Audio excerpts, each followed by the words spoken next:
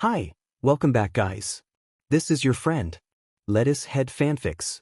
Back with amazing fanfiction. This is the second part of What If Deku Had Broken Leveling System.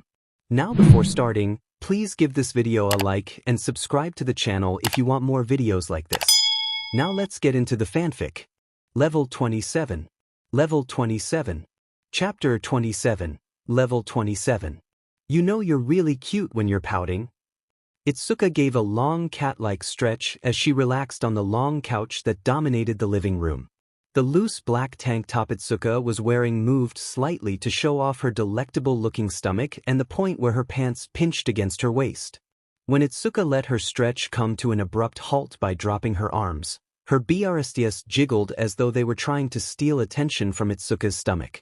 "I'm not pouting," Momo said in a firm voice and tried to keep all of her attention on her book.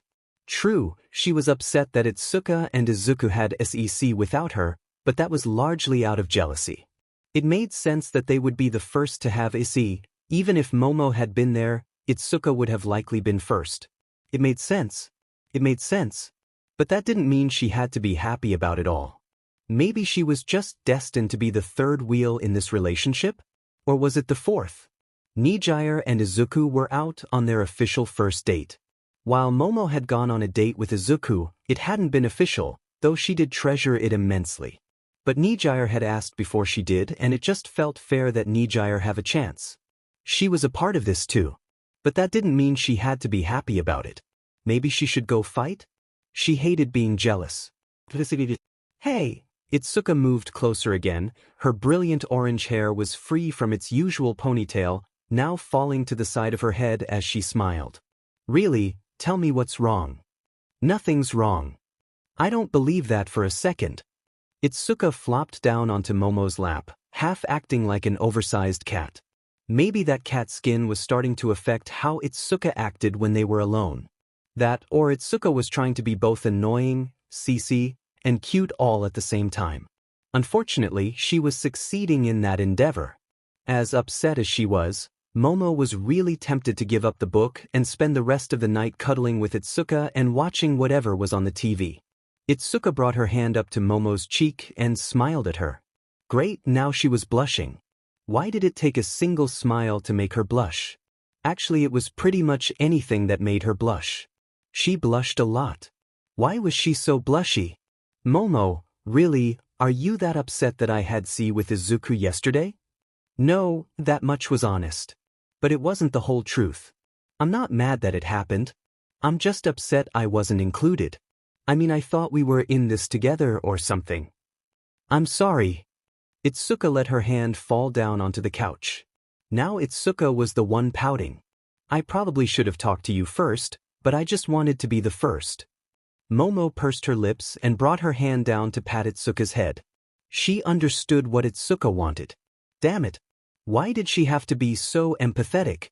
You know, the sound of a can of soda opening was followed by a loud sip as Momo looked towards the small purple-haired woman that Momo didn't really know how to classify. Was Menu just a quirk? Another person? Their pet? A little sister? It was up in the air because of how Menu seemed to interact with everything. She couldn't even leave this house. Which was how she got Momo and Nijire to go shopping for a new computer and some gaming stuff for her. The two of you are in a lesbian relationship. Itsuka sat up and looked at Menu from over the couch, her butt now firmly planted in Momo's lap. Yeah, and? Menu shrugged and grabbed another soda before heading back into her room. Nothing stopping you two from having SEC without Izuku. The sound of Menu's door shutting was deafening. She has a point. Itsuka wrapped her arms around Momo's neck, a sly smile of pure Stuckton spreading across her face that made Momo's heart pound in her chest. We haven't had a proper makeout session. Momo dropped her book and found her hands holding onto Itsuka's hips. With a moment of hesitation, she kissed Itsuka. A rush went flooding through her as Momo felt all of those pent-up feelings she had for nearly a year come rushing back into her and making her feel just so alive. And Itsuka returned that passion, her hands moving down along Momo's curves before finding the hem of her shirt. Well? Itsuka asked, her green eyes burning with desire. And then she bit her lip. That lip bite was something else. It was a promise that anything Momo desired, Itsuka would give it to her. Itsuka's rough hands moved up under Momo's shirt, her touch sending chills throughout Momo's entire body. Do you want to know what I want to do right now? Thoughts beyond the sensation of Itsuka touching her vanished as Itsuka's hands continued their journey upwards. One moving to her back while the other snuck under Momo's bra and grabbed a handful of her large, sensitive bibs. Momo bit her lip, blinking back the moisture that was forming in her eyes and trying to hold back the... In no time at all, Itsuka had her bra undone. Momo's entire body felt like it was on fire. Every part about her was burning greater and greater while Itsuka felt her up. She could feel herself coming closer to something wonderful, something that was promising to fill her up and a pure desire to just kiss the ever-living sheet out of Itsuka. But she couldn't. It felt like every part of her was being drawn in by this beautiful redhead that was now kissing her neck. Her shirt was now pulled up above her BRS and Itsuka had two large hands to her hungrily. No! She finally answered, barely enough breath left in her to voice that simple thought. Itsuka bit her lip again. That simple image made Momo's body JRK in a sudden bout of pleasure. A powerful sensation was coming over Momo as she felt herself ready to fall in love with Itsuka 100,000 times over. Each and every motion Itsuka made on her way towards Momo's ear was being burned into her muscle memory. Then Itsuka's hot breath came rolling in against her ear. I want to see how many times I can make you come tonight. Momo screamed, her body finally allowing her to move as the first orgasm washed over her. She kissed Itsuka hard, grabbing onto the girl's face and forcing her down onto the couch while miming all the while. She just came. From FRPL. Her entire body felt so alive and full of energy. She wanted more. So much more. She pulled away from Itsuka, an ear-to-ear smile on her face. That's one. Itsuka returned the smile and flipped her onto the couch, pulling Momo's top completely off while undoing her own. Let's go for it. Double. There was a disturbance in the force. Somewhere, someone she knew was having amazing SEC with someone else she knew. She could feel it in her melons. Like a firm pair of hands grabbing onto her from behind, or like a warm mouth suckling on her NPL.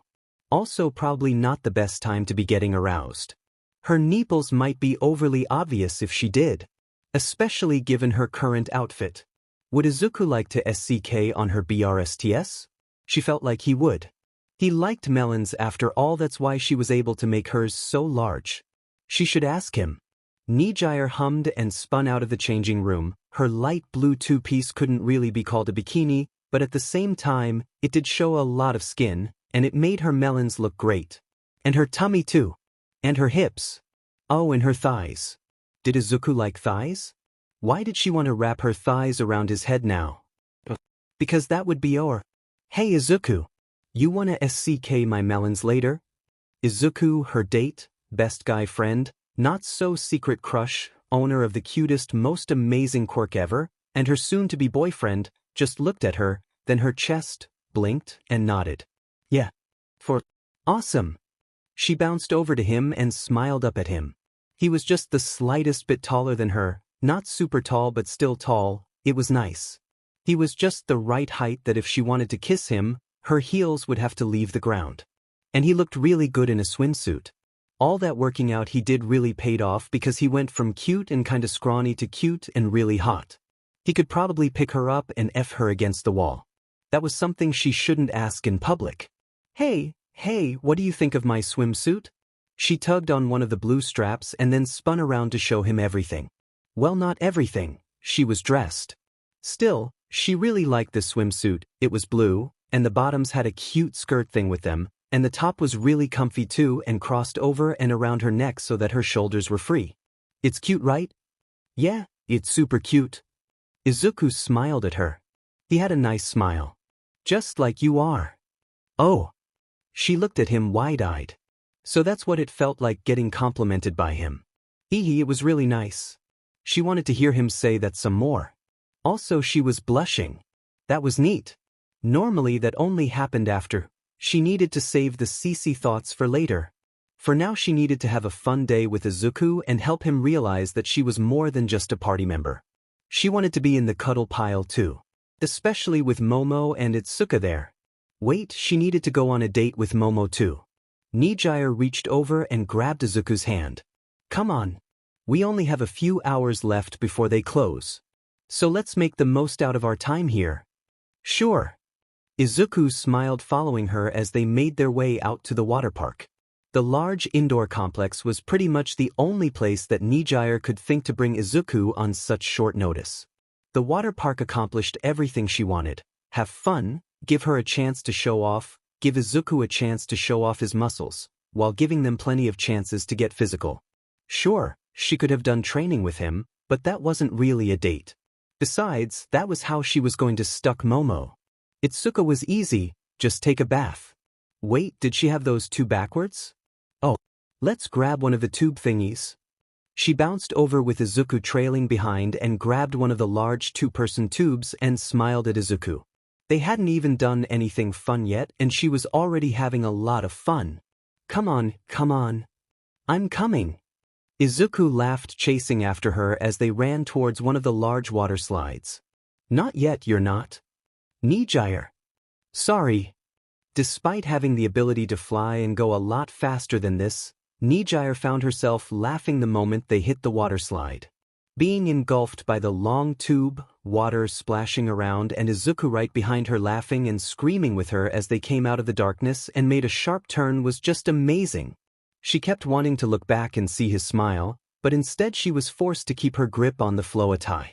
Their short first trip ended with a splash and they floated in the resting pool for just a moment. Whoa, Izuku muttered, leaning forward and smiling down at her. That was a lot of fun, Nijire. Which one do you dash? Kiss me. She smiled up at him, bouncing in the tube to scoot closer to him. Just a quick one, then we can go back to riding again. I thought you were going to ride me later. She smiled and winked at him. Please, just a quick kiss? Izuku looked around, shrugged and leaned down to give her a slightly awkward upside-down kiss. Happy? Totally. They were so going to do a lot of that later.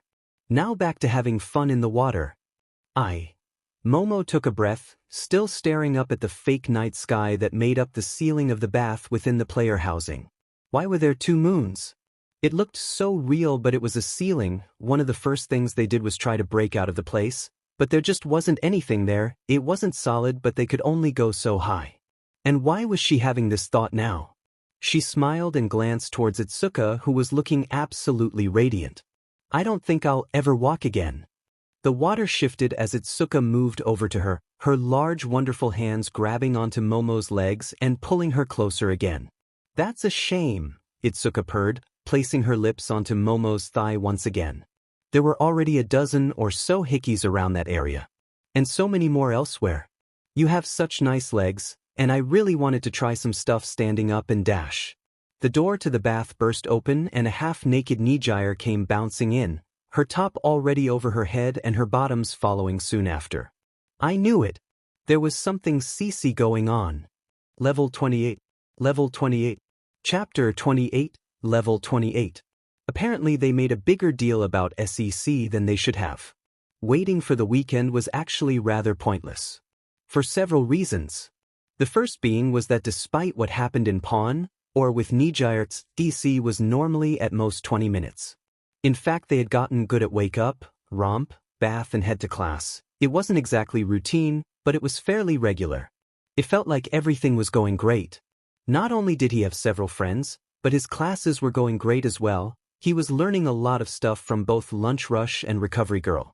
Recovery Girl said that he knew enough to try and fix it without making things worse. He was even allowed to try and heal students on his own now, after they signed a waiver. Lunch Rush just made happy noises and gave Izuku a thumbs up constantly.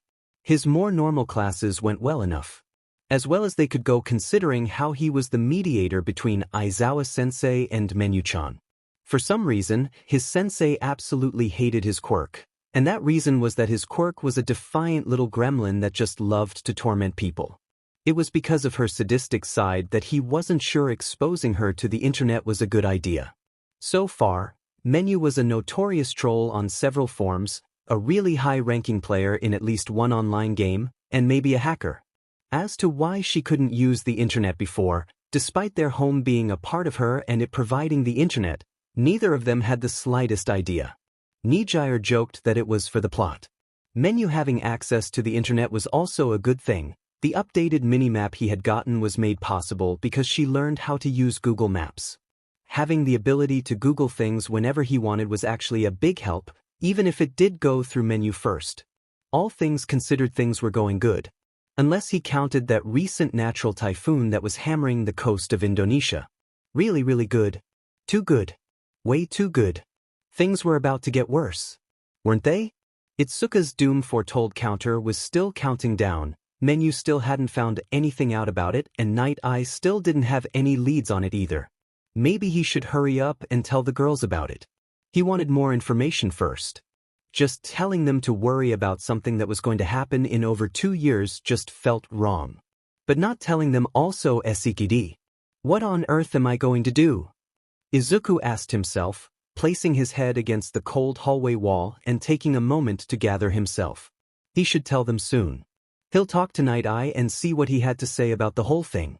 Even if Night Eye somehow didn't agree that telling them was a good idea, he'd still do it. He just needed something. You could make me soba.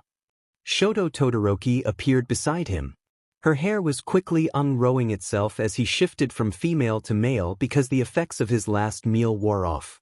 For the past few weeks, Shoto had been ambushing Izuku seemingly at random for a hit of soba. He was starting to feel like a drag dealer. Only with soba. Izuku smiled and rolled his eyes and produced a plate of soba for Shoto. Do you just get hungry fast or something? Shoto took a bite of soba, a soft smile returning to her face as her hair began to grow again. Not really, I'm actually quite full. But I like the side effects of your soba. You like becoming a girl? Izuku asked, turning to look properly at his weirdest friend. Well, second or third weirdest. Actually, all of his new friends were kind of weird. I thought you said it didn't bother you. Shoto hummed, her small precious smile growing the more she slurped up soba. When she was done, she turned to look at him. It was like night and day. While Shoto always looked cold and indifferent as a male, as a female she looked so much warmer, like she was happier. At first it didn't, but the more I became a girl, the more I realized I liked being like this. Ah, Izuku blinked. Well, if there was a way for me to make it permanent, would you like that? Shoto tilted her head to the side, her long white and red hair swayed with emotion. Would you still make me soba? Did this girl have soba for brains? Wait, even if you said no. Shoto placed a hand over her chest and took a breath. Yes. I think I would like that very much. Sysadmin, on it. Let's see if I just... Quest accepted. A fox of fire and ice. Objective: clear the peaks of Plenty Dungeon. Reward: Shoko Todoroki joins the party. Izuku Midoriya, you can do that? Sysadmin, apparently. Let me see if I can do something else. Sysadmin. Why am I so fickle? As frustrating as it was, it did bring him joy that the physical manifestation of his quirk was just as frustrated with herself as he was at times. Izuku smiled and extended a hand toward Shoto. Or was it Shoko? So I might be able to do it, but it might take a while, and you'll probably end up joining my party. If you want, that is. I won't force this on you. Shoto pushed back some of her red hair and tucked it behind her ear. Your party is those girls, right? Itsuka, Momo, and someone not in my class? Yep. And they can go to the place where you go when you vanish? Yeah, we all live together. And Dash. Shoto was cut off by a distraught-looking professor running up. A tall, muscular, white-haired man with tusks coming out from his lower jaw. It was Ken-sensei, the man that had done his interview. Midoriya. There you are. Why haven't you been answering your cell phone? Because it was on silent. Bah, never mind, you're needed on helipad 6. Sekijiro gave Izuku a good show-off to the back. Get moving now. But what about training at the USJ? Izuku stumbled forward, pausing to look back. Forget disaster training, you're getting live experience, now go. Sekijiro pushed him again and pointed out of the dorm room. You and Lunch Rush are going to help tend to the survivors from that typhoon in Indonesia. Get going. Right. Yes, sir. Izuku jumped and started running again. While he understood the severity of what had happened, part of him couldn't help but feel excited. He was going to help people. He was going to do hero work. Sysadmin, before you even think it, I did not make a natural disaster just so you could feel proud of yourself. Izuku rolled his eyes and headed for the helipad, Menu's new map actually helping him get to the right building as he ran towards it, taking flight after flight of stairs until he got to the helipad, barely scrambling up onto it with his last breath. Lunch Rush gave him a small round of applause and a thumbs up. During the 4-hour flight, Izuku was briefed alongside Lunch Rush on what their duties were. They were to provide food to the survivors and rescue workers. While Lunch Rush would handle the majority of it, Izuku would be tasked with providing healing foods to those that were injured but in stable conditions or as instructed by doctors. For 3.5 of those hours, Izuku had a hard time trying to keep a smile off his face. When he saw the destroyed town, he had a hard time smiling. Afterwards, buildings were stripped down to their bare bones. Windows broken, trees uprooted, power lines wrapped around each other. Where once there had been a clear division between sea and land, there was now a confused quagmire of storm water, sand, and concrete. Even a few ships were now beached in unusual places, a few even slammed into buildings.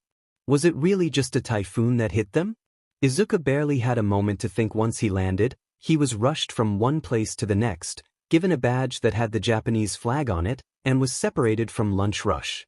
People spoke in so many different languages around him, mostly English, some Japanese, and a whole lot of others. Within 30 minutes of landfall, Izuku was put to work. He made meal after meal, mostly soups, salads, and other healthy foods that would assist with recovery. He started off using his fast-cooking feat, dazzling the spectators around him and earning a few nods from other emergency workers. But when he started to get lightheaded, he took it easy, by making everything the old-fashioned way. By the time someone told him to go to sleep, the sun had already set. Izuku fell face first into his cot. The dull electric lantern that had been provided to him swayed slightly. It was just a single room amid a dozen other rooms in the tent superstructure that had been acted and stocked in less than a minute thanks to the Australian hero Super Scout. His quirk allowed him to do anything that an entire Boy Scouts troop could do. Which was a really weird quirk. Not that Izuku had much room to say in that department. He sat up and turned the light off, fully intent on going to sleep. But first, Izuku Midoriya, how was the USJ? Momo Yaoyorozu, Itsuka discovered that belly flops hurt.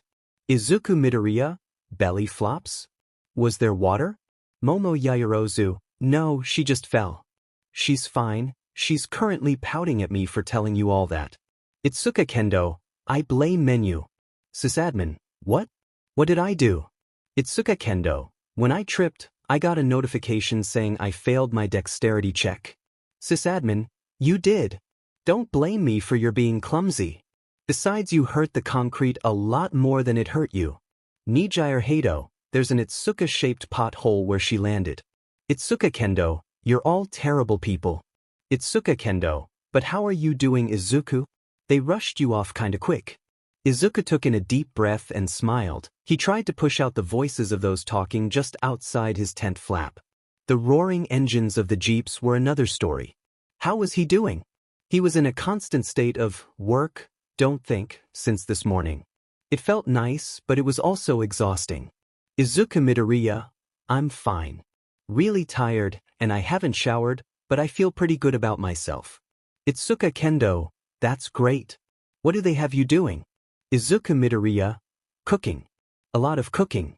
I've been providing meals to the workers and those mildly injured. So far only one person has turned into a girl. Sysadmin, look, I'm trying to figure this sheet out too.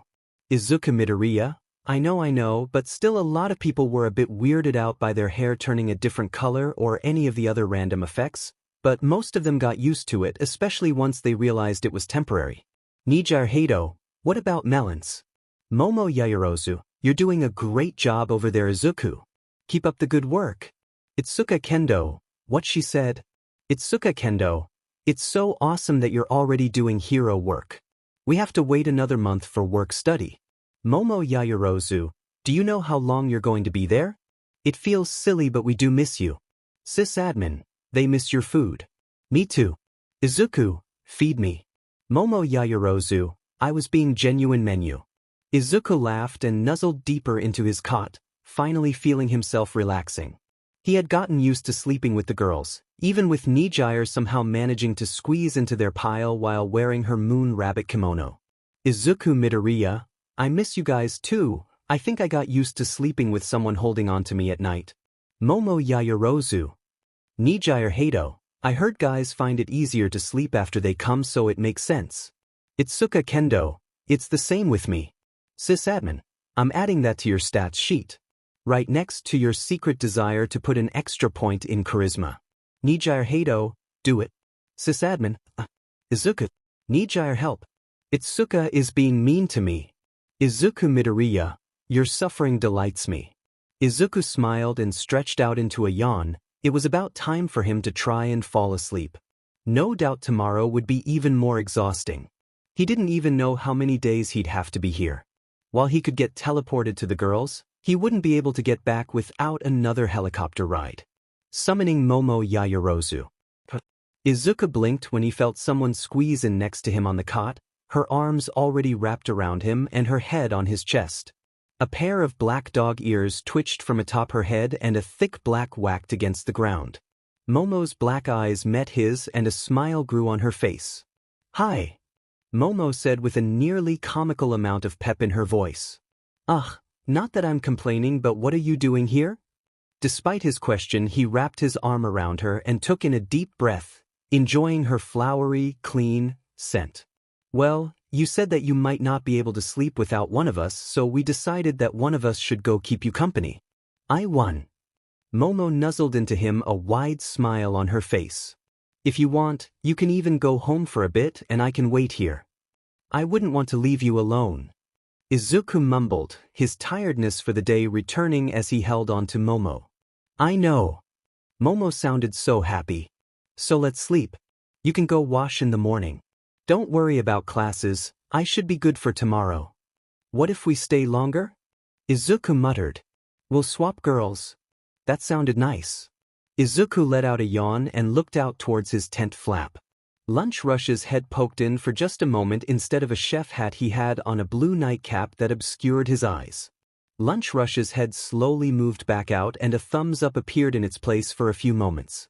Level 29. Level 29. Chapter 29, Level 29. Oi, so you're the green bee that turned me into a ginger for an hour or two, ainda? Izuku turned to see the tall, blonde, muscular man wearing an ever so slightly too tight scout's uniform swagger up to him, a kind smile on his face. This was the Australian hero, Super Scout. Even got a Shalia in your bunk to root with, huh? I'm sorry? Izuku muttered in English, trying to get his mind over what the hero was trying to tell him. Maybe he needed to spend more time studying English. A lot more. Oh, sorry little green, forgot to check your tag. Super Scout managed to switch between English and Japanese so fast it made Izuku's head spin. The tall man gestured towards one of the numerous badges on numerous sashes he wore around his broad chest and tapped on it. The badge had a pair of red lips that looked like they were speaking. Got my linguistics badge years ago, how's my Jap? It's good. Izuku blinked, mind still reeling from someone talking to him. He had just spent the day prepping meals and was on his way to pass out. Momo was likewise spent. Needless to say, the relief workers were able to find a use for her quirk real quick. And, I'm sorry about your hair, I can't really control what my food does sometimes. She'll be alright. My gal back home liked it. Thought I'd make a right fine ginger. Super Scout slapped Izuku on the back hard. But, oi, that food you're making is amazing. One of them blokes back at the tent says you can make it do a whole bunch of stuff. Yeah, eventually. Izuku could already feel where this was going. What do you need? Nah, not me, mate. I got some boys back home that'll use them. Think you can brew up something that'll make fire fighting easier? Yeah, let me rest and I can send you home with a case of them. Another slap on the back. Thanks, Green. Well, I'll leave you to your route. What the hell was a route? Sleep? Mount Takao was a place that Itsuka could call her backyard. She had more than a few trips up the numerous hiking trails that spread across the mountain like a web. Well, it wasn't that bad, there were like 5 or something, and all the paths were clearly marked so they were in no danger of getting lost. Well, Itsuka wasn't. Nijire on the other hand. Oh, what's over here? Nijire bounced across a few stepping stones just outside the path. The white tank top she was wearing coupled with her long legs and even longer ponytail made her quite the spectacle. Especially since she was zooming around the place like a kid. An overdeveloped kid that had melons for 10. Soft pillowy, bouncy melons. Great. Now she had melons on the brain. Nijire. Itsuka sighed and tapped her foot on the ground. Would you pay attention? We're supposed to be looking for the new dungeon, remember? Mr. Kappa, do you know where the dungeon is? Nijire squatted down near one of the streams and looked under a partially decayed tree. My super pretty girlfriend and I are looking for it, so we can turn a grumpy-looking guy into a super cute girl, isn't that neat? Itsuka rolled her eyes and placed one hand on her hip. Nijire was seriously way too adorable when she was. Actually, Nijire was just way too adorable all the time. Even the way she slept was just adorable. What does Mr. Kappa say? Nijire jumped up and zoomed over to the trail and landed by Itsuka's side. She pouted and crossed her arms in front of her chest. He only talked about my melons. Honestly, there being a dungeon in your cleavage wouldn't surprise me. Especially one called Peaks of Plenty. But, Menu-chan said that this dungeon should be somewhere up here. So let's keep looking. Besides, we can call this our hiking date. Can it turn into a hot spring date? Nijire asked, bouncing alongside Itsuka as they made their way up towards the peak of the trail. My feet hurt. Nijire. Yes. You've literally been flying around the forest like a melon's fairy since we got here. I doubt you've even taken 100 steps. Nijire began to pout again. Then her face lit up and she pulled on Itsuka's arm, pointing up the hill past a small clearing where a new path began marked by a torii gate. I bet it's up there. If I was a dungeon, that's where I'd be. Well, it couldn't hurt to check. Besides, Nijire had a point, that's where Itsuka would hide a secret dungeon portal. Alright, let's go. Nijire was already flying towards there. Why did she even bother? Scrambling up the less well-maintained part just outside of the trail, Itsuka made it to the pathway that would have taken her up there if she had just followed the signs. Beyond the torii gate, she saw Nijire fly past her field of vision, looking just like a forest spirit for a few seconds. A really stacked forest spirit. And she had melons on the brain. Still, it was nice being out here with Nijire. Izuku and Momo were still out of Japan providing disaster relief, and Menu couldn't actually leave their house, so it wasn't like they had much of a choice. But it might have been more fun if all 4 of them were out here. Well, 5. Apparently Shoto was going to be in on this once he became a her, and now her head was hurting. As much as she hated to admit it, Shoto made a really cute girl.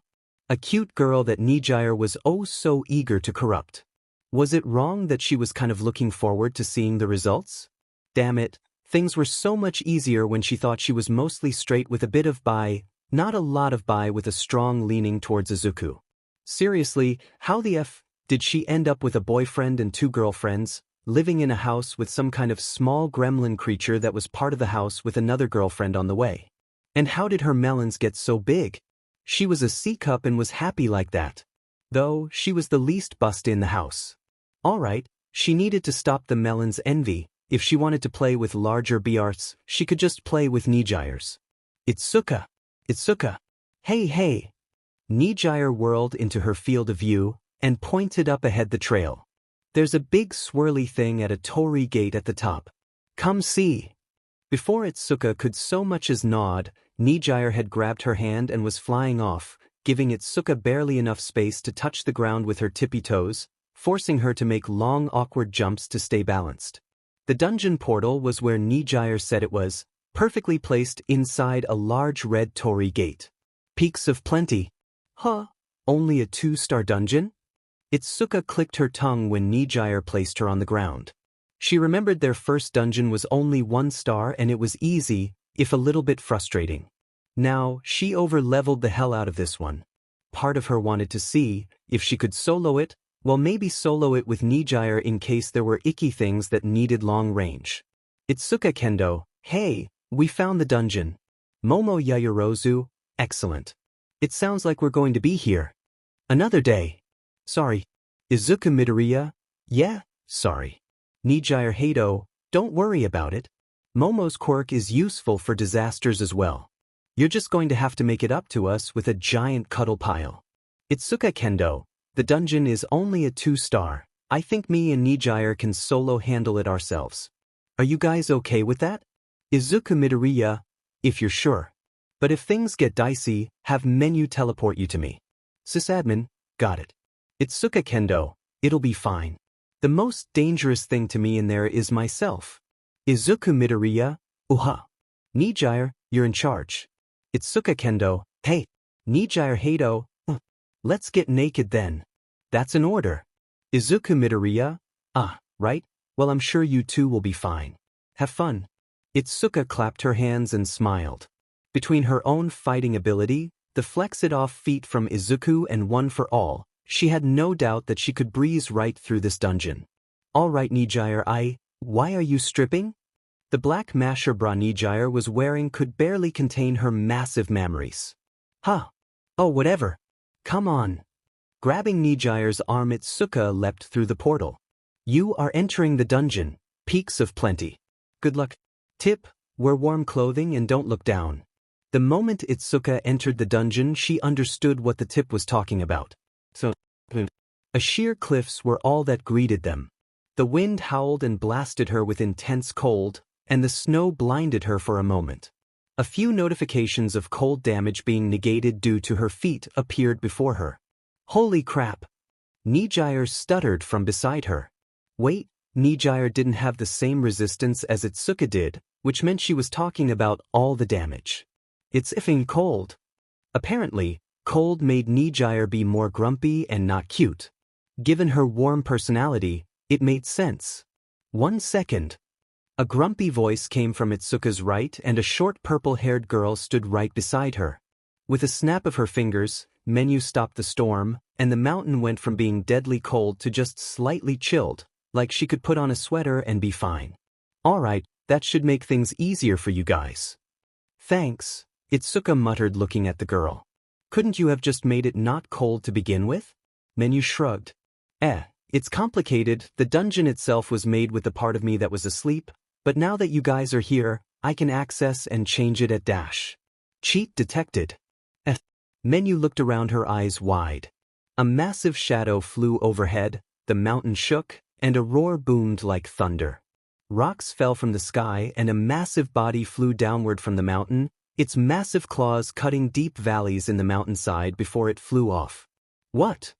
Menu screeched, hanging from the massive claw by the shirt she always wore. I'm not a cheater. I'm a part of the system. Itsuka felt her jaw drop at the sheer size of the red dragon that had swooped down and snatched Menu up. Its head looked large enough to swallow a car whole, its massive wingspan large enough to create gusts of wind that could be considered hurricane level.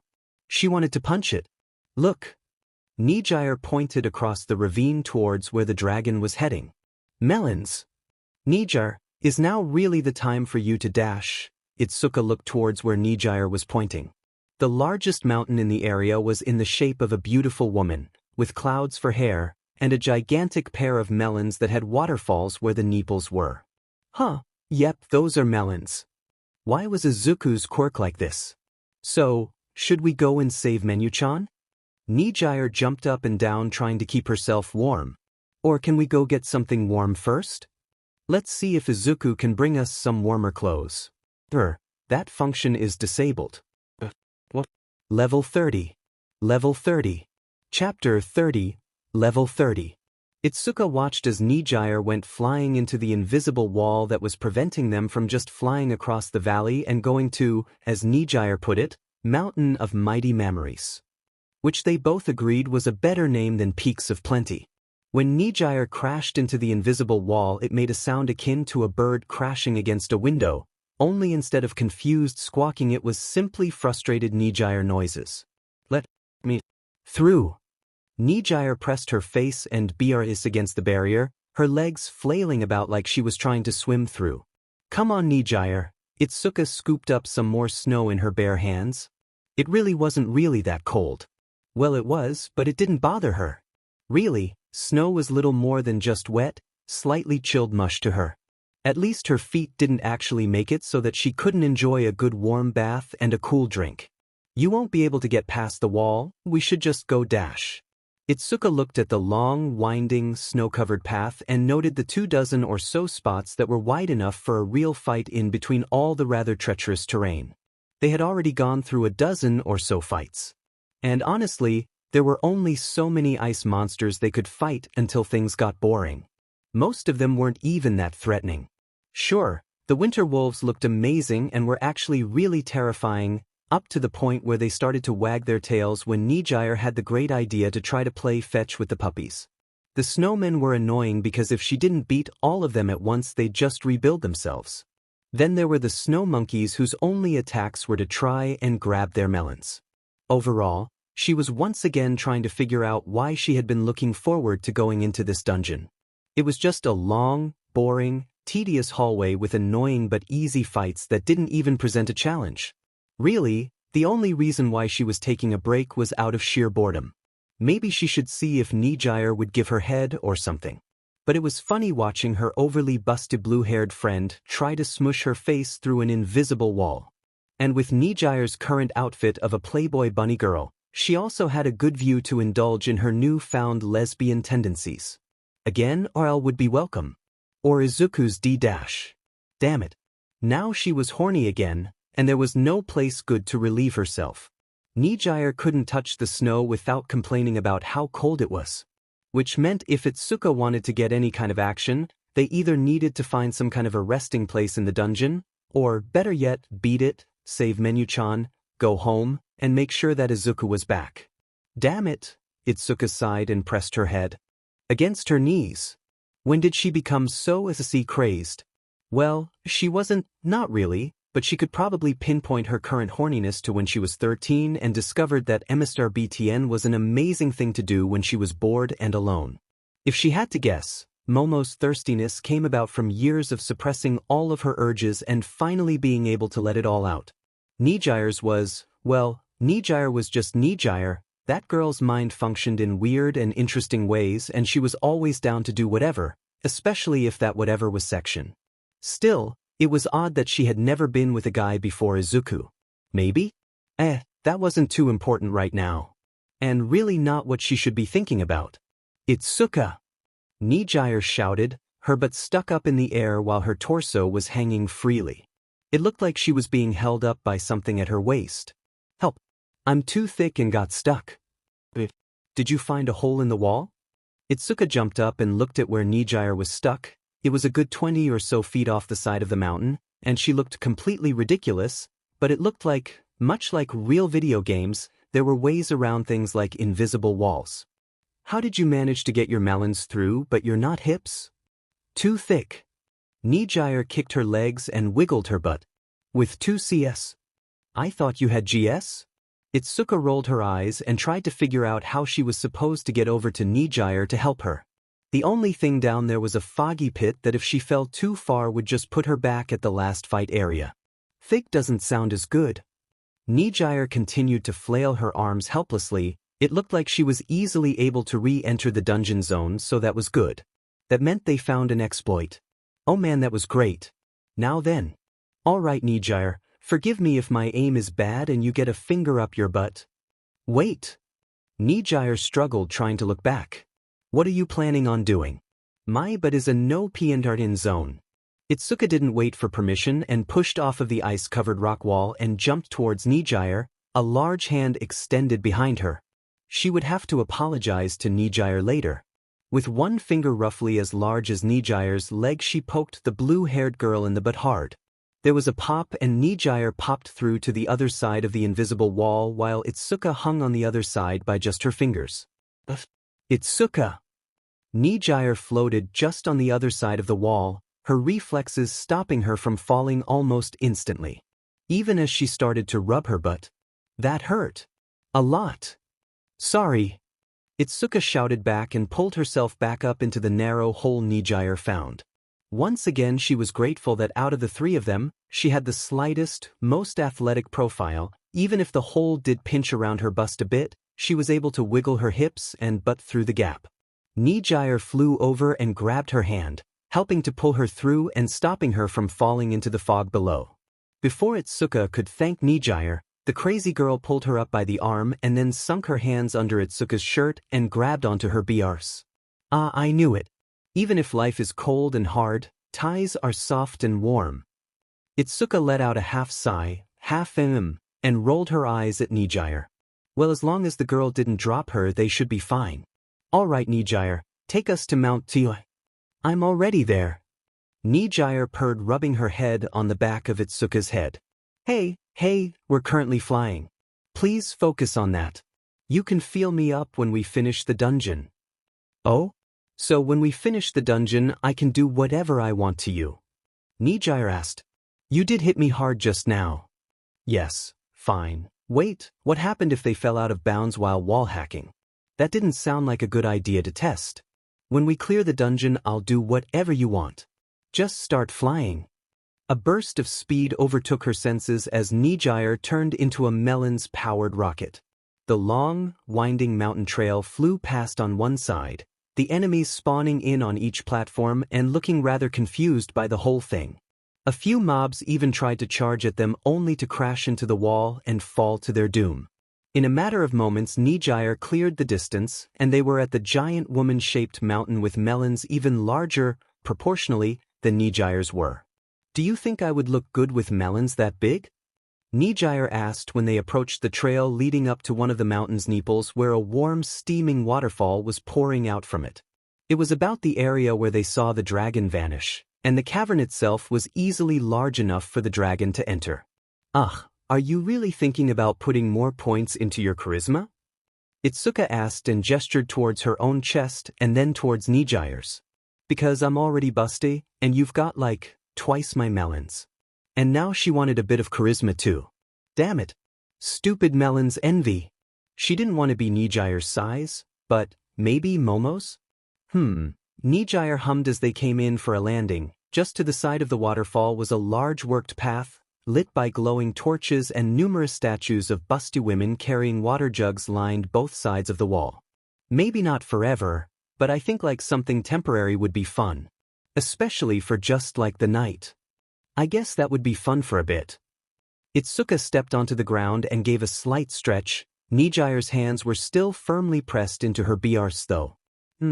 Nijire rubbed her face into Itsuka's back and hummed, I just had a fun thought. Does it involve melons of obscene size? Yes. How'd you know? Because you have melons for brains? I'll take that as a compliment. Nijire pulled her hands out of Itsuka's shirt and spun around to look at her and grabbed her BRs once more. Just think about it. Melons big enough to be used as a bed. But when you wake up they're back to normal. That sounds so comfortable. I want to sleep on some boobies. You want to sleep on melons? Yes. Like your whole body. On the melons? Yep. A big, hot, sweat-covered melons? You want to drown in melon sweat. Stop trying to ruin this for me. Nijire pouted and crossed her arms under her chest. It's not like it'll happen anyways. Sorry, you can sleep on my hand if you want, I'll even use a super nice moisturizer. Itsuka laughed and walked over to the steaming, rushing water. It was following video game logic in that it looked like. The water was pretty slow up to a certain point, then just remembered that gravity existed and sped up for the waterfall. Was the water a hazard? She stuck her finger in and instantly felt something. Not a scalding heat, she didn't even get a notification that she had blocked fire or heat damage. Instead, the notification she got made her worry so much more. Bountiful Waters has increased your strength and charisma by 1. Part of her was too stunned to react as she read that message, but a smaller, greedier part of her wanted to keep her hand in the water just the slightest bit. 6 seconds passed and the effect happened again. Bountiful Waters has increased your strength and charisma by 1. Her bra at this point had just been destroyed, and her shirt was now straining against the sudden growth of her chest. There were many things wrong with what just happened. 1. There was a strength growth just sitting there but at the cost of increasing her bust size. 2. It felt really good. 3. There was no way that Nijire didn't see that her BRSTS just went up 2 cup sizes. And the worst part, she kind of liked how they felt at this size. F cups. Tuska. Nijire asked, moving over to poke her in the chest. Did your melons just grow when you touched the water? If I say no, are you going to believe me? Is it temporary? Nijire being reasonable? Sometimes it was hard to remember that Nijire, while she acted like an airhead, was actually among the smartest people Itsuka knew. Which, considering how Momo had been the top of every test she'd ever seen the girl take, was pretty impressive. She looked up and saw that there was indeed a timer where a buff was. The buff was of a pair of melons. Bountiful Waters 59:21. Yes, it looks like it lasts an hour per point. Sweet. Nijire stuck her hand into the warm water, her smile never fading. Oh wow, this feels as good as our hot spring at home. It was a bit like watching 2 already overfilled water balloons inflate even more, a steady, easy growth of a cup size every 6 seconds. After 18 breathless moments, Nijire stood, her chest now much larger than it had been before, and somehow still looking as perky and as bouncy as before. Indeed, all of Nijire just seemed to look that extra bit better. Oh, that's nice. But we should get going so we can properly enjoy this place, right? Nijire pumped her arms, causing her BRs to jiggle, wiggle, bounce, and just look like so much fun to grab. Oh, right. Itsuka nodded, trying to get melons out of her brain long enough to start moving forward, and to ignore the temptation of just jumping into the water for a bit. Hopefully the water's not some trap or hazard that will make it hard to get to the dragon. Nijire shrugged, causing her BRTS to bounce again. Seriously, for their size it was like they were filled with something lighter than air. If that happens, I think I know a few activities we could do for an hour. Or 2. Alright, she was dating Nijire. And Nijire knew how to flirt. Nijire could flirt good. Realization dawned on Itsuka that any waking moment she had that wasn't spent making out, having SEC, or being a deviant was due to Nijire's good graces. Well, maybe not, but it was certainly why they weren't currently making out in the water right now. That, and they did need to save Menu. You just want to see if Menu can make our own hot spring out of this stuff. Itsuka continued on their way up the long winding pathway filled with attractive statues of large busted women. The statues were only growing bustier the further up ahead they got. Oh, that's a good idea. Her concerns about the water being a hazard proved to be correct as they made their way through several obstacles that required balance, grace, and agility. Unfortunately for the challenges, Nijire could fly and Ituska could punch. The only time they got in trouble was with a puzzle that they got wrong and one of the statues tossed water on them. By the time they reached the end of the challenges, not even the feet of the statues could be seen beyond their titanic busts.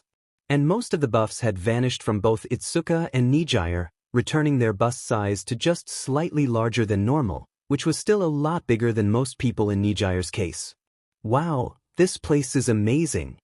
Nijire spread her arms wide and looked around the large open cavern that was several times larger than the USJ, though instead of different zones the whole area looked like a massive collection of perfect, naturally tiered hot springs, each one flowing into the pools beneath it in 1,000 small steaming waterfalls.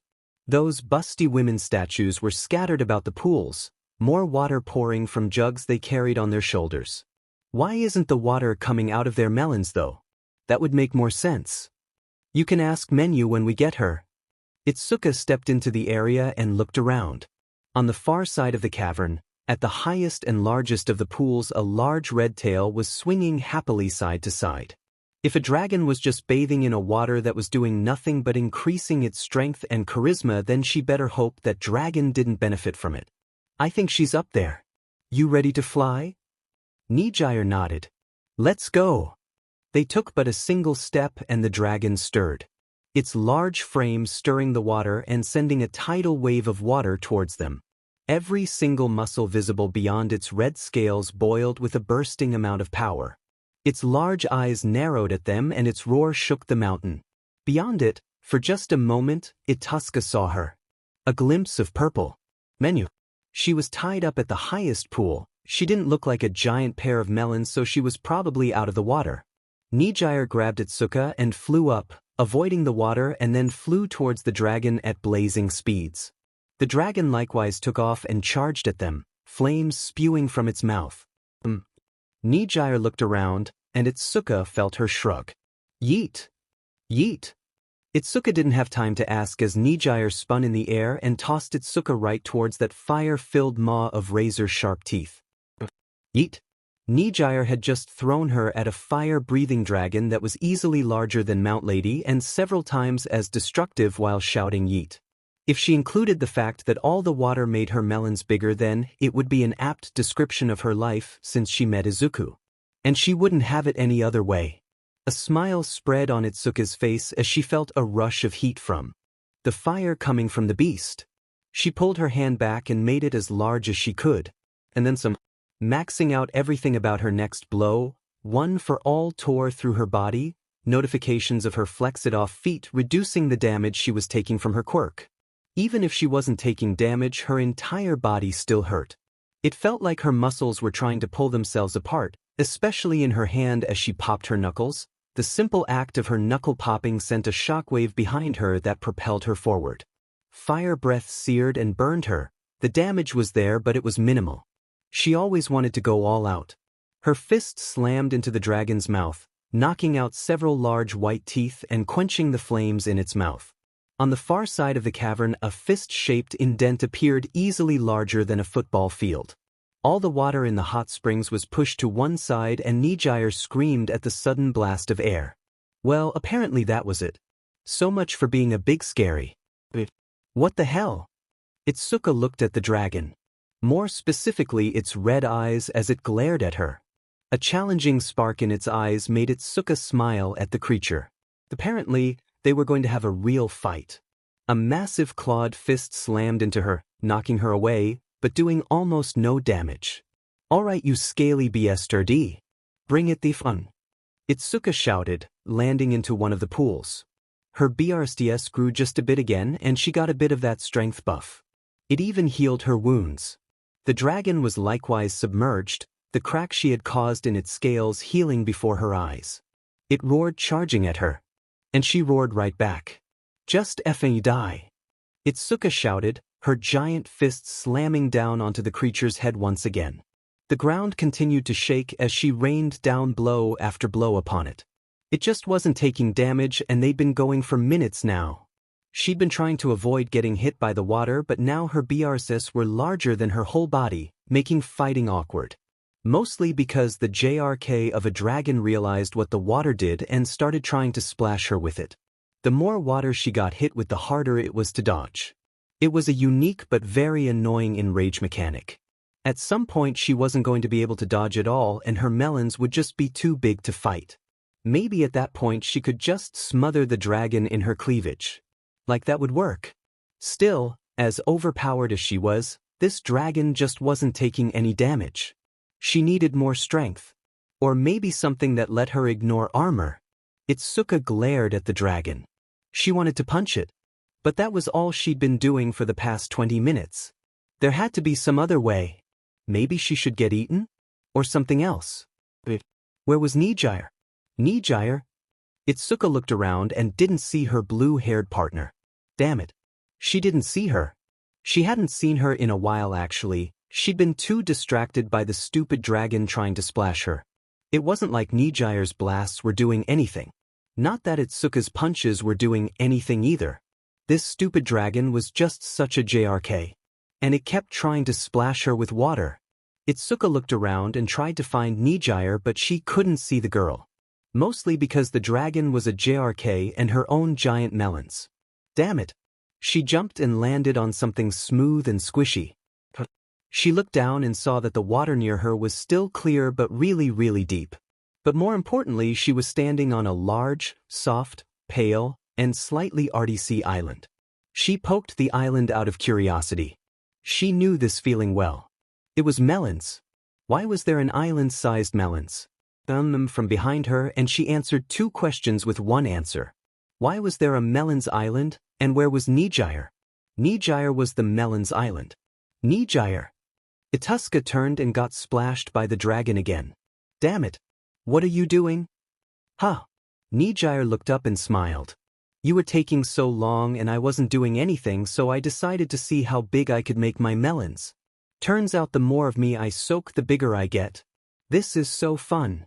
And they feel really nice. Oh, did you finish the dragon? No, it splashed her again. He's a jerk. Do you think you can stop making your melons bigger and help? Nijire tilted her head to the side and shrugged. Why did she look so cute now? Sure. Give me a second. Nijire's BRs shook and its suka slipped, falling down into the deep water and being pulled under as the water rushed to replace the area where Nijire's BRs had once been.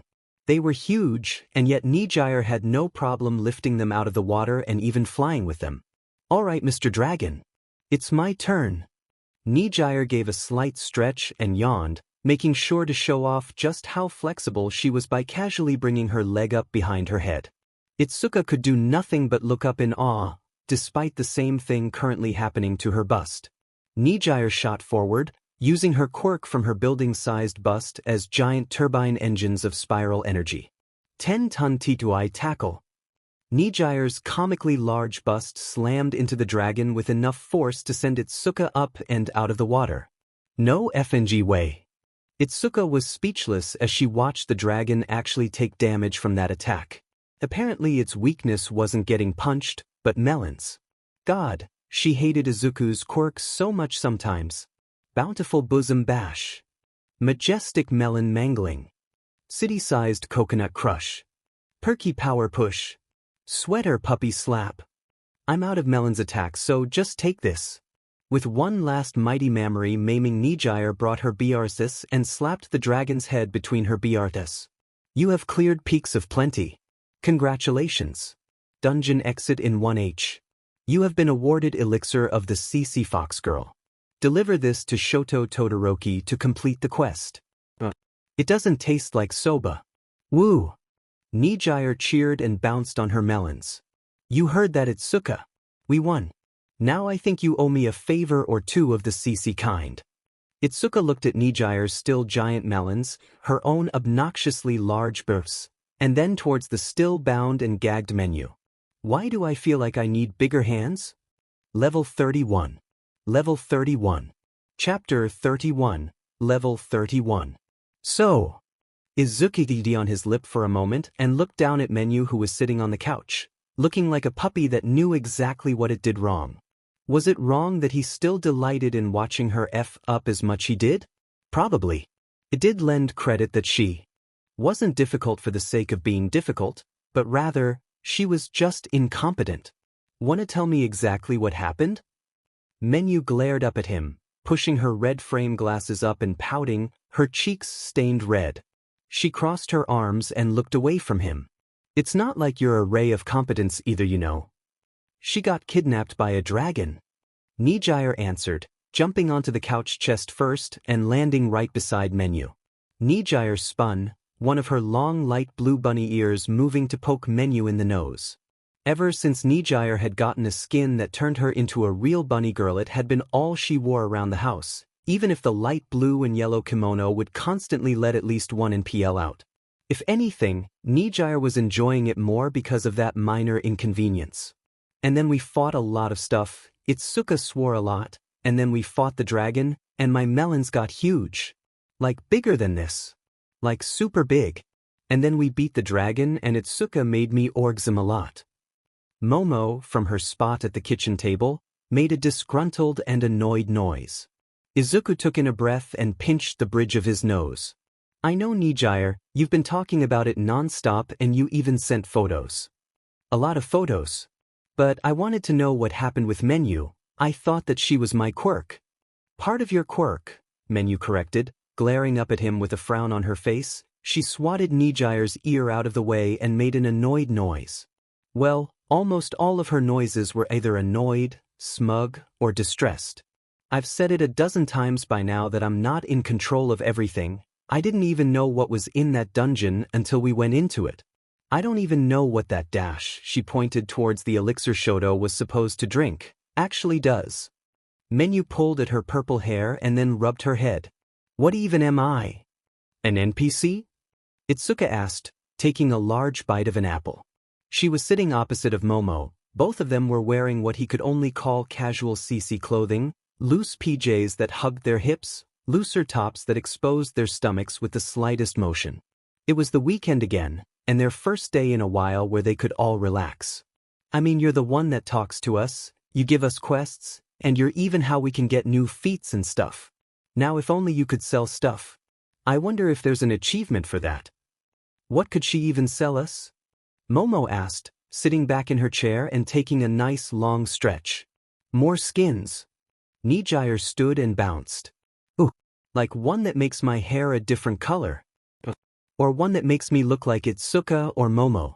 That'd be hot. It'd be like having SEC with twins. Doesn't that sound awesome, Izuku? I don't think I could have AC with myself, Nijire, Itsuka deadpanned. He probably shouldn't mention that Itsuka still had the highest MSTRBTN skill. Even higher than Nijire's. By like a lot. Or he could just tease her. It was tempting. But he needed to get this conversation back on track.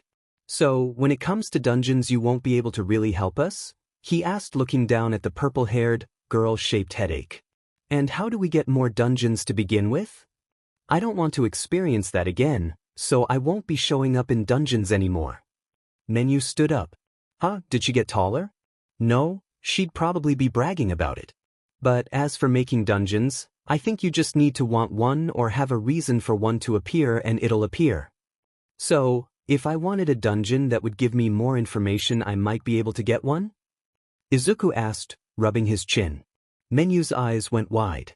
Oh, that's a good idea. I'll see if I can do something about that. Thanks. He eyed the elixir before grabbing it and holding it in his hands. It was lighter than he thought it would be, and the mixture inside was a viscous pink. More like calamine lotion than something drinkable. What would happen if he drank this? Would he turn into a girl? Would he turn into a female version of Shoto? There was so much he didn't know about his own quirk. Just the ability to change someone's gender would be a useful quirk for society. But right now he needed to focus on the task at hand. So, if I give this to Shoto, he's going to join our party. As a girl. Izuku looked at each of his 3 girlfriends. I don't want to make any assumptions based on Shoto, but that might mean she'll be joining our dash. Love pile. Nijire answered. Our love pile. So, I want to make sure you 3 are okay with this. I can tell Shoto that I couldn't help her. Though, if that was the case, she would be stuck as a he, wouldn't he? So are you all okay with this? More girls means more fun. Nijire bounced, her NPL falling free for just a second as her nighttime kimono slipped for just a moment, exposing so much of her large round BRs. Oh, we should get your Ejiro friend to join the harem too. He can be like a CC dragon girl or something. Let's not. No offense, but you 3 are already too much to handle. Izuku laughed. Really, having 3 girlfriends was a lot of work. He could maybe manage a 4th. But 5 was too much. And he wanted to have a normal friendship with someone for once in his life. I've spoken to Shoto about it, and from the sounds of things he was already quite attracted to you. Momo spoke up, fingers dancing along the table for a moment. My only concern would be how she would deal with the rest of us. I'm not sure she's attracted to girls. I know I might get jealous if she just hogged you. Really? That's the vibe you got from him? Itsuka swung her apple around in her hand. 'Cause I keep catching him checking me out during hero training. I think he actually likes that I beat him up during that exercise that Aizawa-sensei made us do. Oh. Momo pouted. How come they get a crush on you but they run away from me now? Because if I didn't know you were literally the sweetest person in the world, I would be frightened of you too. Itsuka took another bite of her apple. But, go for it, Izuku. Having Shoko will give us the mage we need to really round out this party. Huh? Nijire asked, looking confused. I thought I was the mage. Nope, you're the Nijire. What's that supposed to mean? That out of all the known words in the universe, the one that describes you BRST is Nijire. Hee birdie. Izuku rolled his eyes and smiled at his weird, happy life. Now he just needed to find out what the hell Doom foretold was figure out a way to stop it, and then keep it from happening. He looked at the elixir in his hand. And Shoto might just be able to help with that. If only because she was a complete powerhouse when it came to her quirk. Ituska was able to take almost no damage because of his quirk, Momo could make magic items, and apparently the black smoke she emitted was an enchanted spell-like effect that made people afraid, and Nijire, well, Nijire had melons and just plain didn't need to sleep anymore. What could his quirk do for someone like Shoto? Well, besides make him a girl. Shoto stared at the glass vial filled with that odd pink liquid that Itsuka and Nijire had brought home from their dungeon misadventure, completely unaware that both girls had fought a dragon and had gotten BRSDS so large that they, well, Izuka didn't really know what exactly they were aside from giant BRTS. But those were thoughts for another time. Right now, he needed to focus on Shoto.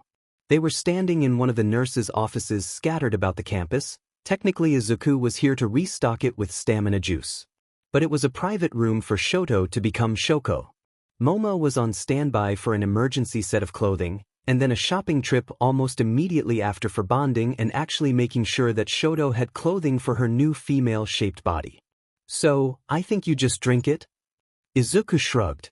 I think it might just be like when you eat my soba, just forever. Are you sure this is what you want? Shoto looked at the vial and nodded, a soft smile on his face. I'm sure. While you were gone, I found myself missing it a lot. Not the soba either. The more I thought about it, the more I realized how much I wanted this.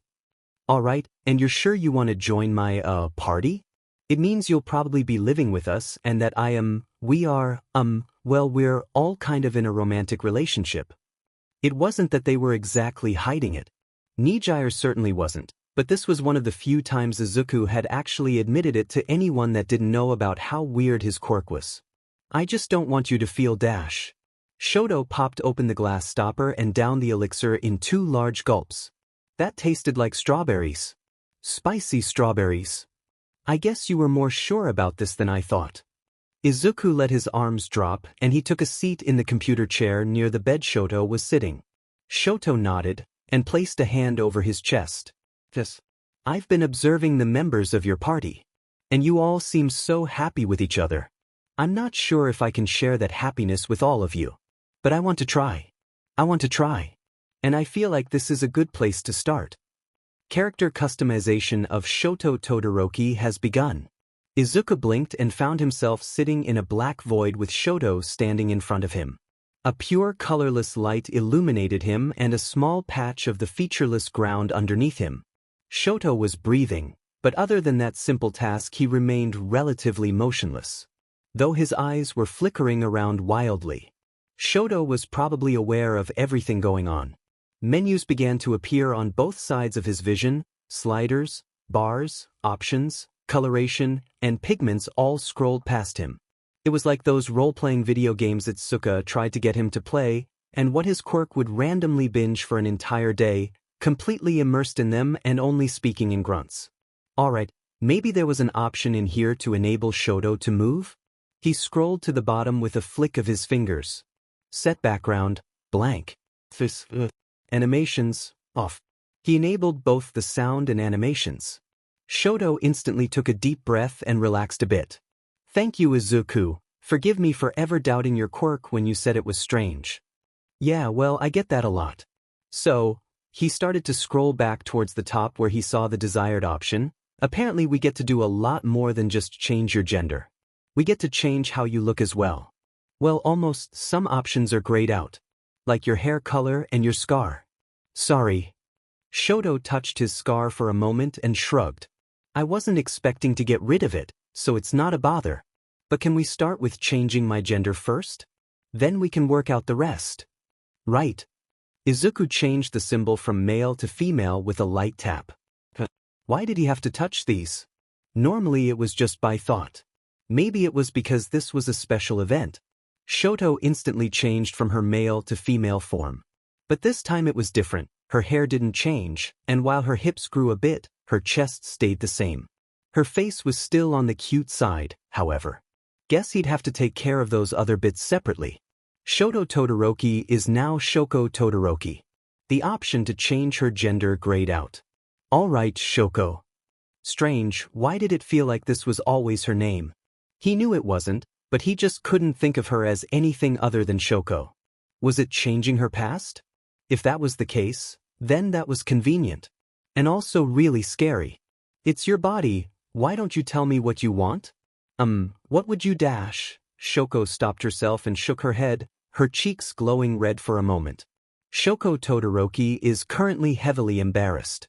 Weird notification. Shoko spoke up after gathering herself. You, like how Momo looks right. Her body, I mean. Yeah, Izuku nodded. But don't worry about what I like, Shoko, this is for you. Think about what you'd like. She wiggled her hips and bit her lip. Wow, she already was acting like a girl. It was kind of cute in all honesty. All right then. I'd like for you to be taller than me. And Itsuka too. You want to be shorter? Do you want me taller? She asked quickly. I'm fine with either. I was just curious why you'd want to be shorter. Most people want to be taller. Izuku scratched the back of his head. Well, at least I'd like to be taller. My sister Fuyumi is shorter than me. And I think that she's cute like that. And I want to be cute, Shoko said firmly, a smile spreading across her face. Besides, if I'm shorter then you'll feel taller, right? I think I'd like you to be taller than me too. Right? How tall is your sister? Apparently, Shoko did have a crush on him and was currently trying to make sure that he would return those feelings. He needed to be careful and not let his own preferences influence how she looked. It was a good thing Nijire wasn't here. About 160, Shoko commented and made a slight indication of her sister's height with her hand. Izuku moved the height slider down, watching as the number changed until Shoko was just about 160 centimeters tall. She was right. She was cute being short. All right, how's that?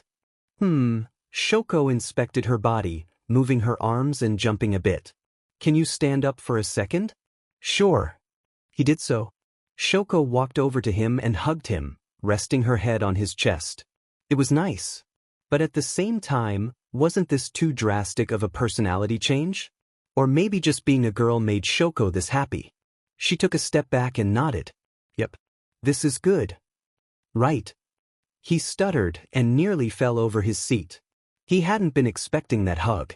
Nor was he expecting it to make his heart pound in his chest so much. Already Shoko was just too cute. And they weren't even finished yet. Okay, so what next? My hair, Shoko said firmly and gestured towards her mid-waist. Can you make it this long? And done. Shoko ran her fingers through her long red and white hair, her smile growing as she let it fall by slipping it through her fingers. She looked so happy about it. Okay, now, can you change my outfit? I'd like to be able to see what's happening next. Maybe I dash. Sysadmin, try changing the background. Background, Sunset Beach. The entire area around them changed from complete blackness to a tropical beach, a hammock swaying behind Shoko suspended behind two palm trees. The sun was low, nearly touching the ocean as it bathed the area in an orange light. Shoko's outfit changed from her school uniform to a pleasant black bikini. Time to give her some curves. Oh! Shoko gasped and looked at her new clothes. That was more sudden than I was expecting. Now then, let's start with BRST size. Izuku tried really hard to not lick his lips, he tried really hard not to sound excited. And he failed gloriously. Alright, what size? I think Nijire has a bit much, so maybe Momo's size? Izuku nodded and found the BRST slider. All of the BRST sliders. There was an entire section of the menus dedicated to BRSTs in all of their glory, size, shape, tenderness, firmness, bounciness, glossiness, soreness, weight, position, NPL color, NPL size, freckles, and fullness. He could control every single option about how Shoko's BRSTs would look, compared to her hair and face. They spent far more time deciding how her BRSTs should look. By the time they were done, Shoko had an amazing pair of BRSs that even the bountiful Nijire would be envious of. Next they worked on her stomach, smoothing it out and pinching in her waist, before her hips flared outward. By the end of it all, Shoko had the cute, adorable face of an angel and the body of a succubus. Well, are you happy? Izuku asked, trying not to stare too hard as Shoko bounced and moved, trying to inspect every little detail of her body. Even if he tried not to let his own preferences show, Shoko's own preferences had made her into a completely adorable and drop-dead CC woman. Nijire was going to have a field day with her. Question: I've seen Itsuka with cat ears and a tail every so often, and lately Nijire has been appearing with bunny ears. She said that it was a skin, Shoko asked, patting her head. Can you give me fox ears? And a fox tail? I think it would be cute. Great. Well, now the idea of a red and white-haired fox girl was going to be something he wouldn't stop thinking about until he actually saw it. He scrolled through the options, scanning for anything that might give him something. In the middle, the text moved apart, and a brief glow appeared as new text appeared. Fox girl. Izuku Midoriya. Thanks. Sysadmin. Wasn't me. But I'll take the credit. 2 white fluffy ears appeared on Shoko's head. 1 white, 1 red, her human ears fading into her hair and vanishing. A long, fluffy, white and red tail appeared out from her back. The 2 colors were split evenly down the center, until they reached the tip where they fused into a mix of the 2 colors in thick blotches. Shoko looked at him, a wide smile on her face as she leaned forward just a bit, her BRs bouncing a bit at the motion, straining that black top to its limits as the straps dug just a bit into her flesh. She plucked at the fabric of her bottom. I am very happy, Izuku, but I think we should give it a test run, don't you? A test run? How would dash? Her bottoms hit the ground and he got a very good indication of what she was planning. Izuku Midoriya. I think I'm going to have Issei with Shoko. Itsuka Kendo. Sounds good. Momo Yayorozu. I was prepared for this. Nijire Hado. Oh no, fair. I wanted her first. Can I come? Please. Shoko Todoroki. Forgive me, but I would like my first time to be with just Izuku. Izuku blinked and saw a new notification appear as Shoko's top hit the ground, her firm, naked approach towards him making him very aware that he was incredibly lucky. Shoko Todoroki, LVL 25 Sorcerer of Elements, has joined the party. Well then, shall we? Shoko's BRSTS pressed up against his chest. She was leaning forward, her long fox ears twitching while the tail swished lightly behind her. Oh, but we should kiss first, right? Shoko's kisses tasted like strawberries. Spicy strawberries. Level 32. Level 32. Chapter 32. Level 32. Fuyumi was confused. She had been confused ever since she got a message from her littlest brother Shoko. Shoto. Why did she keep thinking that his name was Shoko? That sounded like a girl's name, asking her to go shopping with him. Apparently he was also bringing some friends along too. It was so completely out of the blue that Fuyumi didn't know what to say. But she was going to be a good big sister and help her little brother out with shopping. Maybe he found a girl he wanted to impress? That was actually kind of adorable, but she kind of thought her brother wasn't into girls, or men. Her brother gave off some strong asexual vibes from time to time. Like that time Fuyumi's girlfriend Mo walked around topless to try and tease him. It didn't work. Shoko, Shoto, didn't even blink, and all the act did was make Fuyumi herself that much more hot and bothered. Not that Mo needed to know anything about that. Seriously, why was she just so gay? Seriously. She blamed her father on this. Seeing a large, muscular macho man all day made her want something softer, so now she was probably the gayest low-key gay she could possibly be. Not that she checked out every girl she saw when she was out in public like Mo did, she did have standards. Like the group walking towards her. A striking sporty-looking girl with red hair, dressed in a casual t-shirt. She was noticeably busty, but she was also the least busty of the group.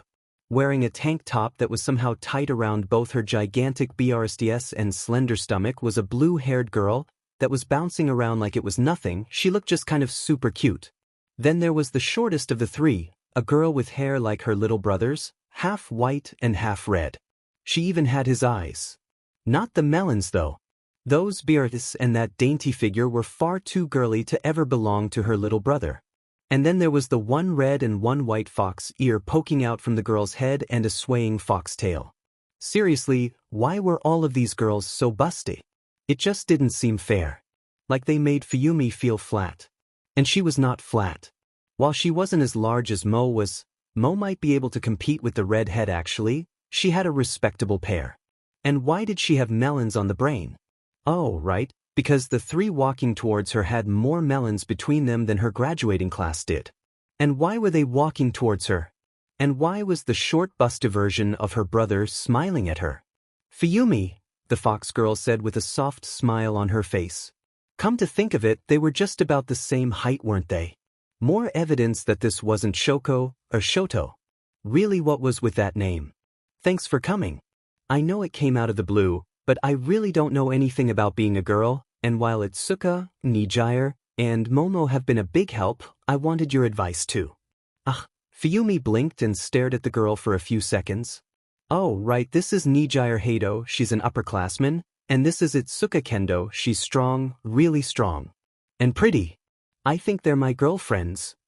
The girl looked back towards Itsuka, who gave a half shrug, while Nijire nodded eagerly. They're going to go shopping with us today, is that okay? Itsuka, clearly the only person in the group that was sane, took a step forward, slightly pushing the red and white-haired girl back. Shoko, you did tell your sister what happened, right? Fuyumi shook her head at that accusation. Wait, so let me get this straight. This beautiful fox girl with melons the size of my girlfriend's is my little brother. Wow, Shoko was right, you are smart. Itsuka laughed, she had a pretty laugh. Bad Fuyumi. You were in a loving relationship with a smoking hot girlfriend. Don't start flirting with your now apparently little sister's smoking hot friends. And apparently they were all dating? What the hell was this lesbian love pile and how did they get an invitation? But yeah, Shoko asked Izuku to use his quirk to turn her into a girl, but has she always been so spacey? Yeah, she has. Fuyumi let her shoulders slump. She'd have to go check her texts again and make sure that Shoko didn't send a text saying that she was Shoko now.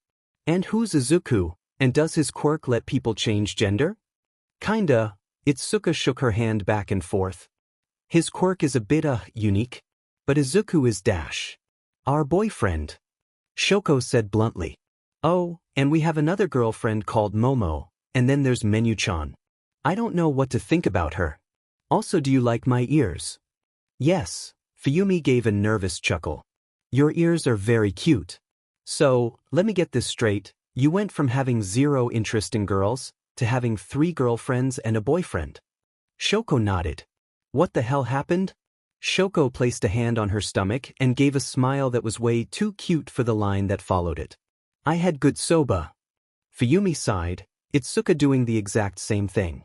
What on earth was their father going to think about all of this? Wait, where are the other 2 you mentioned? Izuku and Momo. Fuyumi asked, looking between the 2 other girls. The ones without animal ears. Though, they did make Shoko look just that extra bit cuter. Probably having section. Nijire hummed, arms behind her back as she smiled, her large chest sticking out and nearly dwarfing any pair that Fuyumi had seen before. They also looked a lot nicer too. Damn it. What were the odds that Izuku's mysterious quirk was the reason for those things as well? Right, well, good to know, let's focus on shopping then. Fuyumi gave her best laugh, though to her surprise, having a little sister was actually quite nice, and her sister's girlfriends were certainly fun to be around too. Still, her father was a bit of a concern. Once again Izuku was reminded that as calm, nice, and just so womanly Momo was, when it came to a fight, she was twice as scary as Itsuka was. And Itsuka had years of training because she lived above a dojo run by her father. Momo had like 6 months with Alfred and she turned scary. Izuku watched as the ceiling became the floor and back again, while his arm pulled his body around. Then he hit the mat and found himself staring up at the ceiling, Momo's brutal combat smile fading from her face and a small smile gracing her lips. I think that's my win. All the wins are yours. Izuku grumbled, barely able to stand up after a throw like that. He wasn't even sure what the hell just happened. Man, he might be able to put up against someone more normal, but all of his girlfriends kicked his butt. Well, he might stand a chance against Shoko if she didn't use her quirk, But he saw Itsuka bend a crowbar the other day and had mixed feelings about that. Thanks. Momo laughed, pulling off her padded headgear. Her padded gloves were next before she finally pulled her hair out of her long black ponytail, letting those thick locks fall free around her back. Honestly, it was almost as good as stripping. Now then, I think you deserve a reward. Little Izuku knew exactly what that meant. And Big Izuku grabbed his sports bottle and chugged it like it was his lifeline. Your stamina has been restored. Go get him. He should probably keep on the protective gear. Coward. Momo grabbed the back of his head and forced the helmet off before she kissed him, her fingers deep into his hair. And he returned the favor. Her body was slick from sweat as he grabbed her wide hips, feeling the slick fabric of her workout shorts before he moved up, and up, and up towards that glorious zipper that managed to hold her sports bra together. He touched it for just a moment before Momo pulled back. Hold on, I want to try something. Momo grabbed his arms and pulled him over to a free weight bench. Should I be worried? Izuku asked. He was still wearing the gloves. He sat down and watched as Momo adjusted her sports bra a bit. She rolled up the bottom just a bit and somehow made her cleavage just more present. It was kind of hot. Okay, it was a lot of hot. And less clothed. Less clothed is a must. Momo smiled and got down onto her knees. She then grabbed onto his pants and yanked them down, exposing his now very hard D-dash. Honestly, ever since he had moved into this place, his D had been harder than it had been when he was 13. Then again, he lived with some of the most beautiful women in the entire world, so he had a good reason to be horny as all hell.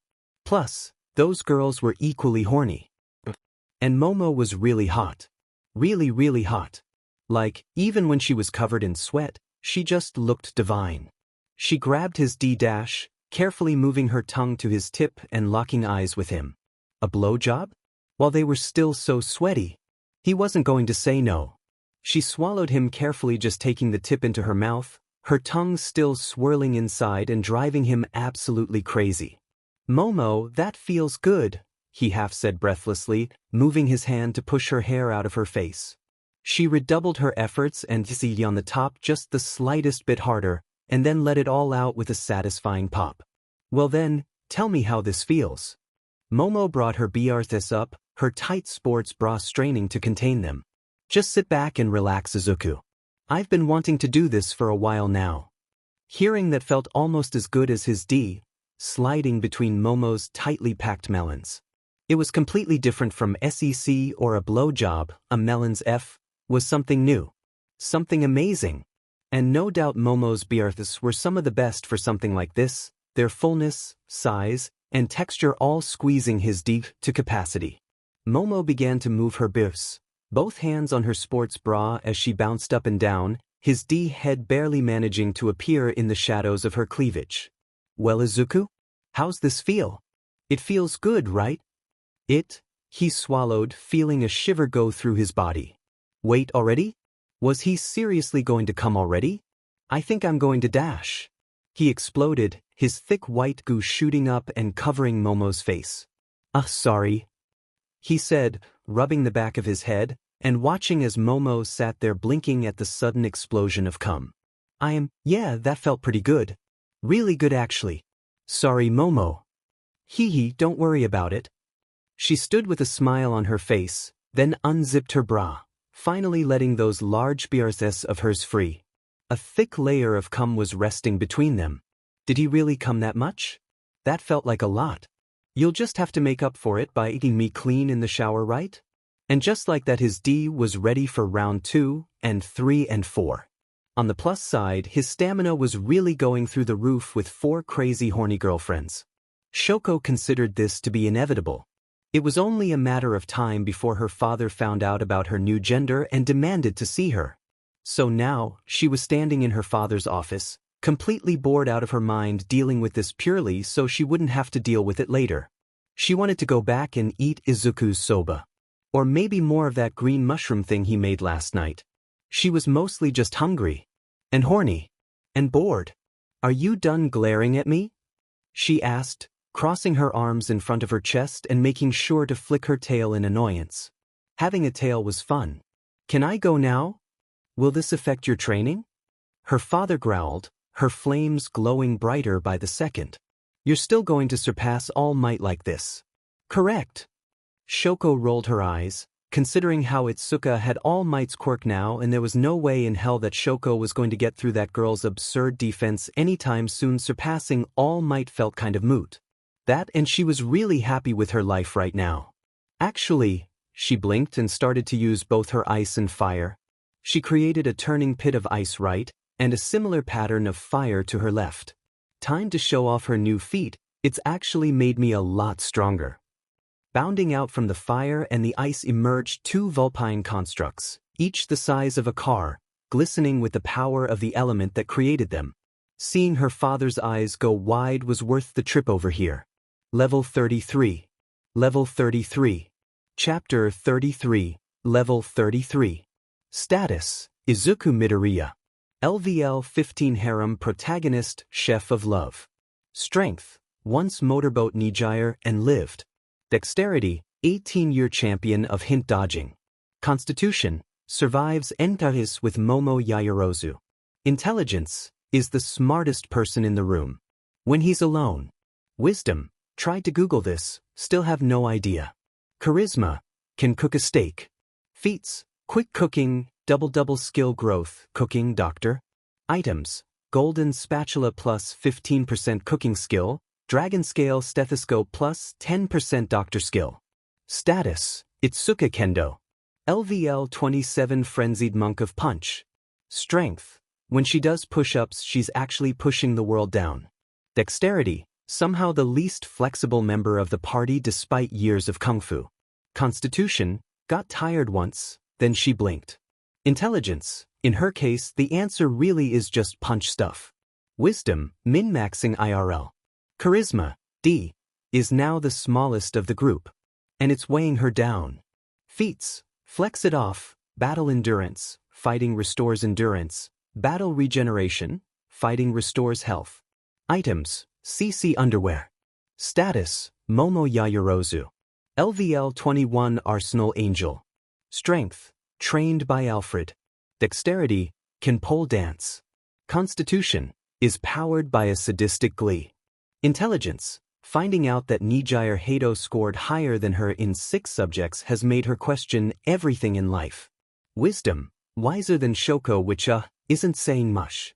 Charisma: a candid shot of her was used on a fashion magazine. Feats: quick craft, can make magic items quickly but they vanish after a while. Fearful combatant, amplifies fear effects and increases damage to feared targets. Maker's mastery, can wield any weapon she makes as long as she has trained with something similar. Items: numerous temporary items. Favorite is fear-inducing black smoke. Status: Nijire Hato. LVL 28 TTTY Monster. Strength: devoted follower of the bring everything back in one trip path. Dexterity: can turn herself into a human pretzel. Constitution: can't stop won't stop, literally can't stop. Where the hell is the off switch? Intelligence: how the F is she the highest scorer in her classes? Wisdom: surprisingly insightful on certain subjects. Charisma: Tidso. Strong, she conquered a dragon. Feats: melon storage, quick change, enhanced SEC techniques, lesbimancy master, used on Shoko. Items: bra of holding, dragon head, entire campsite, generator. If her cleavage could support life she could charge rent. Status: Shoko Todoroki. LVL 25 Sorcerer of Elements. Strength: currently getting used to her new body. Got trapped under the mattresses the other day. Dexterity: really impressed by how her handwriting suddenly improved. Constitution: in love with cuddling. Will cuddle anyone in the privacy of their home. Intelligence: somehow the 4th smartest member in the party. Wisdom: helped the party discover what wisdom was not. Charisma: literally adorable. Feats: melon storage, Nijire's idea. Expanded elements, 1 undecided. Overhaul: crossed his gloved fingers and hooked his hands in front of his knee as he leaned back in his seat, 1 leg firmly planted on the ground. As terrifying as that mask was, it was mitigated by the casual, almost emotionless expression in the man's eyes. Well then, I must say your credentials are superb. You might actually be exactly what I was looking for. Izuku swallowed and pulled at his shirt collar. It wasn't that his skin was uncomfortable or anything. The girls were actually right. The skins were really comfortable and it didn't really feel like anything was off about his outfit. Rather, he was just nervous. Very nervous. Extremely nervous. And for good reason. Getting interviewed by a Yakuza boss wasn't exactly nerve-calming. The interview part was bad enough.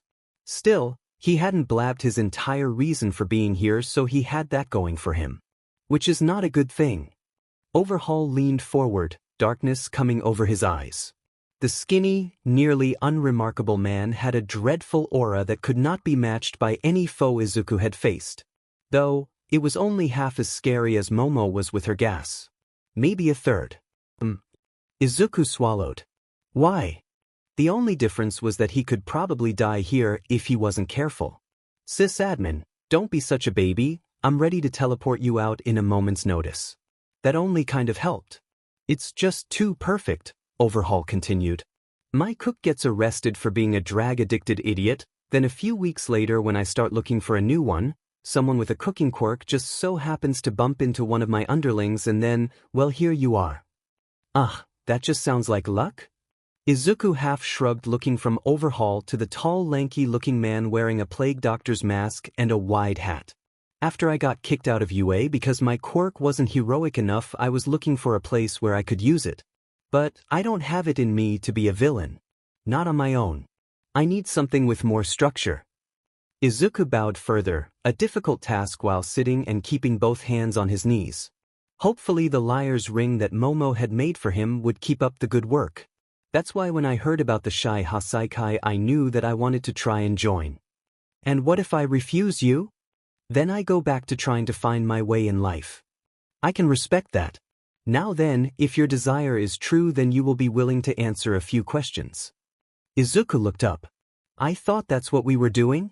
Overhaul let out a small chuckle that was barely louder than the regular ticking of the clock that hung on the wall. Not by me. Shin here has a quirk that requires any question he asks to be answered truthfully. Surely you'd be willing to answer a few questions asked by him. Sure. I have nothing to hide. Sheet. The man behind Overhaul took a step forward and bowed slightly. That must be Shin. Nice to meet you. Now then. What's your name? Minato Hyuga. Even if that was his fake name for this task, it flew out of Izuku's mouth way too easily. Less like he said it and more like it was grabbed from within his mind and brought outwards. Guess the liar's ring was stronger than this guy's quirk. What exactly does your quirk do? Shin pressed. I have no FNG idea, Izuku replied smoothly. Overhaul raised an eyebrow. I mean, I have some idea. It allows me to cook meals that have healing and other random benefits. I believe I can also cure some illnesses with certain soups, though I'm working on other cures as well. Interesting, Overhaul commented and then nodded for Shin to continue. Why didn't UA accept you? I turned the dean human. This was actually true. It was weird. He didn't like it. Also true. Also hard to fight giant robots with pies. That earned him a laugh from Shin. What are your true intentions here? Shin asked firmly. I want to develop my quirk. I want to see what it can and cannot do. Another half-truth. And I want to feel like I belong. Will you betray us? I would never betray my family. Overhaul took a long, frustrated groan and leaned forward. Do you think your food could affect quirks? I've never really tried. Overhaul stood and extended a hand. Very well. Minato Hyuga. Show me what you can do. Izuku took that hand and shook it firmly. Well, he was now a part of the Yakuza. That was not something he ever thought he'd think before. How the hell did he end up like this? XXXX 3 weeks ago XXXX. Thank you for coming on such short notice today, Izuku. There was much I needed to talk to you about. Sir Knight pushed up his glasses and gave a slight nod while shuffling the papers on his desk. Though Izuku wondered if he should instead be calling him Mirai or Mr. Sasaki. There is something important we need to discuss. Is this about you and my mom going steady? Izuku asked, watching Mirai's face falter from the blunt accusation. It was only mildly amazing in the best way possible. Because I'm pretty okay with it. I mean, I know that my dad's not coming back and that you appear to make her happy, so it's all dash. What? I assure you that is not why I called you here today. Mirai's face was red for once, and he flailed his hands out in front of him like Itsuka did whenever she got caught off guard. Though, it's good to hear that you're accepting of it. I won't try to He coughed. We're getting off topic. Oh, I'm sorry. Izuku sunk into his chair and gave a half shrug. Then why did you call me here? I told you that I would have you intern at my agency. In addition, I promised that I would help you however I could when it came to developing your quirk. And we still have that upcoming event we need to find a solution for. Mirai sighed and pinched his nose. Have you found anything? Not really, Menu-chan has dash. Menu-chan. My quirk, well, part of it, she's mildly malicious, but she's been helping me. We're trying to open a dungeon to try and get more information. So far it hasn't actually worked. But I've gotten really good at using my healing foods and I can even treat injuries now. Oh, and Itsuka is amazing and dash. Mirai raised a hand. I'm aware of how you're doing. Recovery Girl has said that you're well on her way to taking over for her, and even Aizawa said, some positive things about your skills. I'm also aware that I believe Miss Hato said that it was a love pile, and that now Shoko Todoroki, who was once a boy, is now a part of it. He sighed. And that she has fox ears? And a tail, Izuku admitted softly. The tail was really important to her. Yes. And a tail. That aside, I have been keeping up with you as best I could. And I must say, you have accomplished quite a bit. Your rescue work was impressive. You have a wide skill set and now I have a need for that skill set. Izuku blinked. A mission? Something he was needed for? Warning, if you get any more excited about this, you may or may not receive an irk. Izuku coughed. Alright, what do you need me to do? Mirai shuffled the papers on his desk and pulled out a photo of a well-dressed man. His plain face was covered by a large beaked mask. His hands were covered by a pair of white gloves. This is Kai Chisaki. He's the current head of a Yakuza branch. He has been making some unusual movements of late, far outside of how the Yakuza normally operate. So what are we going to do? Hero patrols? Should I get Itsuka and the others to help? Izuku sat forward in his seat and tried not to let his smile show. Remember the Philippines. That was no reason to smile, and neither was this. People's lives were going to be on the line, as was his. As I said, your quirk is very versatile. You can teleport to safety or summon more firepower than some hero agencies have at their disposal, all in the blink of an eye. You have untraceable, instant communication with people you trust, and your quirk, though unreliable, has granted you insight multiple times. You even have the means to change your appearance. In addition, you can even fake having a quirk just by using one part of yours. All of this makes you uniquely qualified. His face felt warm. That was just about that nicest thing anyone besides Itsuka, Nijire, and Shoko had ever said about his quirk. Sysadmin, hey, he's talking about me, not you. Tell him I say thanks. Qualified for what? Izuku asked, trying not to feel too giddy. Being a chef. Well, that all came crashing down. How does being a chef help? Well, as it turns out, Chisaki's chef was recently captured, and he happens to be looking for a new one. So, the plan is for you to go undercover and learn what you can. With any luck, you'll be able to find out what Chisaki is planning, and if my hunch is correct, maybe even something about what will come to pass.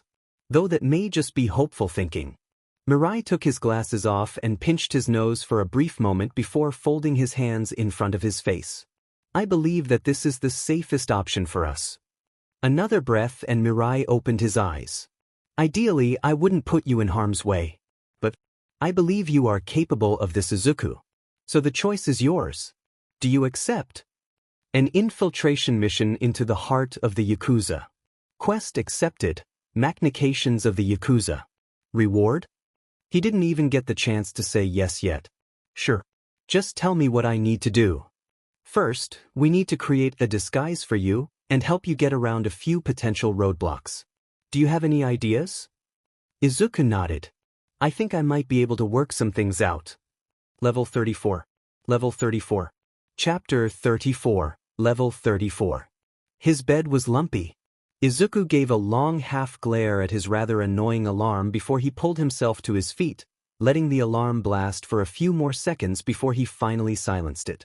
It was all he could do to set the mood as some kind of a once hopeful hero turned Yakuza chef. He needed to get up early, perform his carefully constructed routine, and then get to work, while going by another name, surrounded by a special case of criminals, all while trying to uncover whatever plans Overhaul was up to. Fortunately, if there was one thing that movies had taught him, is that people generally trusted the people that made their food. Or was that bartenders? Was he going to serve alcohol? He was underaged. He was working for the Yakuza.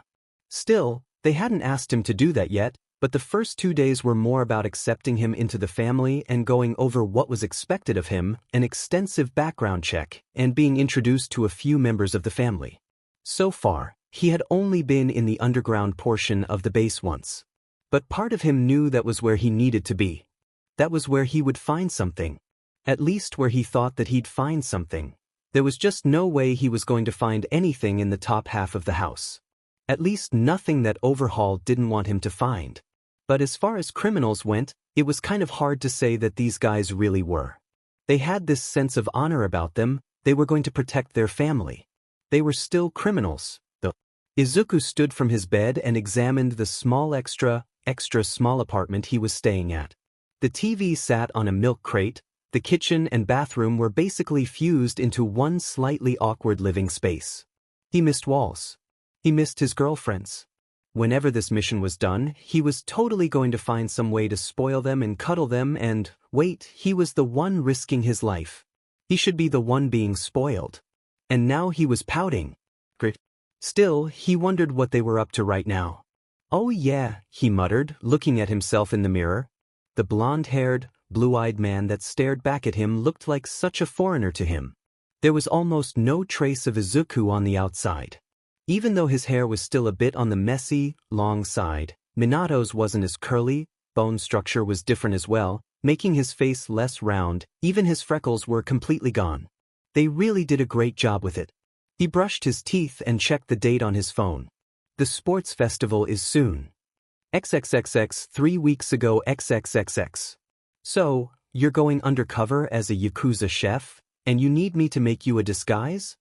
Momo raised an eyebrow, crossing her legs and folding her arms. She looked down at the tray of sweets he had made for her and glared at them.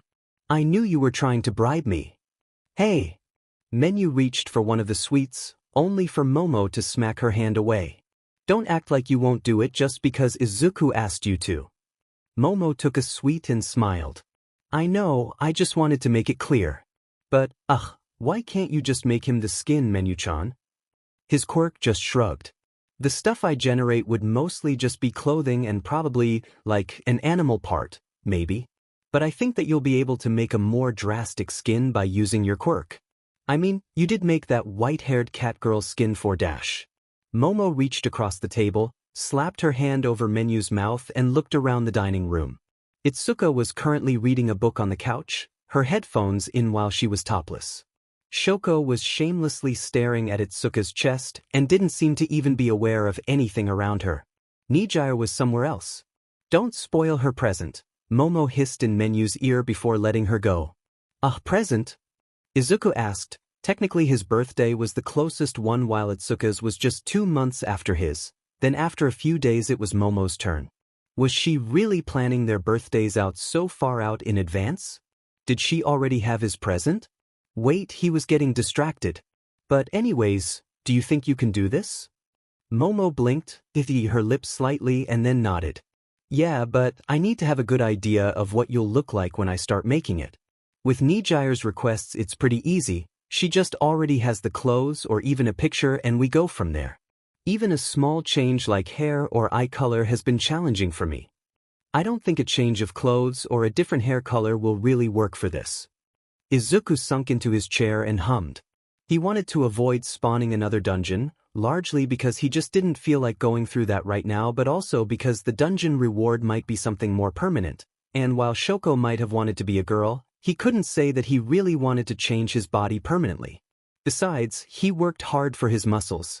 Speaking of muscles, Itsuka walked up to the table, her abs on full display and glistening. The oh-so-very short shorts she was wearing hid nothing, leaving her completely exposed.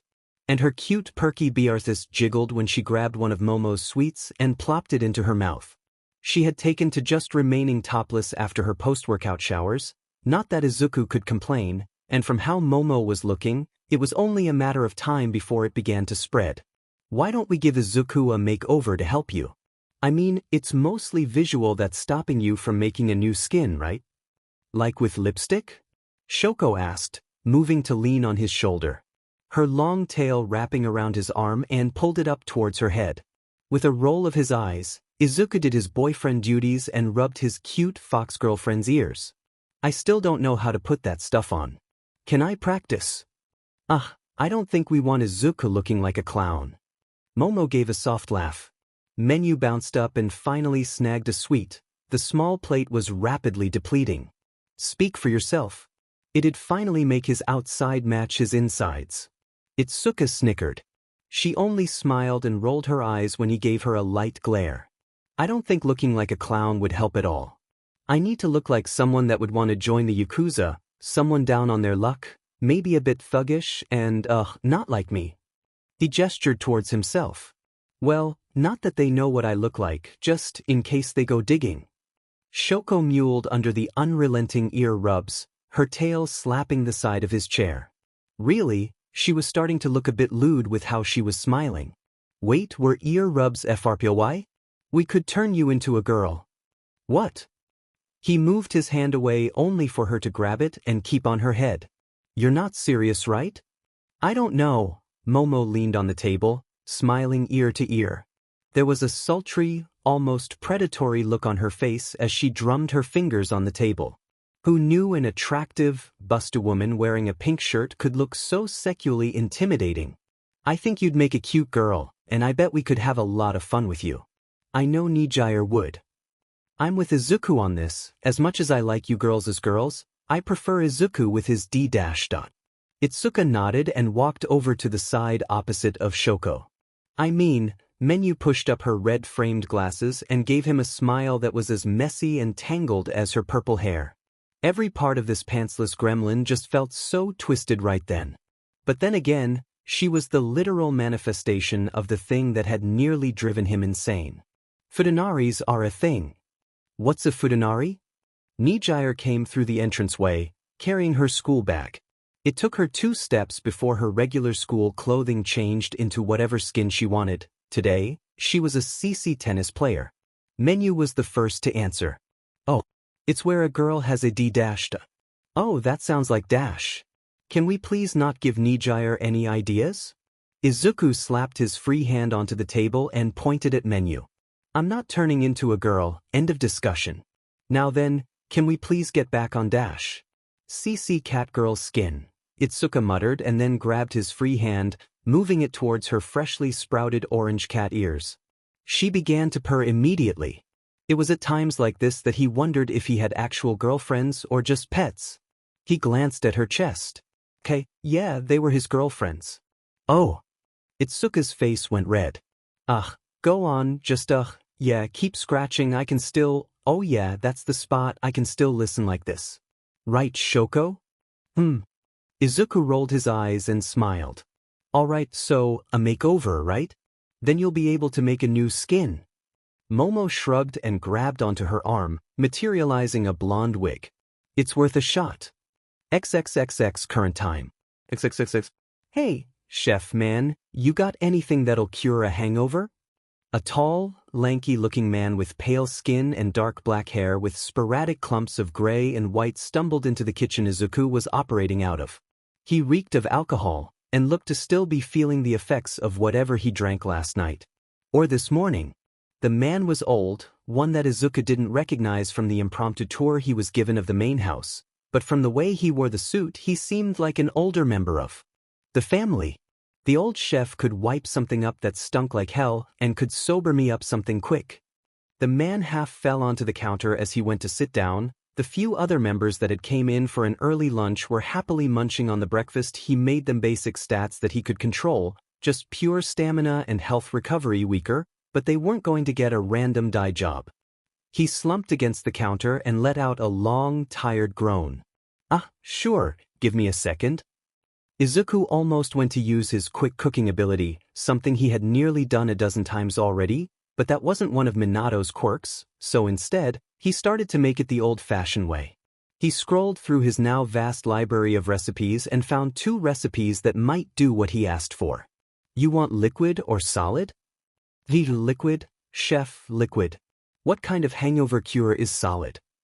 Another member nodded. All right. Izuku gave a jovial laugh that really didn't sound like it belonged to him. But that was to be expected. Momo really went all out with the skin. He started to make the simple fruit juice drink that said it would cure intoxication and went about his business. There was a chance that something like this would have a slight side effect, but Izuku would know what it was.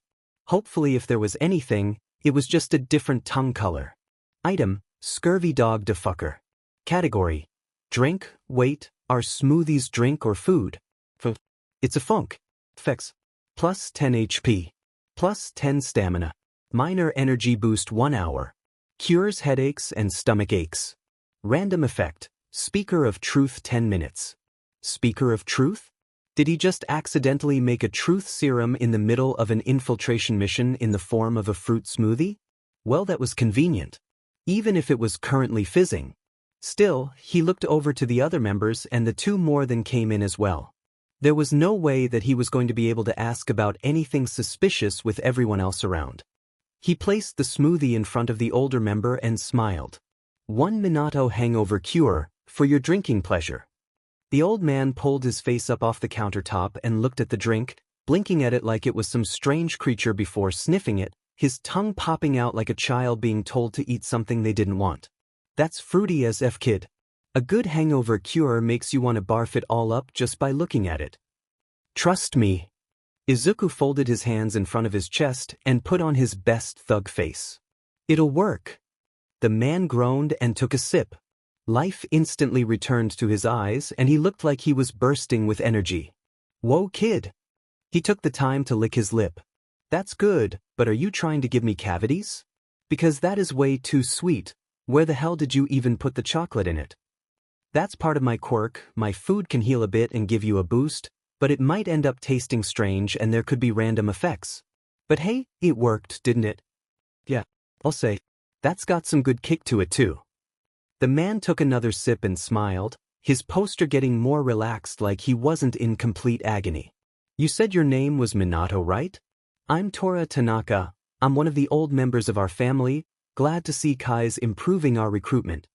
Kai, most members referred to Overhaul as Overhaul or as the young boss. For Tora to be so casual about it, he might be a bit higher up. Who does he normally recruit? Oh, no one bad. Well, I mean, they're a bit on the thuggish side, but they're loyal, all good kids. Tora turned in his seat and nodded to a few other members that were looking at him with wide eyes.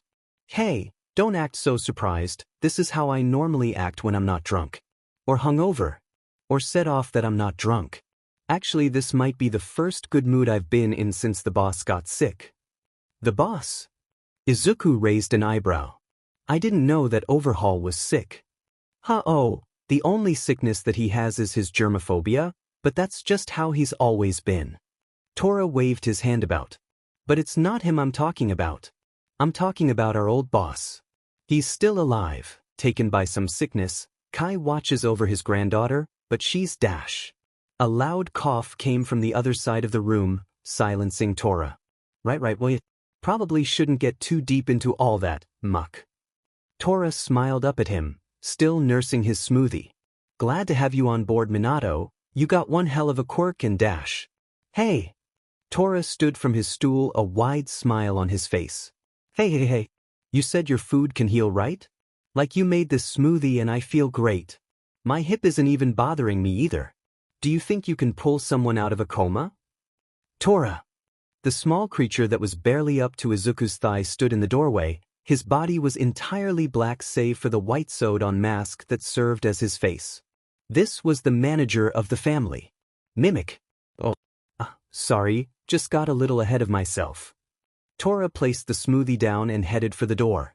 Sorry about that, Mimic, the new kid, he's got a lot of promise, you know? Mimic just nodded and walked off with Tora down the hall. The boss was still alive, and there was a granddaughter hanging about that was taboo to talk about. Izuku Midoriya, hey, menu, can you send Night Eye some info for me? Sysadmin, sure. Should I encrypt it or talk in code? Should I call him? Sysadmin, Momo, make me a burner phone. Momo Yaoyorozu? No, we're not being tracked by them, you can just call or email Sir Night Eye normally, besides we're busy. Sysadmin, boo, you're no fun. So you want me to tell him about the old man and the girl? Izuku Midoriya? Yeah, thank you. Let me know what he says. If he could heal the old boss, then maybe he could put a stop to Overhaul? Still, comas were tricky. Level 35. Level 35. Chapter 35. Level 35. And the fiery redhead of the freshman hero course continues to decimate her competition, this time, leaving that blonde-haired loudmouth completely humiliated as she beat him with just a single finger. With heroes like her on the horizon, maybe All Might will be able to retire. But she's not the only one that's been moving through the rounds at a breakneck pace.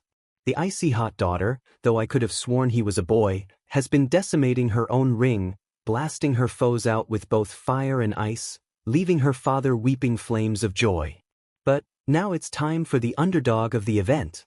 The black-haired sheep herself, the queen of black smoke, the master of 1,001 weapons, and a near-infinite supply of beauty, bronze and ways to kick your butt. Give it up for Creati. Why the F did we hire you to commentate this? Hire? I'm the principal. I'm doing this for fun. An inhuman groan came across the TV as the camera cut to the commentator's booth. Only one figure was visible, a very grumpy-looking Aizawa-sensei, the seat beside him empty. The camera then switched to the field where Momo was walking out, her head held high and looking stunning in her UA sports uniform. Turn that off. A cold voice stopped Izuku from zoning out and watching his girlfriend kick butt in the tournament arc of the sports festival. Before Izuku could even gather the thought to tell the person off, he stopped. His boss, Overhaul, stood in the kitchen, looking extra sour today. Sure thing, boss. Izuku did as he was told and resigned himself to having to watch the fights later or even just hear about it from the girls. Or maybe Menu was recording it. Sysadmin, I got you, fam. But shouldn't we be more interested in these guys? They are going to be dash. Bah. Overhaul sat down at the countertop and tapped his gloved hand on the smooth wood. He folded one leg over the other casually and popped his neck. Behind Overhaul was another member of his inner circle, this one wearing white. Izuku only knew him as Chrono. Soon we won't have to worry about that. Oh. Izuku blinked. Was this the part where the bad guy told him his whole plan because he thought he already won? Do you have something planned? Overhaul laughed. You'll see soon enough, Minato. Just know that you picked a very good time to join our family. Now then, I need you to cook me a meal. Something sweet, easy to eat, and filled with nutrients. And if you can make it so it makes the eater more content.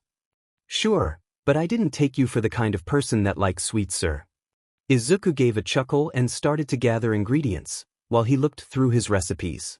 Chances are Overhaul wouldn't want a fruit smoothie, but no doubt Chrono would find it odd if their boss started to spill the beans. If only he could get Overhaul alone. Oh, it's not for me. I don't trust you enough to prepare my food. Overhaul gave a cold glare. That level of trust has only been earned by a few. Oh, sorry sir, I hope to get there eventually. But then who is the meal for? You, Kurono? Izuku looked at the man clad in white who just rolled his hand casually at the comment. Okay, it wasn't for him, but then who was it for? It didn't seem like Overhaul would order someone else's food. You're asking a lot of questions, Minato. Just do what you're told. Kurono spoke in a soft voice that was backed up by Overhaul nodding. It's for a child. Overhaul said calmly. That's all you need to know. A child? First there was the old boss, and now there was a child. Right? One kid's meal coming up.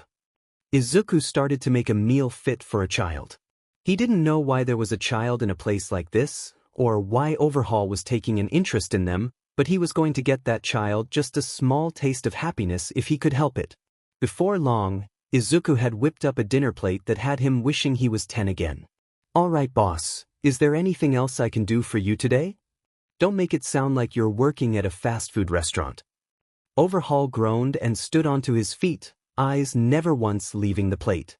For a moment it looked like the lanky man was going to grab the plate himself. Instead, he snapped his finger and Chrono took a step over to pick it up.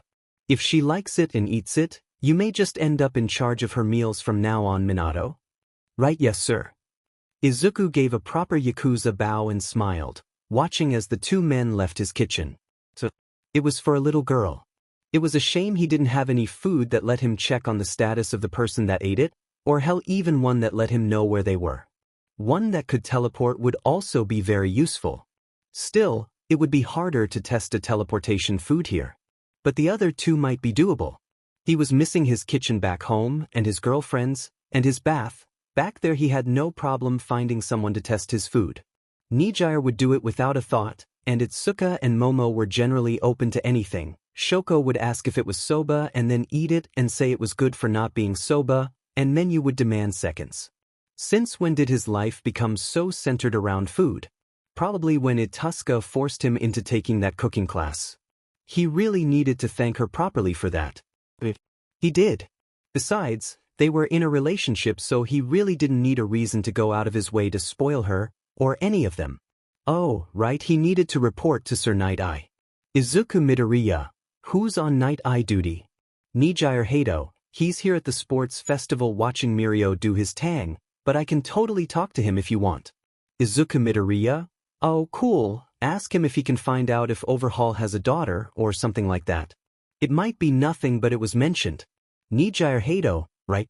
Sorry you have to work while we're all having fun, Izuku." "Are you watching the sports festival?" "Izuku Midoriya? Can't. And I miss you guys too." "Nijire Hato, well, it'll be over soon enough, then when you get back we can have a giant orgy for like 3 days. Also it's time for Itsuka and Momo to fight. Momo thinks she can win, and Itsuka is low-key terrified. "Itsuka Kendo, I maxed my strength. Barbarians have bad will saves. Sysadmin, you're a monk. Itsuka Kendo, I need to put more ranks in wisdom. Momo Yayorozu, relax Itsuka. If I win I promise that I won't make you do anything too embarrassing tonight. Shoko Todoroki, I want that prize. Izuku Midoriya? Nijire Hato." They all decided that the winner gets to make the other two do whatever they say tonight. It sounds like a lot of fun, and they're probably going to be naked. "Nijire Hato, I wasn't supposed to make you jealous. Sorry." "Izuku Midoriya, it's fine, you guys have fun, and good luck." "Nijire Hato, thanks. I just had another good idea."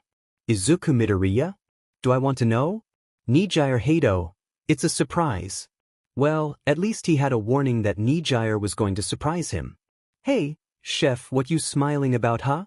One of the younger thugs came walking in. He was all dressed up and looking fresher than normal. He sat down at the counter, right where Overhaul had been sitting a few minutes ago, and snagged the remote from the other side, turning back on the TV before changing the channel. "Oh, wait, I know, I bet you got yourself a girl, huh?" "Huh." Izuku nearly dropped the plate he had been scrubbing absent-mindedly and stared at the slick-haired man. Oh, he was making small talk. Well kind of, but she's been away for a while." Was that too much information? "I knew it, man. You got the goods. Bet you can get any chick with cooking skills like yours. You get what I'm saying, so, what's the deets? What's she look like? She got big ol' titties? Oh, I bet she is good." Whoa man, that's a bit private don't you think?" Izuku stumbled back and started to prep some ingredients, just so he looked too busy to be pressed for much more. He did not want to have to start making up some fake girlfriend only for that lie to come and bite him in the butt. Or it could just be taken as bragging. Did thugs brag? Yeah, they did. Probably. Wait, that was what this guy was doing, wasn't it? Congratulations, you are now aware of others. Only took you almost 19 years. Social skills +1. He was blaming Menu for that one. But what about you? There has to be a reason why you're so dressed up today? Izuku nodded towards the man. For once he didn't smell like cigarettes and sweat. The man slicked back his hair and liked the front of his teeth as he pulled on his white suit jacket, clearly proud and looking ever so slightly like a scummy used car salesman. I finally got a date with Suki. Things are finally looking up for me. We're going to this real nice restaurant and everything. So hey, I got a favor to ask. I'm not going to spike her drink if that's what you're going to ask. What? Minato, my man, you wound me. The thug leaned back in his seat and placed a hand over his heart. No, I was wondering if you got anything that'll give me that extra hit of confidence, you know. I know your food can do all kinds of amazing stuff, so what you say, huh? Hello, new source of info. Izuku prepared another one of those smoothies, making certain that he selected the variant with the truth serum in it. Besides, confidence was like a placebo thing, so this should work if he said it did. Here you go, my friend, drink up. Thanks man, you're a lifesaver. Izuku waited for the man to finish the drink before he asked. So, does Overhaul have a daughter? The man blinked and tugged on his jacket again. You mean Eri? Nah, she's not his. No man would ever do what he does to their own daughter. The cold, callous way that the thug spoke about Eri made Izuku very eager for his future imprisonment. Izuku sighed and spread out on the small, lumpy mattress that he was growing to hate. Honestly, he was starting to wonder if that mattress was worse than the floor. Or the couch. He was half tempted to experiment and find out. Maybe he should see if Momo could make him some ultra-comfy sleeping clothes that will make it so he always sleeps good or something. A good night's sleep quirk might be amazing. Too amazing, everyone would want it. Could he make it a hot drink? He was getting distracted. He needed to focus on what he learned today. First was that Overhaul wasn't going to eat what he made. Not for a while. The second was that he had a daughter named Eri. Or at least a girl that he watched over. And that he wasn't exactly doing ethical things to her. And that they wouldn't have to worry about the heroes anytime soon. Oh, and that Momo won the sports festival by exploiting her opponents. She knocked Itsuka out with some magic sleep gas, and apparently made a deal with Shoko. Point being that while Itsuka could level a city and Shoko could probably cause several ecological and other natural disasters, Momo was the scariest of his girlfriends. And they were off having a lesbian love pile while he was stuck here in case someone came by looking for him. Being undercover SCG. A knock came from his door. Again, a good reason for him to not teleport to his home and have a wonderful night. Besides, he needed to focus on the mission. With a sigh, Izuku opened his door. Yo, how can I help Dash? Minato. A drop-dead gorgeous woman, with long red hair that was even longer than Nijire's and very straight stood in his doorway. She was wearing a very small little black dress that hugged each and every one of her curves. It's been way too long. How are you doing? Hey, you mind if I come in? I am Aya Dash. Oh come now silly, don't tell me you don't recognize me. She pressed her finger to his lip and winked at him, her violet eyes sparkling with a hint of familiarity. It's me Kushina, I haven't changed that much, have I? Nijire Hato, surprise. At casual. Izuku Midoriya, wait what? This is you? What are you doing here? Nijire Hato. I asked Night Eye if me showing up in disguise as your long-lost lover would help. And he agreed. So now we get to have some fun. And I have some items to give you too. You better be thankful too, some of those Menu-chan's dungeons aren't very fun. Izuku Midoriya, I understand but at the same time I don't. Nijire, who was currently disguised as a slender redhead, shut the door behind her and glomped him with a very, very eager kiss. Did that clear things up? Sure. He loved his girlfriends. But he wasn't used to Nijire being so streamlined. Minato my man. My absolute animal, you were holding out on us, weren't you? One of the thugs walked up and pulled Izuku into a one-armed shoulder hug, one hand lightly jabbing at Izuku's side as they made their way inside the compound through a side entrance. So, tell me what's her name, huh? What is it? Oh, you mean Kushina? He half-asked, still not quite awake. Nijire had kept him up a bit longer than she should have, and he had even used her to develop some new foods while she showed off a few of them items they made him. It was a good night. She's just a friend. A friend with some serious benefits, my man. That girl was hot. How'd you get so lucky? I bet you cooked her something mad fierce once. Actually, she appeared after I killed a giant octopus one day. The thugs looked at him weird before roaring in laughter. Oh man. Fine, fine, you can keep your secrets. We was just so proud of you. You always looked kind of down and glum while you were cooking. But hey, remember man, family comes first. Yeah, I know. Don't worry, I didn't spill the beans or anything like that. Izuku shrugged and smiled. She was just in town for the night, so I won't be seeing her for a while. Shame to let a hottie like that go though. Hey, if you ever manage to get her to wear a ring, I'll be your best man. Thanks for the offer, but that's a long way off. Probably he knew the girls were talking about it, but legally he could only marry one of them. Once he got into the kitchen, Izuku let out a long, desperate sigh. Today he had goals beyond intel gathering. Locate the old boss, and locate the girl, Eri. Those two were key to everything going on right now. He reached into his pocket and pulled out the first item that Nijire had brought him. Compass of Google Maps. Creates a map of the area, highlighting boss rooms and objectives. One-time use. He clicked the button at the top, the face of the heavy silver compass folding up and the dials turning in random directions. In the upper right portion of where he saw his quirk elements, he watched as the map slowly began to change from a Google satellite image with some lines drawn on it by menu, to a full 3D map that he could move and spin. The compound went deeper than he thought. 2 rooms were highlighted. One on the top floor of the compound, and one in the labyrinthine basement. Level 36. Level 36. Chapter 36, Level 36. Izuku inspected the map as well as he could, trying to form some kind of a path to take. The top of the compound was just a large fancy house. Izuku could find his way around it easily enough, but the bottom was more complicated. Tunnels that went well beyond the map's limits spread in every direction like a geometric spiderweb. More than that, there were numerous rooms down there that could be filled with any number of goons. Or even some of the higher-up members. He had no doubt that any one of the girls could take them, but that was his last resort. If they were to start causing damage now, here, on private property, they could get in trouble with the law. And it would alert Overhaul, and Izuku still had no idea what the young boss was planning. Whatever it was big. Nijire Hato, I'm at Nitai's agency, Mirio is here too. Izuku Midoriya? Okay. I'm going to try and find out what they're planning now. Wish me luck. Nijire Hato, Sir Night Eye says not to do anything too risky, focus on information. He says that's your only job right now. Izuku Midoriya, I know.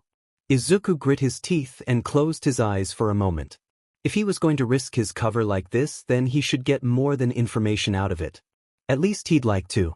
There was a lot he could do. That was a thought that he never thought he'd have. Not just with the choices he had in front of him, but also the ways that he could deal with the situation. He took a deep breath and equipped another item that Nijire had brought him last night. Supervisor's clipboard. Hold this and act like you belong and you will. Made by Momo Yaoyorozu. Apparently this was an attempt at making a stealth boost item or even something that would make him invisible. In a sort of roundabout way it did just that. Apparently Itsuka had tested it by just casually walking into Aizawa-sensei's home, behind the counters at a bank, even into a police station. It hadn't made her invisible, it just made people think she belonged there. It apparently even worked in the men's room. So it should work here. Now for where to go. The top glowing room on the map was probably the old boss, currently catatonic.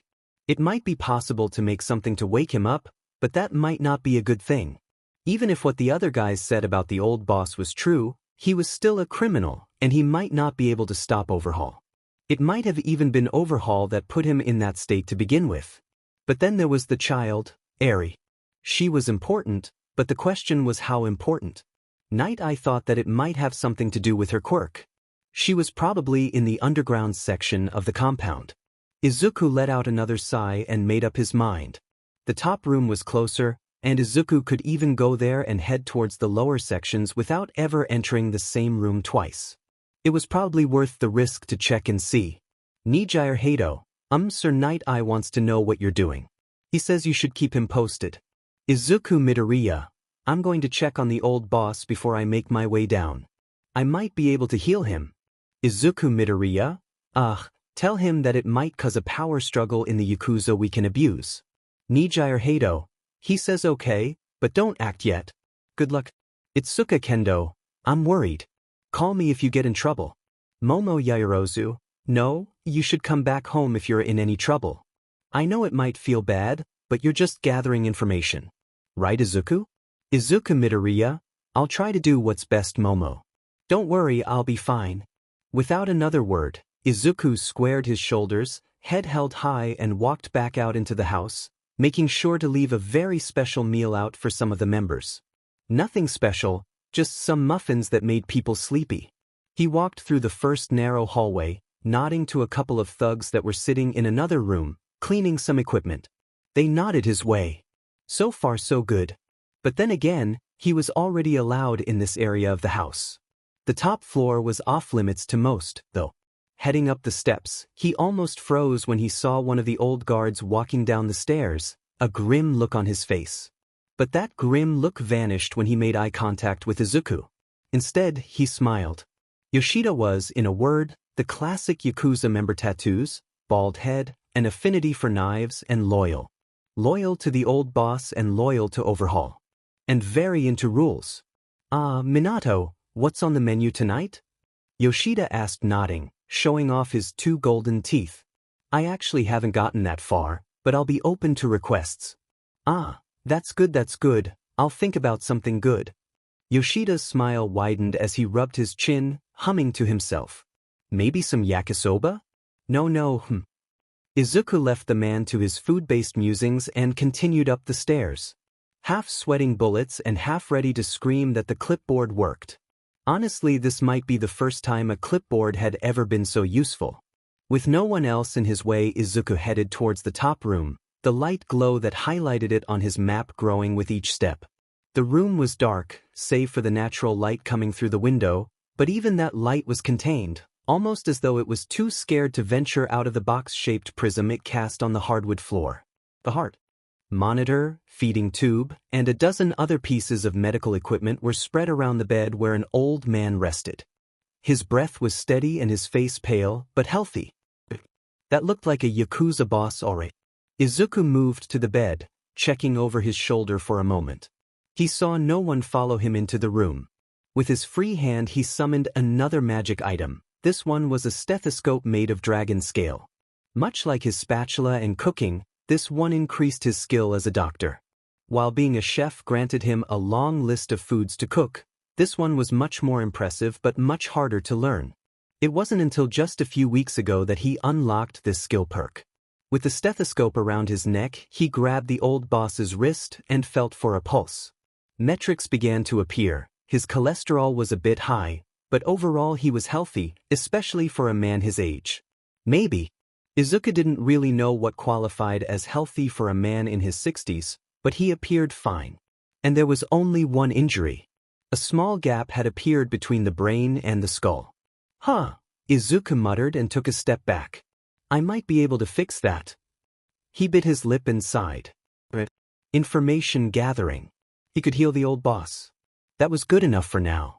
After reporting in, he made his way down to the basement, taking the concealed hidden entrance and walking down into a long stretch of industrial-looking hallway.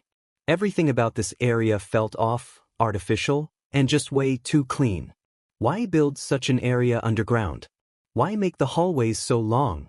Izuku walked at a brisk pace, intent on trying to get to the room where Eri was probably located before anybody could even show up.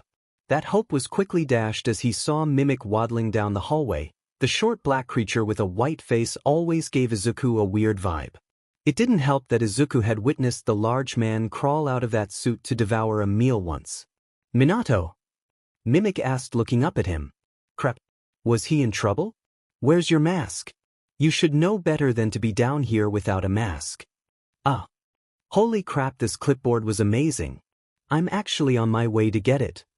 I see, well then, I'll leave you to it. Remember, if you get lost, just call for me. Mimic didn't even stop walking and just continued along, easily moving up the large set of stairs like he wasn't 2 feet tall. He needed to give Momo a huge reward after all was said and done for the clipboard. It was almost better than being invisible. He didn't have to worry about being caught, he just had to walk and talk. Many of the rooms down here were just that, rooms, beds and chambers for Overhaul's more devout members. Other rooms were filled with supplies, some with chemistry and medical equipment. Then he arrived at the room. Eri's room. With a breath, Izuku opened the room and hoped that, maybe, Eri was nothing more than Overhaul's daughter and he was simply overprotective of her.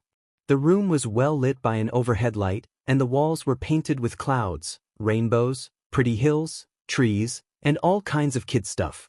There were even some kid toys, all sitting in front of a bed. But that hope was shattered when Izuku looked at Eri. Bandages covered her arms, she was wearing little more than a hospital gown, her long gray hair was messy and unkempt. But it was the fear in her eyes that really opened Izuku's. This wasn't Eri's room, it was her prison. A desolate place of solitude that was filled with fake joy. The toys were all boxed, the dressers were empty, and that happy-looking cloud was starting to look rather cynical. Izuku approached Eri slowly, watching her as she watched him, hands on her chest as she bit her lip. This was the first time he had seen someone look at him with pure terror. He grabbed the chair near her bed and sat down next to her. "Hi there, Eri," he said softly. She recoiled. "I'm Minato." He had wanted to give his real name, but the liar's ring corrected him. "Why are you here?" she asked, her voice cracking as she sat on her bed shaking. Sweat formed on her brow, especially around her thick yellow horn, and tear stains looked to be a permanent feature on her cheeks. "I'm the cook," he answered. "I'm here to give you a special treat." There was a sparkle in her eye for a moment. "Are you the one that made that super yummy food a while ago?" Izuku nodded. "I am." "So, do you have any requests?"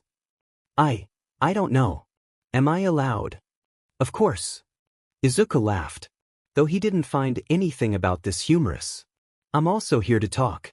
So you don't have to worry about me telling anyone what you tell me."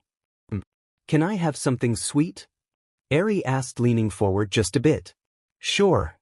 Izuku nodded and then scrolled through his list. He stopped halfway through as he thought about that smoothie of truth. Morally, he was against drugging a kid like Eri, but it would make getting information out of her easier. And it tasted good. And it wasn't really a drag. Smoothie of truth it was. Using his ingredient storage and his quick food feat, Izuku conjured up a smoothie. "Here you go." "Whoa," Eri muttered, looking at the smoothie like it was the most beautiful thing in the world. She placed the straw in her mouth and took a sip. Her eyes went even wider. But still, she didn't smile. "It tastes super yummy." "Glad you think so." Izuku smiled and scratched the back of his head. "So, Eri, why are you alone down here?"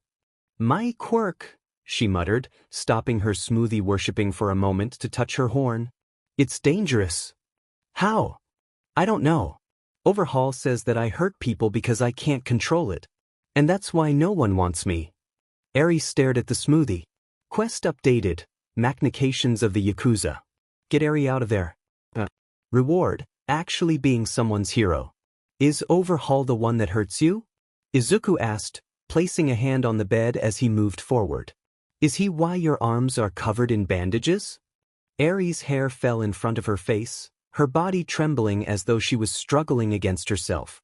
Then she gave a small singular nod. "How?" "His quirk. He uses it on my blood. It hurts. It hurts a lot."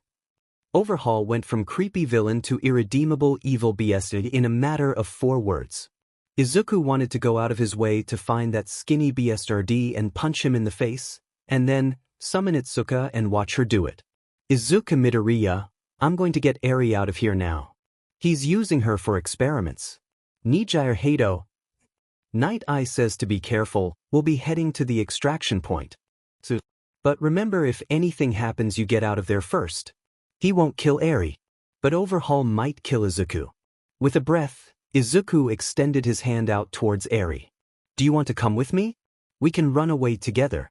And I won't let Overhaul touch you." Eri stared at his hand. But if he finds out he'll kill you. Don't worry, Eri, he won't.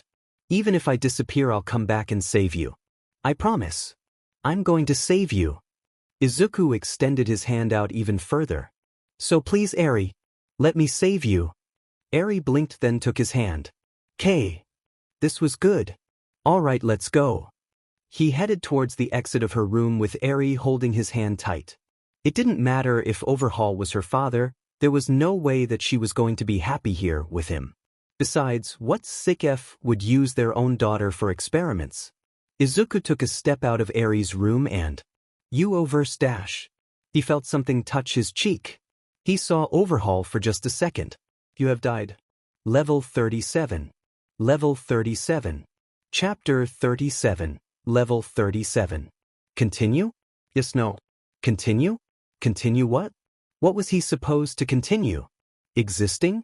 He'd only been existing for a little while, but he was already bored and he hadn't even been here for that long. Come to think of it, how long had he been here? And how was he a he? None of this made sense. Was he even a self? This was more confusing than Nijire. Nijire? That name seemed familiar. Focusing back on the question before him, he focused on it. The S had a bar under it. Did that bar mean something? Was that his current choice? Did this question just assume that he wanted to continue? This question didn't know him. What if it wasn't showing the option he was going to choose? Stupid question. Be more clear. Continue what? Yes what? No what? He really just wanted to go lie down in bed and not think about anything. That sounded great. Though, maybe Itsuka would be mad at him. Itsuka? That name was also really important. Could he think of any other names? And then there was also Shoko. Itsuka. Orange. Itsuka was first. She was warm. But Momo was second. She was kind. Nijire. Blue. Nijire was third. She was bubbly. So, white and red. Why did she get two? Shoko was fourth. She was strange. Wasn't there another one? A purple name. That was really annoying. Hey, don't tell me that's all you think of me. A grumpy noise called to him, turning his attention away from that question and towards a girl. She was short, but she wasn't as short as he thought she should be. That was strange. But why was there a sassy preteen in here? Hey, I can hear you. Stop thinking up bad things about me. And what the hell are you waiting for? Wake up. Wake up? Was he asleep? Gra. The purple-haired girl stomped her feet and pulled at her hair. Her red-framed glasses began to fog up. She stomped over to him and slapped him. You don't get to give up now, damn it. The game's just started. So hurry up and hit yes. But which one was? The one with the bar under it, you dunce. She grabbed him. He didn't know how she grabbed him. He didn't have anything to grab. And started to shake him a lot. Just hit yes. Do you have any idea how hard this is? Hit yes. Izuku Midoriya X1. Izuku Midoriya X0. And Izuku gasped. You're so hard. Reality exploded around Izuku and he found himself, out of breath, sweaty, and tingling all over. His D felt like it was currently exploding and his hands were gripping the soft, slender hips of a beautiful red-haired woman that was strangely familiar to him. Her perky BRCs were modest compared to what he normally dealt with but spectacular all the same.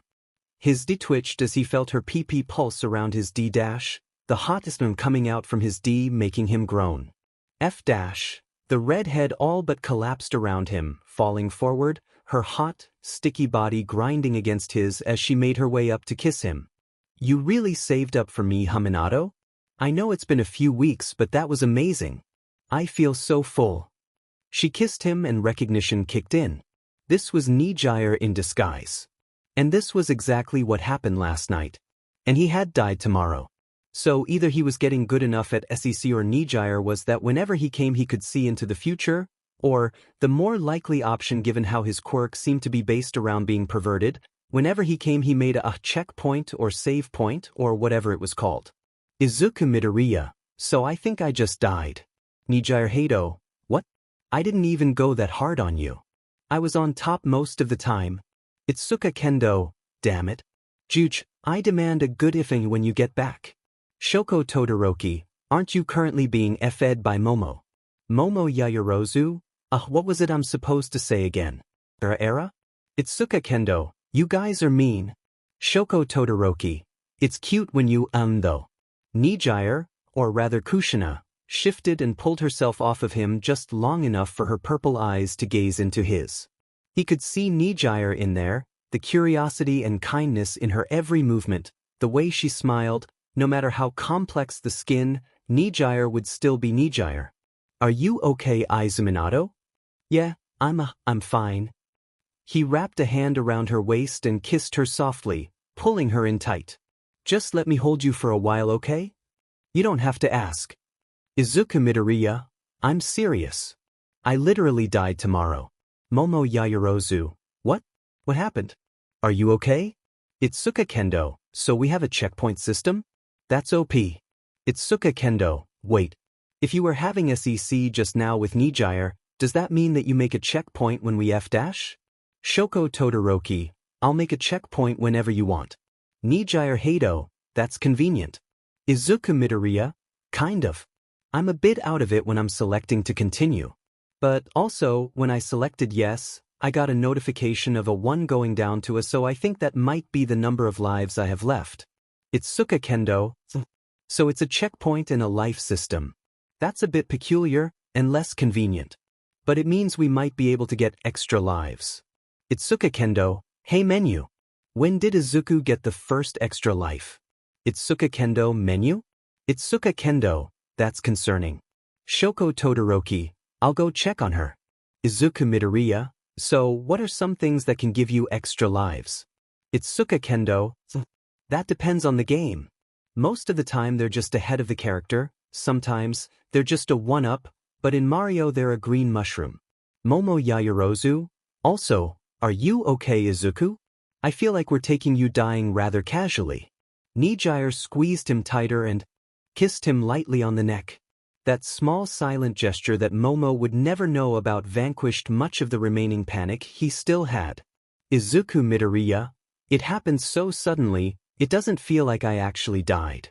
But at the same time, I remember everything pretty clearly. I'm going to need one of you to head to Sir Nighteyes as soon as possible actually. Shoko Todoroki, Menu-chan is asleep. And she keeps complaining about you being ungrateful for her saving your life. Itsuka Kendo, whoa, so a game over must tire Menu-chan out. That's surprising. Izuku Midoriya, and problematic. Shoko, can you keep an eye on her and let us know when she wakes up? Shoko Todoroki, okay. Momo Yaoyorozu, I'm on the phone with Sir Night-Eye and we're on our way to his agency. Mirio is going to be there as well. He says to not act until we have a plan. And he hopes you're well.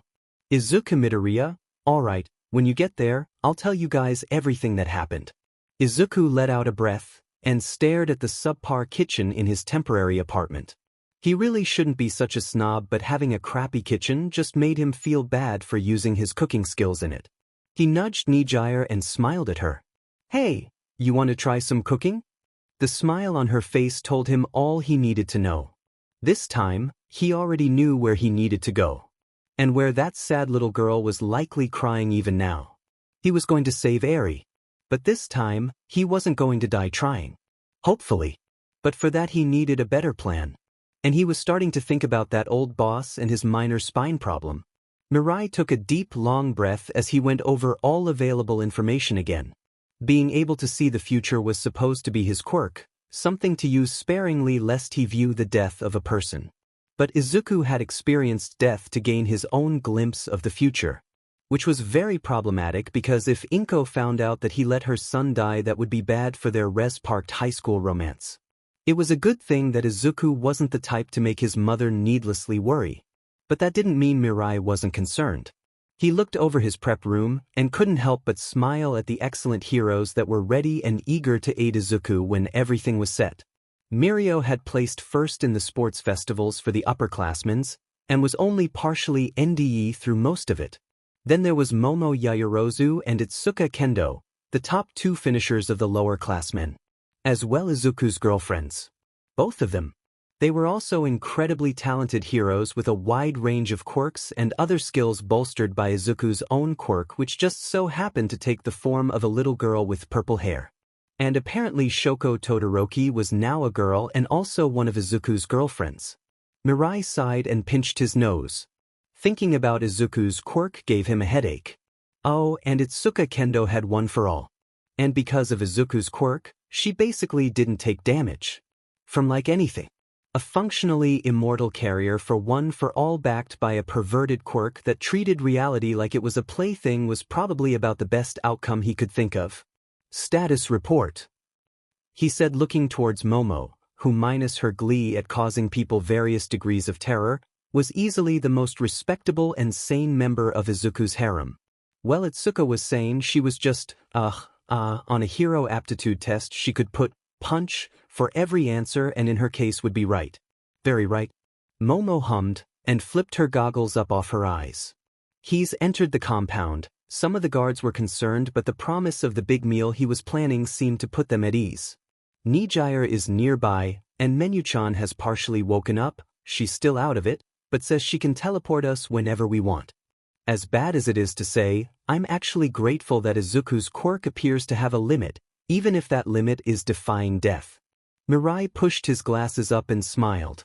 His phone vibrated and a familiar number appeared. It was from Izuku's quirk herself. It was a poop emoji. Though I am glad that she's well. Bubble Girl burst into the room, catching her breath as she held up a tablet. The police. They're saying. Cause. Mirai let out a sigh and pinched his nose. Dealing with the police often Technically, if the Yakuza wasn't using their quirks, as heroes, they couldn't do anything. But there were ways to go around that. Especially once that old boss Izuku mentioned woke back up. Tell Izuku to continue and keep us posted. Izuku smiled as he held the syringe filled with a still warm soup up to the mouth of the old boss. It had taken a dozen or so tries before he had actually completed a functional version of the spine-fixing soup. Apparently fixing a problem in someone's spine required far more cooking skill than a broken arm or healing a few cuts and bruises. The recipe was still marked red, meaning that any number of random effects could occur. But it was better than nothing. He forced the food down the old boss's mouth and watched as he swallowed it in one smooth gulp. Now to wait for it to dash. The old man gasped, sitting up and grabbing onto Izuku's arm. Who are you and what did you just do to me? Hi. Izuku smiled. I'm the new chef. And I just gave you some soup that fixed your spine. By the way, do you know who Eri is? The old man gave a sharp glare. Explain. Now. Time to start a civil war. Level 38. Level 38. Chapter 38. Level 38. Menu muttered, still partially curled up into the ball Shoko had put her in. The half-empty cup of hot chocolate was shaking violently in her hands as the purple-haired girl stared at the TV. Her eyes weren't just glazed over nor filled with the same kind of sleep deprivation that Menu-chan normally boasted about. No, they were something else entirely. Her usually red eyes were black. Completely black. Save for the odd string of characters that would start from the edge of the other and fly across all the way to the other, as though those eyes were nothing more than one shared screen made to look like a face. And from what Shoko knew about Menu being a physical representation of Izuku's quirk, that seemed likely. Whatever had happened to Menu-chan last night had been bad. Really bad. Far worse than what the others thought. She had wanted to tell them, to let them know that they should wait for Menu-chan to get better before they did anything. But Menu-chan disagreed. Physically she was useless, but her mental facilities were still there. And that meant she was still Izuku's quirk, and still functioning as well as could be. So she had sworn Shoko to silence, and now the others were preparing to save some little girl from some gang while she stayed here, watching Menu-chan's body. Menu moved her hands slowly up to her lips, the cup trembling with every inch before it came to a small calm pause when she took a long slow sip of the hot chocolate. I can't feel it. Shoko asked, leaning in towards the girl with something close to concern. A string of characters that looked like someone just bashed their fingers on a keyboard made of only numbers and symbols. Temperature. Menu-chan stared at her eyes flickering for a moment. I know it's hot. I can tell it's hot. I can tell you how hot it is. But I can't feel it. Are you going to be okay? Menu went silent and the shaking stopped. I hope so. That was the last thing Menu-chan said for a while. The old boss glared at Izuku with the fury of the sea at storm barely concealed behind the man's stoic face. Despite being bedridden for months if not years, the old man looked to be in fantastic shape. A benefit of Izuku's medicine or a manifestation of the man's quirk? You're a hero, aren't you? Not yet. Izuku said firmly. But right now, I'm only after getting Eri out of here. Izuku looked towards the door and swallowed. It was morning now, there should be more people coming in soon. He clutched the clipboard and held onto it tight. Even if the magic item made it so that people thought he belonged there, it didn't let him do something that he shouldn't be doing. He made that mistake with Eri and it cost him his life. Please, do you have any dash? Kai Chisaki was like a son to me. The old boss cut him off with a few short words. He put me in here with his quirk. A simple touch is all he needs to remake whatever he touches into whatever he wants. And he wants to use Eri's quirk to erase quirks. He asked me to let me use her again and again for his project. The old boss swung his legs over the side of the bed. Had Eri been anyone else, I might have allowed him to do so. But she is my granddaughter. She was cursed with a quirk that took her father away. The man I entrusted my daughter to. It rewound him until he never existed. She is dangerous, but she was all the family I had left. What did Kai want with her? The old man stood, ripping off the medical tubes and cables as he did. He wants to make a bullet that will remove someone's quirk. Forever. At this point he might have a prototype ready. The boss rolled his shoulders and pulled at his yukata, causing the top to fall to the side, revealing a body covered in tattoos.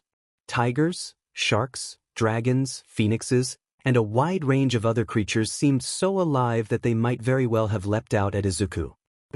Those weren't just tattoos. They actually were moving around, the tiger stalked him, the shark swam about and the phoenix gave off light. Well then, Mr. Hero. Can I entrust my granddaughter to you? I'm going to save her. So be it. You best slink into the shadows if you don't want to get caught up in a mess. With the smack of his chest, a white gorilla outlined by blue tribal flames began to leap about the living tapestry on the old man's body, swinging on vines that seemed to appear at random. The gorilla landed with a boom, its massive form dwarfing the room as it pounded its chest, blots of blue ink staining the ground for a moment. The gorilla let out a roar and beat its chest. You ungrateful little punk. Get up here and explain yourself. The old man roared as a tiger leapt out of his arms. That quirk was actually kind of neat. But his quirk was better, and not just because he could summon Itsuka, Momo, Nijire, and Shoko. With the chaos of the old boss coming back, Izuku slunk down into the basements. Izuku Midoriya, the old boss is going on a rampage. The fighting has already started. They've started fighting already. Momo kept her voice down as she walked alongside Itsuka, Mirio, Sir Night-Eye, and Bubble Girl. Once Izuku had awoken the old boss, they started to make their way towards the compound, attempting to act as nothing more than heroes on patrol. Her heart was pounding in her chest as she tried to contain the weird mixture of excitement and concern that was bubbling up inside of her. Already they knew so much in such a short time, she was still feeling the effects of the sports festival yesterday. It was the quirk erasing drag that she was most worried about. Ever since she had met Izuku and became entwined with his quirk, she had gone from using her quirk as a simple tool to something she loved using. The addition of the magic that Izuku's quirk allowed her to infuse into her creations opened up so many possibilities to her. The idea of losing her quirk now frightened her. And it was the same for everyone. Though, such a drag would be useful against villains serving a lifelong sentence. If only it didn't require harming a little girl to make. Izuku Midoriya, Momo, are you ready? Momo blinked and looked towards Itsuka, who nodded at her, a proud smile on her face as she looked incredibly confident in her hero costume. With a breath, she grabbed her mask, bringing it over her face and finding her center. She was probably going to be fighting someone today. Someone that would want to kill her, someone that had killed Izuku once already. As much as she had discovered her love of fighting, she was still nervous about all of this. Itsuka's hand fell on her bare shoulder before Itsuka pulled her into a tight hug. "You got this. I'll be in there if you need me." Momo returned the hug. "Thanks. I'll feel better knowing you have my back." "Nemesis." Sir Night Eye addressed her by her hero name. Hearing him call her that made her cringe ever so slightly. She was starting to wonder if she should have stuck with her original idea of Creati, but she did so much more than just create stuff. Both names weren't good.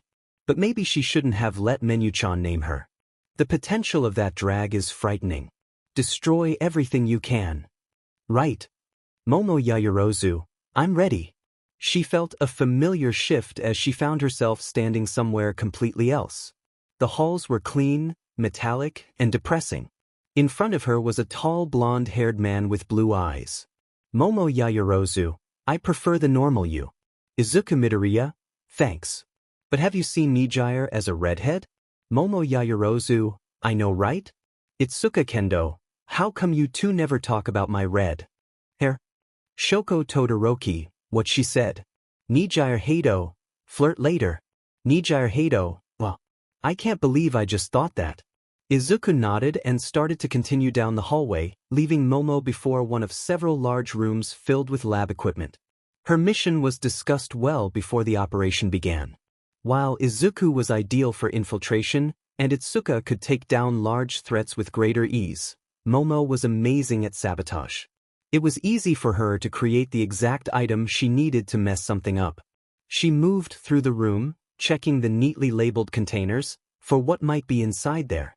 So far she didn't find anything to make narcotics, but a lot of the stuff in here was medical grade, and pretty powerful as well. It wasn't until Momo got to the small fridge did she finally find something interesting. Vials of blood, all dated, and a small black case. Hadn't there been a small black case like this opened on the countertop? She opened the box and found several small blue bullets. They were of small caliber and lacked a ballistic head. Instead, the tip was flat, hiding a small needle within the tip. Had they developed the drag to the point they could weaponize it? That was more than a little concerning. She turned to look back towards the container on the countertop.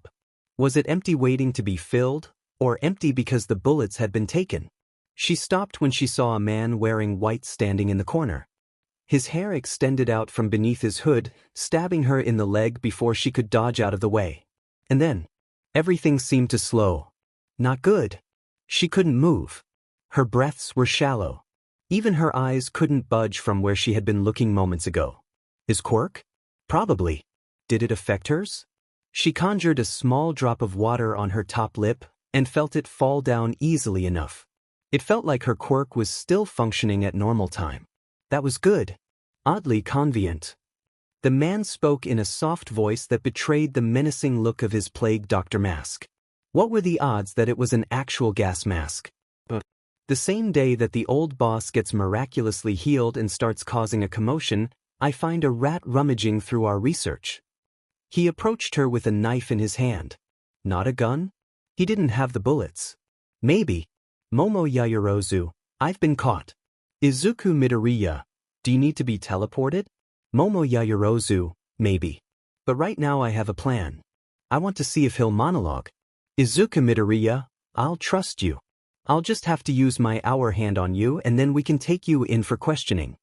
The white-robed man almost seemed glad that this was happening. Did he really not care that their entire base was in chaos? We'll have a lot of questions for you. Like how you knew about our drag. Was it all for one? The police? The heroes? You'll have a lot to answer for Dash.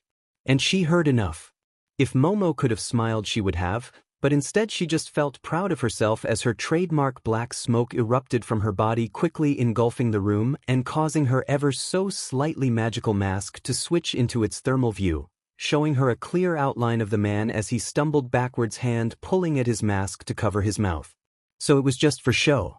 With her left arm she shot out a long metal pipe that hit the wall and pushed her to the side, barely dodging the man's second attack with his quirk. She caught herself with a second one, and then launched a net at the man from her arm. After a minute since she was first struck, Momo regained control of her body while the man was knocked out cold from her gas. The nightmare smoke she had been developing for months had finally been used in real practice. And it was a resounding success. Working in the darkness, Momo set a few incendiary charges inside the lab and pulled the white-robed man out of the smoke. He was stirring as though he was having a nightmare, muttering phrases about not hurting him or to leave him alone. "It was nice meeting you," she whispered in his ear, her voice muffled through the mask. She let out a cute giggle that made both Ejiro and Tetsutetsu break out in a cold sweat if she ever did it around them. "I hope you have a pleasant dream." She left a tracker on him just in case. "Momo Yaoyorozu. Alright, one lab is set, how are you?" "Izuku Midoriya? Good, I'm at Ares now, there might be another lab, it should be on your map." Momo nodded to herself and pushed the man into one of the empty rooms before heading out. She hoped Izuku would have less encounters than she did. Izuku looked around nervously as he approached Ares' door once again. The memory of his sudden and abrupt death sent a shiver down his spine. This time that wouldn't happen. Overhaul was busy, and he wasn't going to just walk out without checking both directions.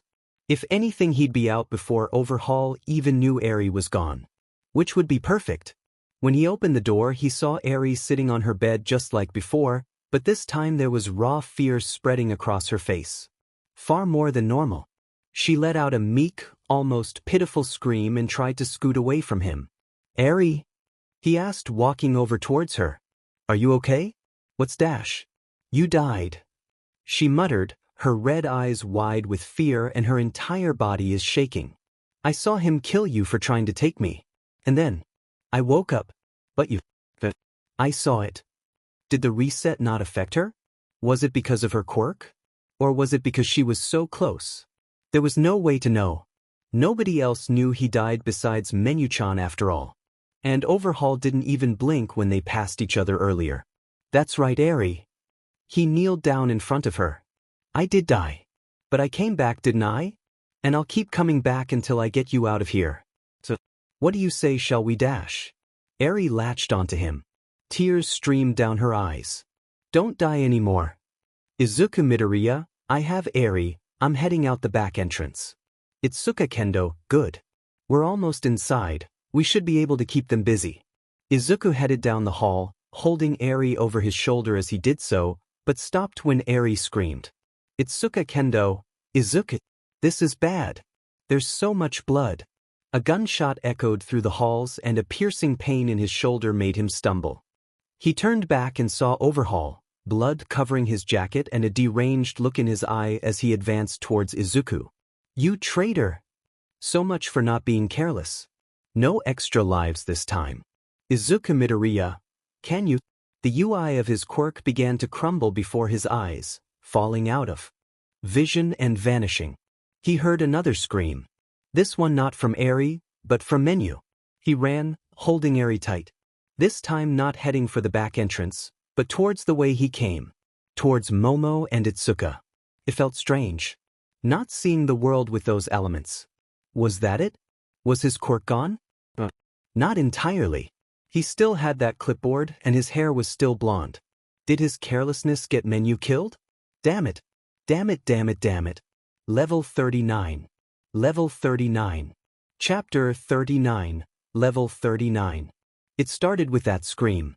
It was high-pitched, filled with pure terror and came in splintered glitching spasms as Menu's entire body recoiled over and over again, each time she restarted that scream. A bloodied wound exploded on Menu's shoulder with each restart, the blood freezing as she glitched then vanished into nothingness. Shoko wanted to help her. She really did. But that scream wasn't even the start of their worries. They came from the void, from that outside space of their home that Shoko had never really paid much attention to. From the entranceway the first ones emerged. Writhing forms of blackness, their numerous tendrils whipped about, pulling them forward with surprising speed as they charged at Menu. Their bone-white heads looked like bird beaks and were filled with endless rows of razor-sharp teeth. The first one to emerge charged at Menu. When Shoko intercepted it with an icicle that pinned it to the wall, the others turned their empty gazes to her. And they were endless. She couldn't message her friends. Those strange elements that she had been aware of had vanished, but she still had those gifts. With her elemental control, she conjured monsters of flame and ice to fight the creatures, but they were overrun as the creatures advanced, moving as quickly as the shadows when the light vanished. Every bout of flame, every sheet of ice pushed them back, but not far enough. "Menu!" Shoko shouted, sparing the girl a glance. She wasn't screaming anymore. Her eyes were static and she was shaking. "Gah!" Shoko exclaimed in pain as one of the creatures bit into her left shoulder, tearing her dress and leaving multiple pin-sized wounds that burned. She went to blast it with fire, but no fire came out. She summoned a wall of ice, destroying their home as she covered all the entranceways. She didn't have her fire right now. Quirk erasing drag. She remembered about that. So this was what it looked like from Menu's point of view. How terrifying.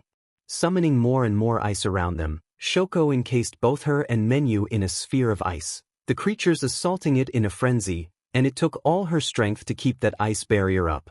With her control, she was able to create blades that struck the beasts, spikes that pierced them, and blows that bludgeoned them. "Don't worry, Menu," Shoko muttered, glancing down at the girl for a moment before continuing her encased assault against the creatures. "I won't let them erase you." Uda 5-5-5-5-5-5% 5% Caradat. 6%. Error. Menu muttered, her lip turning into a smile as a shaky pale hand phased up to give Shoko a thumbs up. Error. System. Sys. Corrupted. Int integrity uncorrupted code divided by total code times integrity added at 61%. That did not sound good. Shoko looked at her left arm. It was numb now. And without it she couldn't regulate her heat. She was starting to feel a bit on the cold side already. "It doesn't matter." Shoko concentrated and expanded her sphere, crushing those intruders as she shot massive spikes out of her ball to skewer them even as they poured in from the cracks. "I'm not going to let them hurt you." Mirai could hardly believe the scene that he saw before him. There was blood everywhere. It looked less like a fight had broken out and more like several bodies had simply exploded all at once. Clothing wet with blood was stuck to the walls like a cooked noodle tossed to see if it was ready.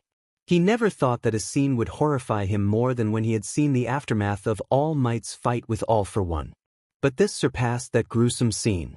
And he had just brought 2 amateur heroes with him to witness it. Mirio looked ready to puke, his body shaking. Itsuka looked pale. If either one of them developed an aversion to blood now, it might be their downfall later. But what could he do? He couldn't move or even think. Then he saw a whole body. Or at least partially whole. A large gaping hole existed where the heart and shoulder should have been. In its place was a softly glowing feather, spinning in place. And an old man stared back at him. He was still alive. The old boss of the Shai Hasaikai, the man simply known as a Rajin, was still breathing. "You the heroes?" Rajin let out a wheezing breath, his breath steady despite missing more than half a lung. And a heart. Somehow that sobered Mirai up enough for him to take a step into the hallway. The blood was deep enough to sound like he was stepping into a puddle as he moved forward. Despite all the questions he could possibly ask, one stood out that needed to be answered first. "How are you alive?" Rajin looked towards the feather. Always wondered what that phoenix would do. Then a cold glare was directed towards Mirai. "You should go help your man. Kai's after him, he has a prototype of his drag working, took most of us by surprise with it, then killed most of my men." Before Mirai could respond, Itsuka let out a swear. F-. She charged into the room and looked around frantically, the blood splattering against her costume as she didn't even bat an eye at it. "Where's Izuku? Where is he?" "He's in trouble." Rajin pointed with a steady finger towards a potted plant. "Down there, there's a secret dash." "Thanks." Itsuka didn't even wait. She had her direction, and something as pathetic as a wall wasn't going to stop her. She slammed her fists down there, opening the way, and then leapt down. It wasn't the blood she was worried about, it seemed. Something had happened to Izuku. How was Kai this prepared? They should have spent more time planning and getting ready to move instead of rushing into something simply because Izuku wanted to save a girl. Damn it. "Mirio! Follow Ituska, she might need your help." Mirai glared at his favored pupil and tried to bite his tongue. He needed to say this. We don't need anyone else to die. Yes. Mirio's horrified look grew serious and he darted down the hole Itsuka had created. You got quite the squad for a bunch of young bloods. Rajan coughed, a bit of blood coming from his mouth. Sheet, that's not good. Going to use my quirk on you. Mirai said coldly, staring into the man's eyes. He had seen death before. He had seen the last few moments of someone's life so many times. He always hated it, but he would endure that torment once more if only to find out what might happen. He saw nothing but the oblivion as this man clinging to life finally succumbed to his wound, the feather crumbling to ash. Without another word, he moved down the hole and decided to follow the path carved by Itsuka as she headed in a straight line through the walls of the labyrinth down below. Itsuka slammed through another wall, crashing through it and finding that unlike the other rooms, this one had a person in it. They were wearing a mask and they weren't Izuku. Besides, that's not where the arrow was pointing. She hooked their chin between two of her enlarged fingers and flung them at a wall as she continued on her way towards Izuku. It didn't matter how injured they were, as long as they didn't get back up for a while it didn't matter. Izuku was in trouble. He was in so much trouble that even something was up with Menu. Why wasn't she teleported? Why did that stop? Was it because of the revival? Did Izuku get hit by the drag? Menu was still holding on. A basic red arrow appeared in the place of all of the other Etude elements Itsuka had grown to love and care for since they came into her life nearly a year ago. Ever since then it felt like her life had really started. She had fun, she was in love. She wanted to keep being in love and keep having fun. She loved Izuku, she loved Momo, she loved Nijire, she loved Menu, she loved Shoko. She wasn't going to let anything ruin that. She plowed through another wall. More people this time. She was about to leave when she slammed into an invisible force field face first. She felt her nose crack. You won't be able to break through my dash, the weird monk-looking guy with a mask started to talk. But she punched the barrier using her own quirk, her enhanced to the point of it being stupid strength, and one for all. She shattered the barrier and sent him flying along with it. I don't have time for your sheet. Whoa! The other guy shouted, his arms spinning around as he charged at her. You look strong, I'll dash. You're weak as sheet, she shouted, grabbing onto his masked head and pushing him through a wall, his arms constantly hitting her and barely even tickling her as she charged forward. When he stopped moving, she tossed him to the side and continued her aggressive advance towards Izuku. The red arrow was getting sensitive now. She had to be close. She had to be. Getting shot FING hurt. Like a lot. It took everything Izuku had not to want to start screaming in agony whenever he tried to move his arm in the slightest. And he was doing a lot of that as he attempted to keep Eri behind him. His ear was ringing and it felt like the ground was shaking as he watched the crazed overhaul advance towards him, pistol aimed right at Izuku's chest. I had a dream, you know. One of those strange dreams that I could have sworn was real. And I found you. Just like this. Carrying Eri away with you. So I killed you. Then Eri used her quirk. And I woke up in bed. But here you are. Walking away with Eri when I'm so close. So this time. Kai gave an insane laugh as he stumbled forward. His clothing was covered in blood and hives were spreading across his body. This time. When I kill you, I'm going to make sure that neither of you have your quirks. Now hold still. This ammo is expensive. Stay behind me, Eri. Izuku muttered, trying to keep up his brave face. He seriously effed up this time. He relied too much on catching Kai off guard. But he remembered that death too. But was it because of Eri? Or was that just how Menu's respawn worked? Whenever someone killed him they would remember. Worse, Menu was currently incapacitated. Or worse. He couldn't summon help, and he couldn't be teleported out to safety. Damn it. But, Eri muttered, holding onto his side, tears streaming down her face as she looked at Overhaul with fear in her eyes. You'll die. Doesn't matter, Eri. I'm going to get you out of here. And then, we can go to an amusement park. One by the sea. And you can eat cotton candy, and... A bullet tore through his leg. You heroes are all the same. You talk, and talk some more. It's almost like you don't know when to shut up and dash. The wall exploded and a large body slammed into Overhaul. The body belonged to the large hulking member of Overhaul's elite group. He had a quirk that allowed him to drain the stamina of those around him. He was one of the more violent members of the group. And there was only one person that Izuku knew of that could send someone like that through a wall. Itsuka emerged from the rubble, and Izuku instantly felt relief wash over him. Izuku! She half cried, a smile growing on her face as he saw tears streaming down her face. She stumbled on some of the rubble and ran towards him. Oh, thank F, you're okay. Well, I mean you're shot, but you're not dead, which is a huge relief. But are you okay? What happened? Do you need anything? Marry me? Izuku laughed, half serious and basking in the glow of victory. Itsuka went red. Later. Maybe. Later. Huh, she really did have a low will save. Itsuka. Izuku. Mirio came running up from behind, looking a bit woozy as he took a sideways step or two towards them.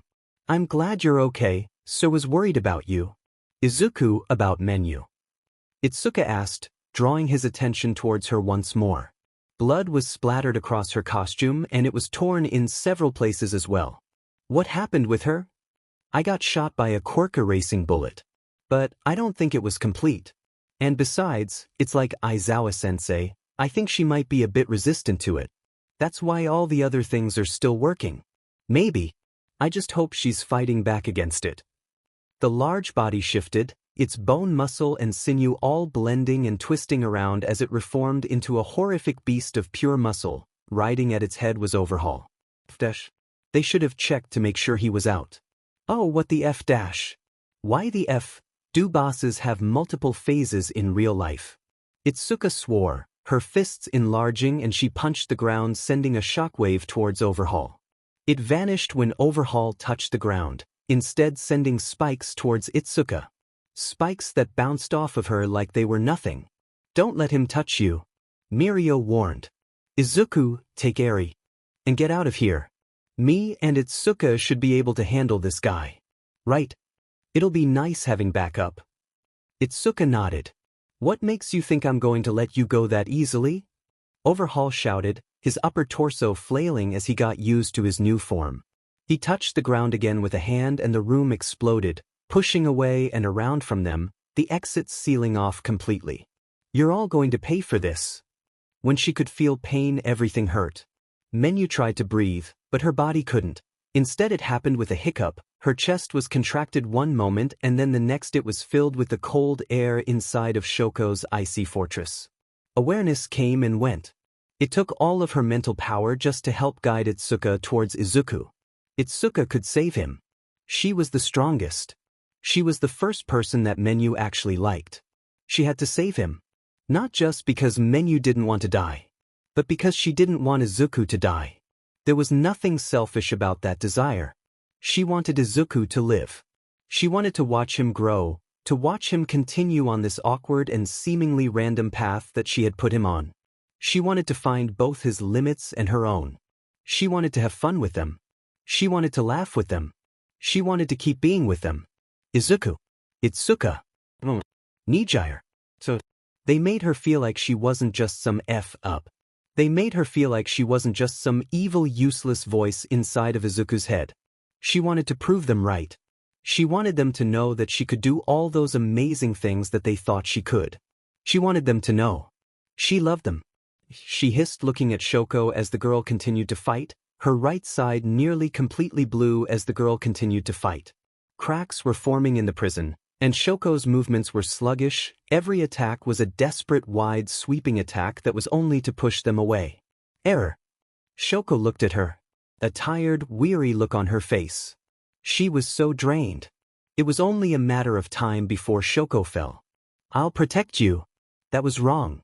That wasn't how it was supposed to go, right? She was the quirk. She wasn't supposed to be protected. She was supposed to be doing the protecting.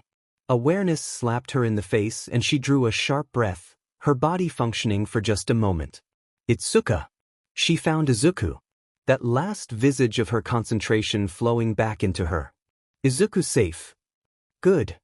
Shoko muttered, stumbling forward and swiping her left arm to the side. The numbers outside the sphere where those creatures were attacking screamed as they fell to Shoko's desperate attack. I want cuddles. Fatal corruption 1.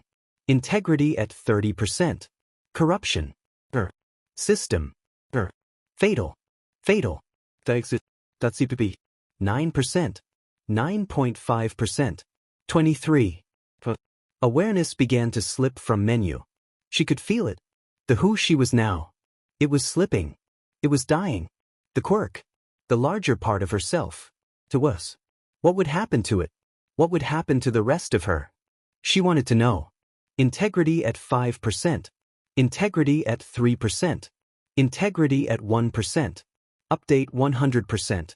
Update complete. Systems restored. What the F dash? Level 40. Level 40. Chapter 40. Level 40. See the end of the chapter for notes. There had to be something he could do. Anything. But what could he do?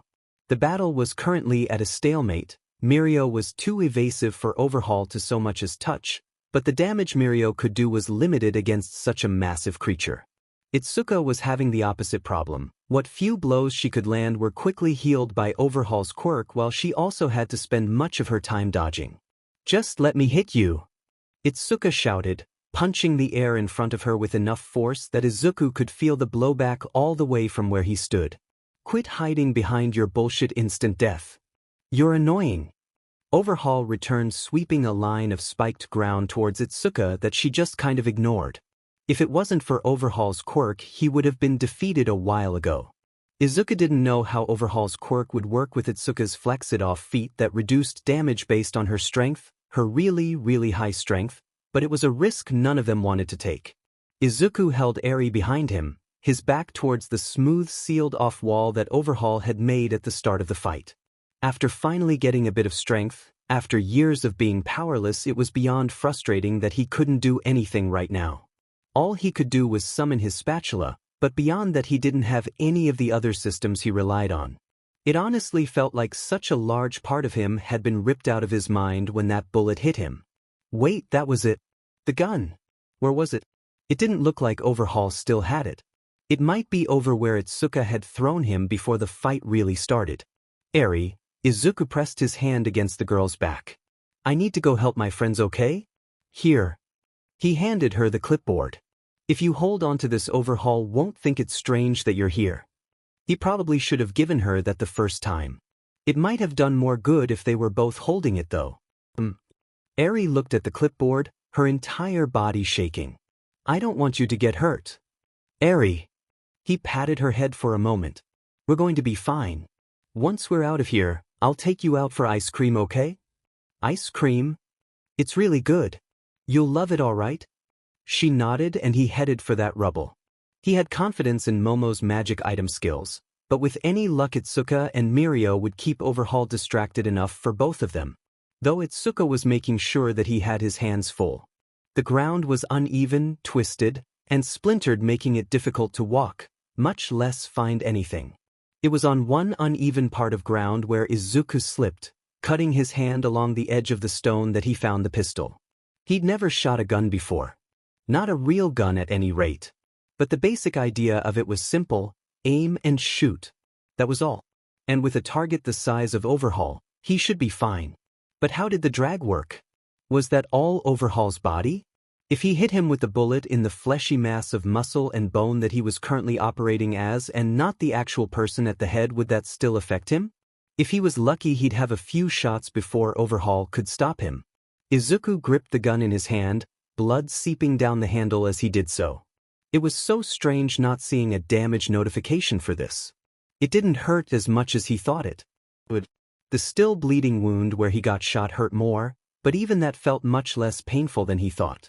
Maybe those ranks in Constitution he'd been getting were actually good for something, despite the SEC jokes. With a breath, Izuku aimed the gun, a task made nearly impossible due to how much his hands were shaking. His heart was pounding in his chest, and he could hear the blood rushing around his ears. He pulled the trigger. Press X to hit the target. Menu? She was fine? Reality paused. The bright muzzle flash of his gun was burning into his eyes, But everything stopped from Itsuka's attack to Mirio half phasing out of the wall and even Overhaul's assault. Everything was still. Bit by bit, numbers, frames, and more began to appear just outside his vision, hiding comfortably where they had always been. The frames looked better too, sleeker, more updated, and provided a bit more information. A targeting reticule likewise appeared, helping him aim the gun. Press X to hit the target. The prompt repeated. Itsuka Kendo, menus back. Momo Yayorozu, what's happening? I'm trying to break my way in. Nijire Heido, what Momo said. I found Sir Night Eye but we're stuck on the outside. Shoko Todoroki, I'm kind of injured, but I can fight. More messages flooded in as Izuku found himself crying despite the pause. Who knew that he could be so happy his quirk was back? He used to hate it. Quit being sympathetic and press X to make gun go bang bang and shoot the bad. Izuku concentrated and pressed the X in his mind. Time resumed, Mirio vanished into the floor, and Itsuka stopped her attack, jumping backward. Overhaul screamed when blood shot out from his shoulder. You! Overhaul turned to glare at him. Then his monstrous body began to charge at Izuku. Everything paused again. This time with a large club-like hand barreling down towards him, and Itsuka mere inches away from landing a solid hit. Boss has been disabled, would you like to start a game? A grid grew out from his body, spreading out over the room and shifting the color to blue. It even began to outline Itsuka, Mirio, Eri, and even Overhaul. Bit by bit pixels and fragments began to rearrange themselves, not changing the structure of the room but simply building something and clearing the debris. Gee, seriously, I black out for a minute while whatever the F happened to me happens? Izuku heard a very sassy voice call from behind him. A moment later, a woman with long purple hair tied into a braid that extended well past her knees walked in front of him. The red-framed glasses, the crooked smile, and the ease that she was moving around with told him exactly who this woman was. Only instead of the short, near childlike form he was used to seeing her in, this one was grown up.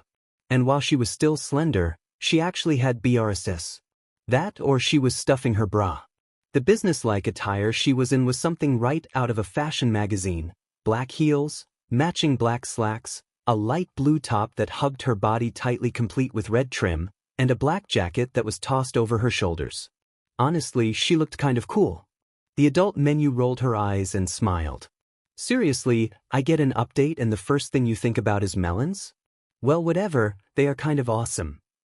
She spun her hand around him, and he found himself able to move again. But look at you, you got fed up, so let's see here. First, you should probably heal yourself. So Dash, would you like to make a beach I've been shot sandwich? His feet activated and he made himself a sandwich that quickly healed all of his wounds with a few quick bites. Menu? What's happening? What happened to you? Why are you not short? I'm only slightly taller than Shoko like this. And I really don't know. Now, exposition later, I have a game to put on. Menu rolled her shoulders, the jacket somehow staying in place. And I know just the one. So let's get you in costume, shall we? Skin unlocked, Battle Chef.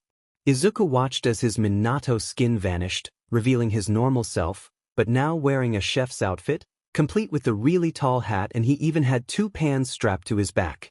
He felt like lunch rush. Now then, go stand over there. Menu pointed and a pillar of light appeared where he needed to stand. A fully stocked kitchen began to build itself out of nothing as Menu continued to smile. Are you going to have me beat Overhaul in a cook-off? Yep. Is it going to be even remotely fair? I hear you're sleeping with over half of the judges. Since when could you do this? Since like 5 minutes ago? Izuku rolled his eyes and stood on the platform watching as one of those competition kitchens sprung up around him. 2 sets of judges' booths appeared on either side and slowly it was filled by some of his very confused girlfriends. One of them had Itsuka and Momo sitting on either side of a very confused Eri. The one opposite had Shoko who looked just as confused as Eri, Nijire who looked at home in her own confusion, and Mirio, who was visibly confused. Even more confused was Overhaul, who had been forced out of his monstrous form and was now wearing a more simplistic chef outfit. What the F is happening? Why am I here? Why can't I move out of this box? Why can't I use my quirk? Who the F are you? Oh, Izuku blinked and then laughed. That's right, I was in disguise. I was Minato, by the way, and right now you're being affected by my quirk. You're effing what? Overhaul looked around and slammed his hand against an invisible barrier. I shot you with a quirk erasing bullet. You shouldn't have a quirk. Izuku pointed towards Menu as she spun a microphone into existence. Tell that to her. Let go of me before I dash. And muted. That's enough out of the villain. Menu held the microphone up to her mouth and smiled. Alright, the stage is set. So let's beat this boss with some style. For this 1 versus 1 boss battle we will be having a cook-off. Izuku and Angry Big Bird over here will be making you each one dish. Naturally I suggest that you all act as biased as possible, though I highly doubt that will be a problem. Now then, before the game begins, does anybody have any questions? Ms. Izuku's quirk, lady. Mirio raised a hand. What happened to the fight? Oh, it's over. We're having a cook-off now. I see. Mirio then looked towards Izuku and shrugged. Good luck, Izuku. Alright, and Eri, what's your burning question? Menu walked towards Eri as she sat in her booster seat at the judging station and held the microphone for Eri. Is this where we get ice cream? I think Izuku will make you some. Menu smiled and walked back to the center stage. Now then, let's get this. Shoko, don't you dare say you want soba. Izuku knows. Party started. 3. A big green 3 appeared. 2. It changed to a 2. 1. Go. The numbers changed into a 2-minute timer. You have 2 minutes to cook 6 meals. Good luck. Oh, this wasn't even remotely fair. Steak for Momo. Coffee and curry for Itsuka. Soba for Shoko. Salad for Nijire. Ramen for Mirio. And lastly, a small but oh so delicious caramel sundae for Eri. And done. Now for the judges to taste the meals. To say it was one-sided as all Overhaul had made in that time was 6 glasses of cooking oil would be an understatement. But then again, he already figured that would be the case. Itsuka, Momo, Nijire and Mirio didn't even wait before they hit the button. Shoko started to eat her soba and then cast her vote as well. The last one was Eri, who was staring at the ice cream sundae with wide eyes. I can have this? She asked, a bit of drool coming out of her mouth. Momo reached for the spoon and helped Eri eat the sundae. You absolutely can. Eri, here, let me help you. The sound of Eri's legs kicking against her chair echoed throughout the dead silence of the room, as the secondary effects Izuku had placed into the sundae began to take effect. Eri's hair straightened, her face becoming cleaner and all her scratches began to vanish. Achievement unlocked, saving Eri. Reward, feeling like a real hero. Izuku looked towards Menu, who just winked at him. And with a landslide victory of 6-0 in this totally not rigged contest, the victor is Izuku Midoriya. As a reward he gets to arrest the loser and decide the fate of Eri. Menu winked and snapped her fingers. Menu, the kitchen, the judges' stands all vanished. The only thing that remained from the contest was Eri's sundae that Momo and Itsuka were helping her eat. Sysadmin, for the record, I literally have no idea how I did that. But I did get an upgrade. We can talk about it later. But for now, you got some stuff to take care of. Izuku Midoriya, I'm just glad you're safe. Sysadmin, cute, you do care. Sysadmin, wait, I wanted to do something while I was like that. Izuku Midoriya, what? Sysadmin, era. Izuku Midoriya, you're weird. Sysadmin, lol, I know. Izuku looked back at the slumping form of Overhaul, a status bar over his head that showed that he'd be knocked out for 6 hours. Which was actually useful. Mirio, we have about 6 hours before he wakes up. Does Sir Knight I have everything set up? Mirio stopped smiling and then shrugged. I have no idea, I haven't talked to him since I came down here. That was fine, they had plenty of time before Overhaul woke up, and by then he'd be restrained. But now for the question of how they were going to get out of here. Itsuka answered that question by destroying a wall. In less than a day he had lost everything, the abrupt turnabout of his life had been completely and utterly destroyed. The fault was on him. He thought he was being careful, but like any germ, they snuck in at the slightest hint of weakness, corrupting his body from the moment he allowed it in. The name of that sickness was Izuku Midoriya. Kai let out a deep breath. His hands and wrists were bound in such a way that he couldn't use his quirk. He might even still be affected by his own drag. But that was still temporary. Once he had his quirk back, it was only a matter of time before they made a mistake and he would be free. Even in a place like Tartarus, they wouldn't be able to keep him forever. Not unless they removed his hands. But the public and all those weak-willed fools wouldn't ever have the strength to do something so inhumane. He was safe. It was just a matter of time. Even if much of his power base was dismantled, there were still more that he could do out there. He'd destroy Izuku Midoriya. He'd get Eri back. And he'd rule this world. The armored transport he was in came to stop jostling him in the highly secured seat he had been bound to. Were they already at their destination? Was he still affected by that strange bullshit quirk? Just thinking about it was making his skin crawl again. The door to the transport was ripped open, and instead of a police officer, a ghost walked in. The monster of the underworld, the man without a face, the forgotten king, all for one. He was wearing a suit, his upper face and eyes were completely scarred over, leaving nothing but a cold, calculating smile that made Kai no fear. True fear. Kai Chisaki, is it? I've heard about you. All for One's voice was warmer than he thought it would be, more lively for the oldest man on the planet. He approached slowly, moving like a shadow at the setting sun, inch by inch. I admit, I've had my eye on your quirk for quite some time, but you were careful, you avoided me. And I was content to allow you to do as you please. I was curious what you could do. I almost saw a bit of myself in you. But now you've messed up. Kai wanted to scream, but the GG on his mouth barely allowed him to breath. So, now I'm going to be taking that quirk of yours. So this was despair. Taking a break after this chapter.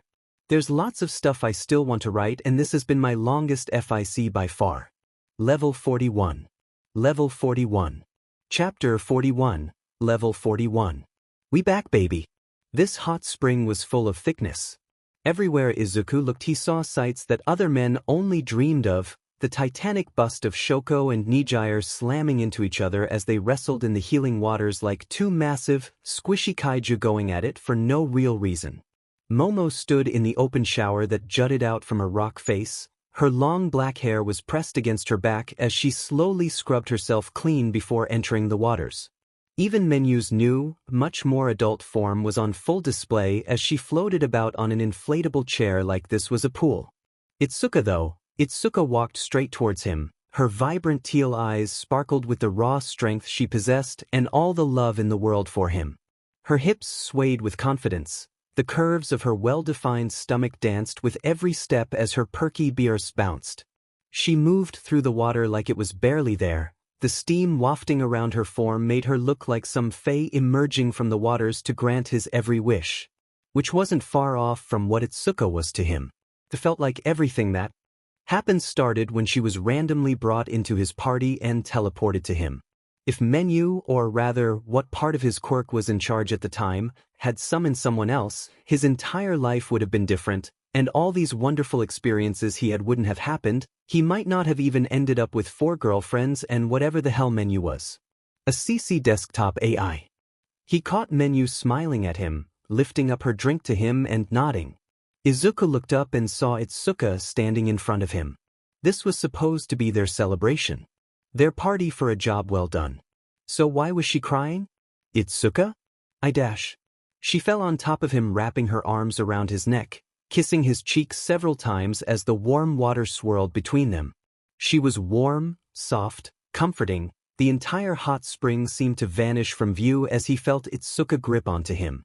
She let out a long, soft sob and kissed him again. Izuku, her voice was soft as she moved to sit in front of him, her naked body pressed against his as he wrapped her into the hug. The heat of the healing hot springs, the heat of Itsuka, they were both so different, so completely different. But he knew exactly which one he preferred. He felt her breath on her neck as they sat there for a moment. Itsuka. She squeezed him tighter. I was so afraid. Her voice was far too weak for how strong she was. This was a woman that could punch a mountain and win. Someone that stared down a dragon and decided it was a good idea to punch it right in the face. Someone confident in who she was, someone that he could trust without a doubt. She was his reliable pillar of strength. No matter what happened, he trusted her. I was so afraid. When I found out that you died that first time, I didn't know what to think. I took it for granted. When I found out that you didn't have any extra lives left, I tried to just treat it that you were normal. But when menu started to fail, when I thought that you died again, I was so afraid. Itsuka. She pushed back her tear-filled eyes, silencing him. I don't want to ever feel like that again. So please, the next time you do something so dangerous, I want to be there. She kissed him again, soft yet somehow demanding, as though all her demands were within that kiss. That way I can be there to protect you. I love you too much to bear the thought of losing you. Izuku blinked, stunned by this soft side of Itsuka that was so unlike her at times near Tsundera's self that he had first fallen in love with. Part of him wanted to protest, to say that he didn't need her protection, but at the same time, there was no one stronger than Itsuka. He cupped her cheek and smiled at her. I love you too. Next time, we'll be smarter. About everything. I don't want to have you worry about me. I know, Itsuka muttered, moving to sit beside him and placing her head on his shoulders. I know you're good at what you do. I know that you're going to be an amazing hero, but I want to make sure you're going to get there. That's why we need to find out what gives you extra lives. A sly smile appeared on her face and she squeezed his hand a bit tighter. And make sure that we all have SEC regularly. She blinked, then looked at him. Especially like tonight. Can you imagine if you had to do all that over again? Izuku felt himself pale at that. Part of him just wanted a nice lazy night where they all laid around and watched movies, just relaxing and enjoying each other while they recovered from today's events. That would SCK so much. But we might be able to make things work better. Or worse, so we really should make a checkpoint. Itsuka's smile grew wider by the second. By the way, that's what our code name for SEC is. How did I know you were going to say that? Because you love me so much? Sure. Momo appeared from the steam, moving to sit down on the other side of Izuku. Unlike Itsuka, Momo was actually smiling, her confident gait adding to her beauty several times over. She kissed him on the cheek, then moved across him, her large eyes pressing into his chest for a moment while she gave a similar kiss to Itsuka. Did you say everything you needed to say? Itsuka nodded. Yeah, thanks for letting me do that, Momo. No need to thank me. While I'm happy with our... Momo paused for a moment, tapping on her lip and making a split second of eye contact with Izuku that sent a shiver down his spine. How did Nijire put it again? Pleasure party? Super sinful squad? Momo rolled her eyes at both of them and smiled. Yes, those. While I'm happy with our arrangement, it's important that we can give each other space to grow. And I think it goes without saying that everything that Itsuka said applied to me as well, right? That you love me and you're going to start calling Issei making a checkpoint? Momo pouted, not exactly. Izuku squeezed her hand tightly and nudged her. I understand in the future, I won't rush in on my own anymore. You two have been with me since the start. I'm sure we're going to keep getting better at this. I don't plan on dying, not until we've lived a long, happy life. Good. Itsuka leaned in and kissed him on his cheek.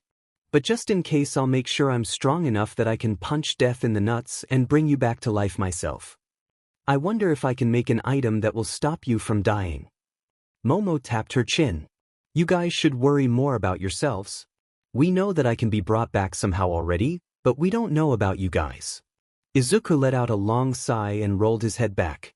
Morality was such a strange thing to consider. I really wish I never died that first time. It just feels like there's so much more to think about.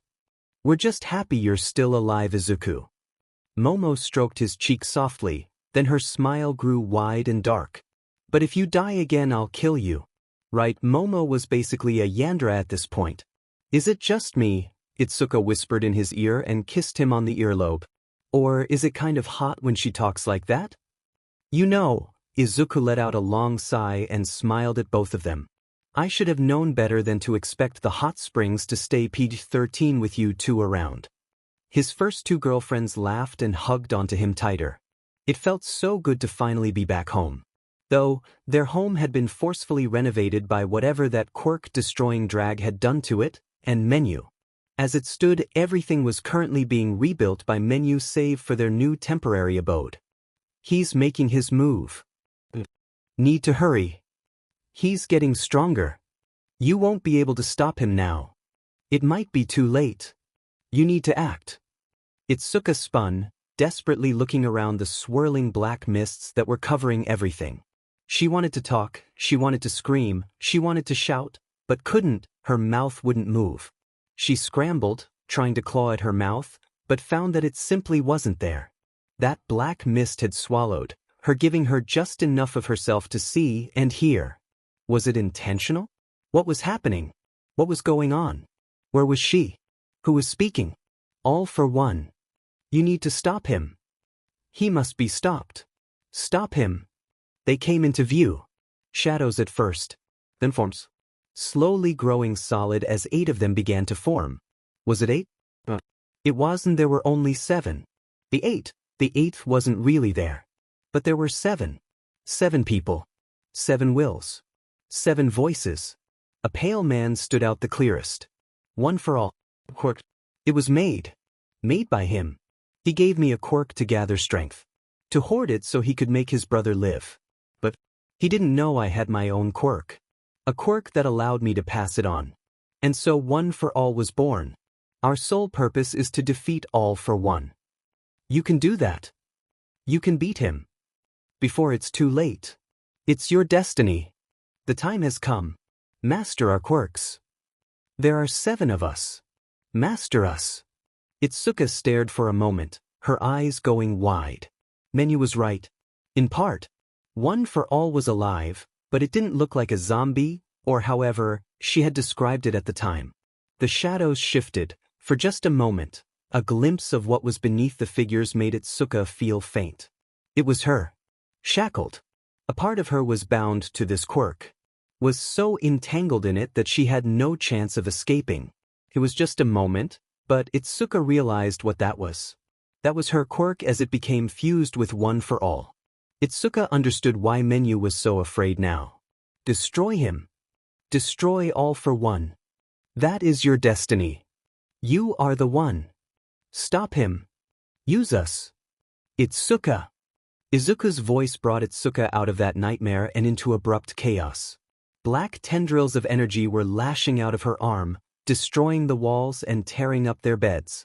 Izuku held onto her right arm while Momo was on her left and Shoko held onto her legs. Nijire was in the corner, shielding a hurt Menu-chan.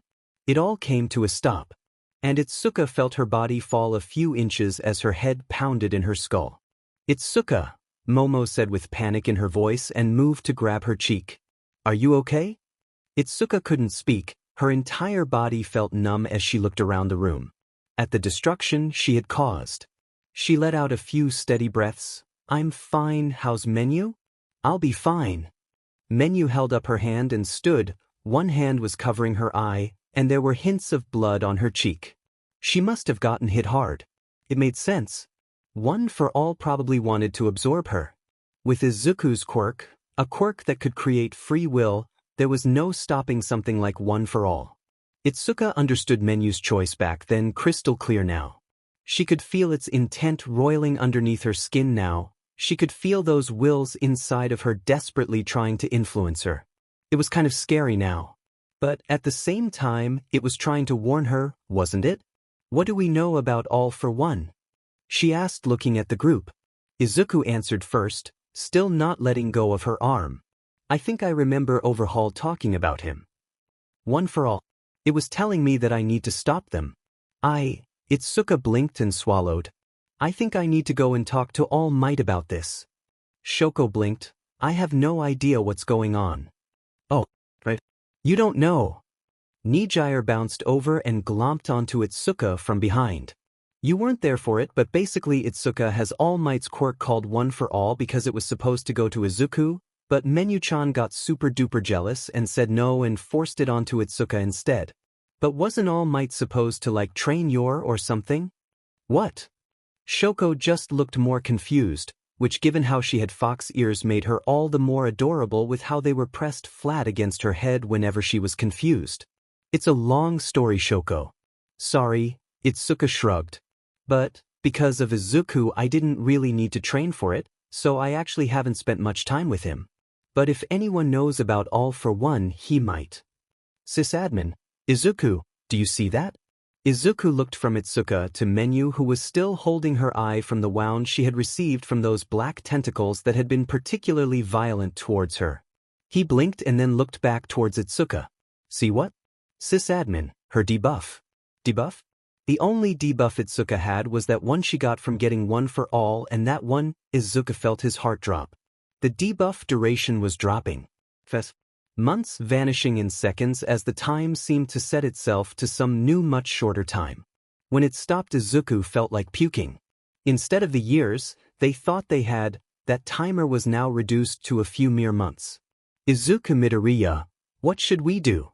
Sysadmin, tell them, then, tell Night I'm going to try and make a dungeon, one that might contain more information on this. But I have no idea if it'll work. Izuku Midoriya, thanks, and yeah, I guess I have to tell them now. Izuku let out a long sigh and looked at Itsuka. He squeezed her hand.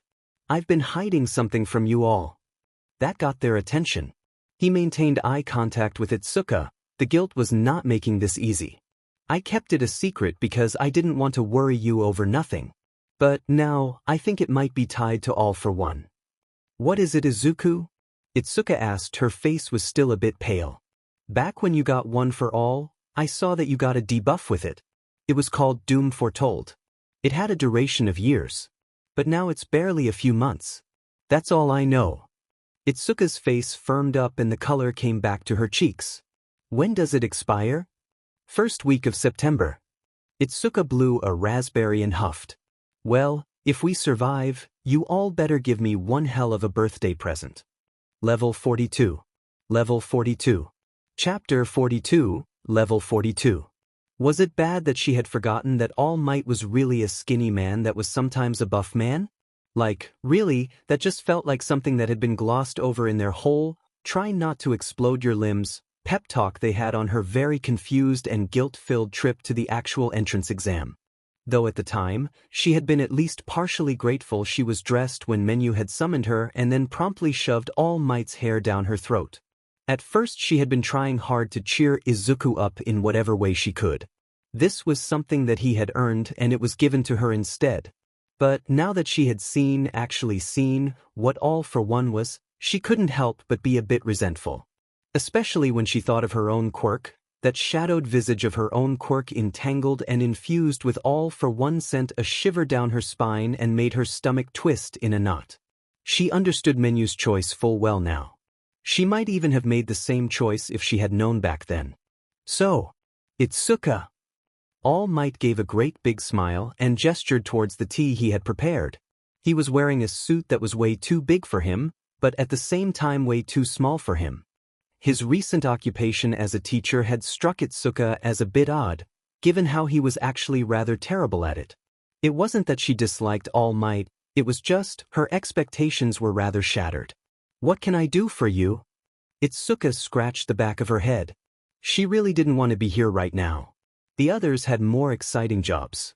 Momo was off to be the liaison at Sir Nitai's office to gather info while Izuku, Nijire, and Shoko were scouting the new dungeon, Towers of Tomes. She was told that after she got all the information out of All Might that she'd be allowed to join the dungeon crawl. Which was good, because she wanted to punch, like, everything. So, I'm actually not sure if you can answer this, but I have some questions about One for All. And, All for One. All Might's demeanor grew dark, cold, and frightening. Where did you hear that name? Was it Mirai? No, not at all. He barely even mentioned One for All to me. He was kind of obsessed with Izuku's quirk though, but then again, so was she. She wanted to see her numbers go up more. She wanted a new feat. One that would let her do something really cool. One that would make it so she wouldn't lose to Momo's fear gas. It was actually One for All that told me. Huh. All Might's confusion outweighed all of his other more negative expressions. How would a quirk tell you? It's not like they can dash. All Might opened his mouth and blinked. Did Izuku's quirk do something to it? No, not at all. Menu avoided One for All like a plague.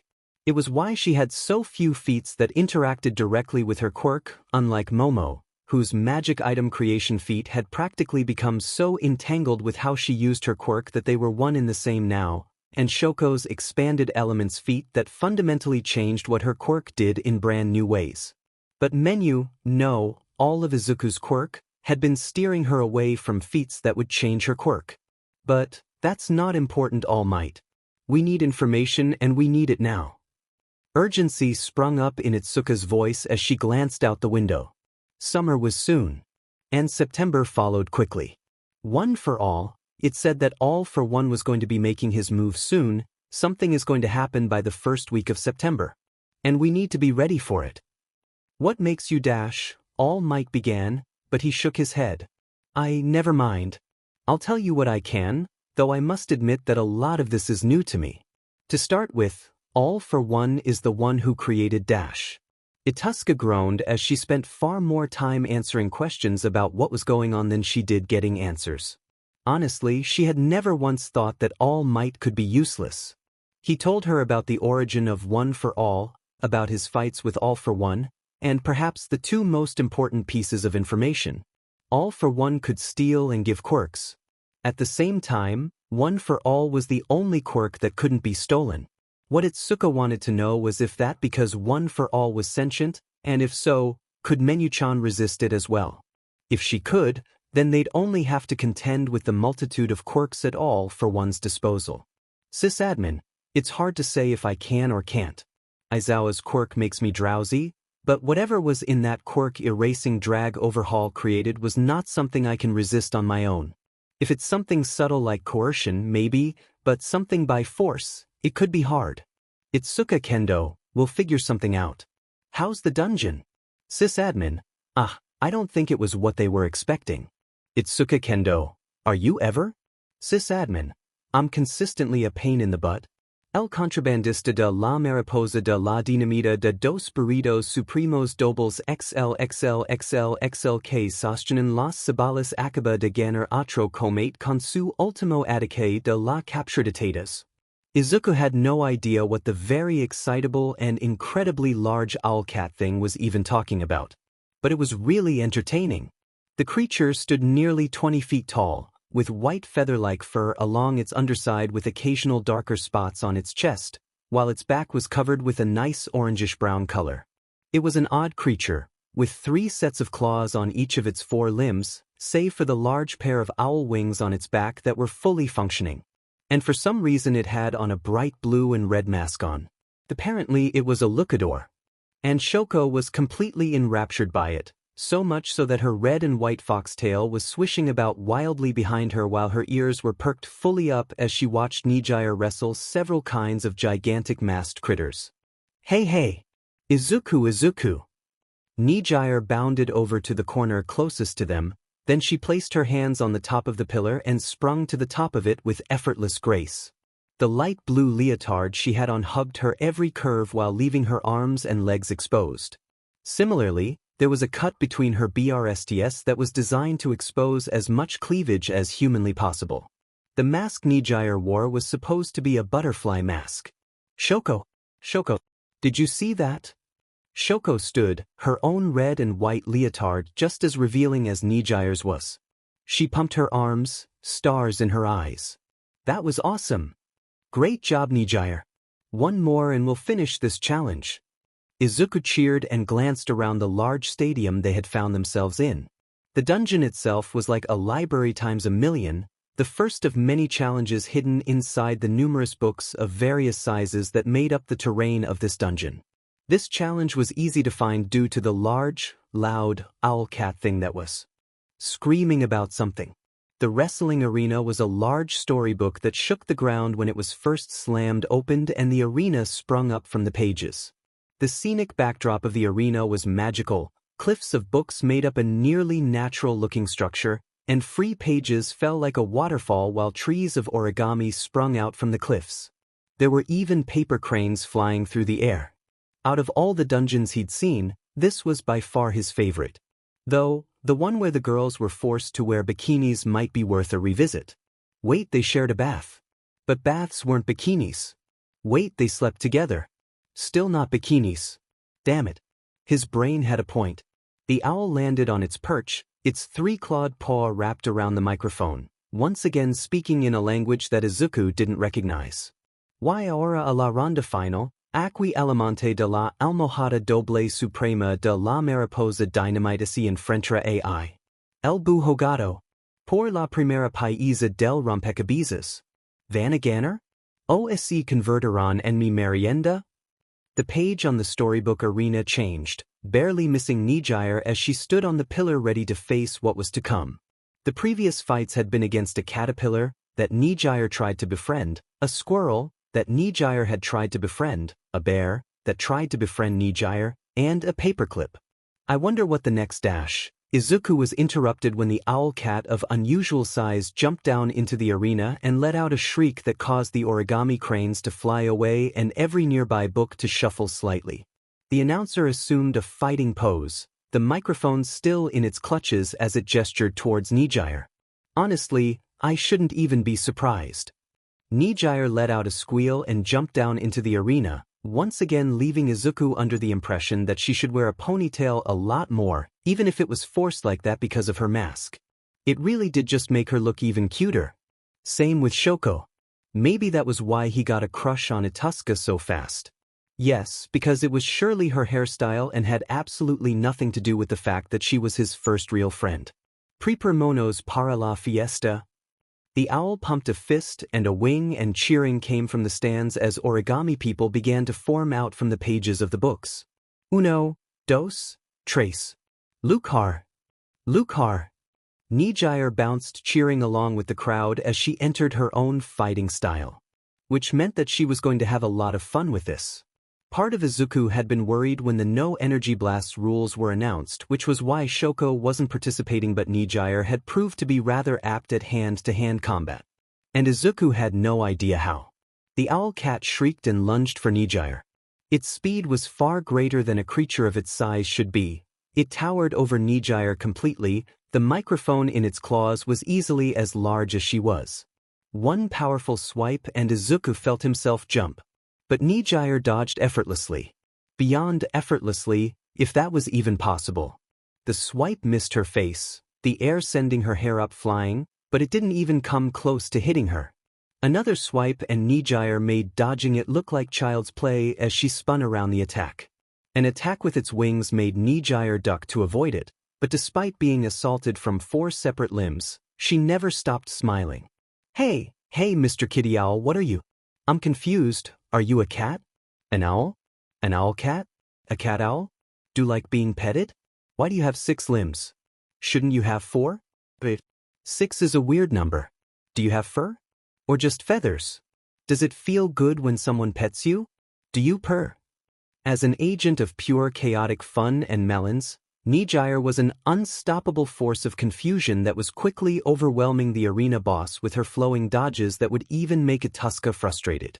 Nijire floated along a particularly wide swipe from those page-rending claws, and moved behind to grab the cat tail. Oh, it is fur. It's really soft too. Nijire glomped onto the cat's tail and rubbed her face in it. She wasn't taking this seriously at all. The cat lifted its tail and brought Nijire to eye level. It swiped at Nijire again, but the blue-haired girl maneuvered easily around that strike, and practically floated through the air for a moment before landing on the owl cat's neck. The beast began to stomp around, flapping its wings as it attempted to reach Nijire, but found that not only was she too slippery to even be touched, but that she had landed on the exact spot that most people couldn't reach. It let out a shriek in protest. Hey, Mr. Kitty! I want to see what you look like. Nijire cheered as she began to pull at the strings of the cat's mask. The creature looked terrified, and attempted to roll on the ground to get Nijire off, but that proved to be fruitless as more and more of its mask was quickly unraveled. At the end, as Nijire undid the final knot of its mask, the creature had resorted to begging. Nair jumped off with the mask in her hand, and as she did, the creature faded. The storybook that they had been fighting in began to shake, and the wrestling ring around the pages sunk back into the book. Nijire! Izuku shouted, running towards the book and pushing his way through the myriad of unfolding origami. It's going to slam shut. Nijire nodded and jumped into the air, darting out of the book just in time for it to slam shut behind her. The mask in her hands had shrunk to something that would fix a house cat. Ah, did I do that? Izuku rolled his eyes and smiled. Yeah, you did a good job, Nijire. I knew I could rely on you. Daw. Nijire leaned in and kissed him on the cheek. Thanks, Izuku. It was a lot of fun. Shoko walked over and crossed her arms under her chest, pouting. I get to do the next one so I can kiss Izuku on the cheek. You know you can do that whenever you want, right? Nijire leaned over and kissed him on the cheek again. See? Shoko made a surprised face and then hopped over and kissed him on the cheek. Good job, Izuku. He didn't even do anything, though? Okay, I love you both too, but let's focus on what's going on for a bit. Izuku patted both girls on their heads and enjoyed how cute they looked when pouting. This was his fault for saying that he could handle the dungeon with Nijire and Shoko. What was he expecting? Sanity? His girlfriends were in short supply of that trait. Oh right. Nijire looked around and then looked at the mask in her hands. This is the only thing we got. It's a bit small. She brought the mask close to her face and looked inside of it. There's something written in it. She handed it to Izuku, and he flipped it inside out to try and get a better look. Written inside was a single word. That, Izuku said, glancing at the mask and letting out a long sigh. All that for a single word? Just how many challenges were in this dungeon? Level 43. Level 43. Chapter 43. Level 43. Suchit. Cuffs. Gadgets. Check. Gurgit. Izuku examined himself in the suit that had been provided for him by the dungeon. This challenge was an interesting one, taking place inside of a spy novel, with a limit on the number of people that could enter.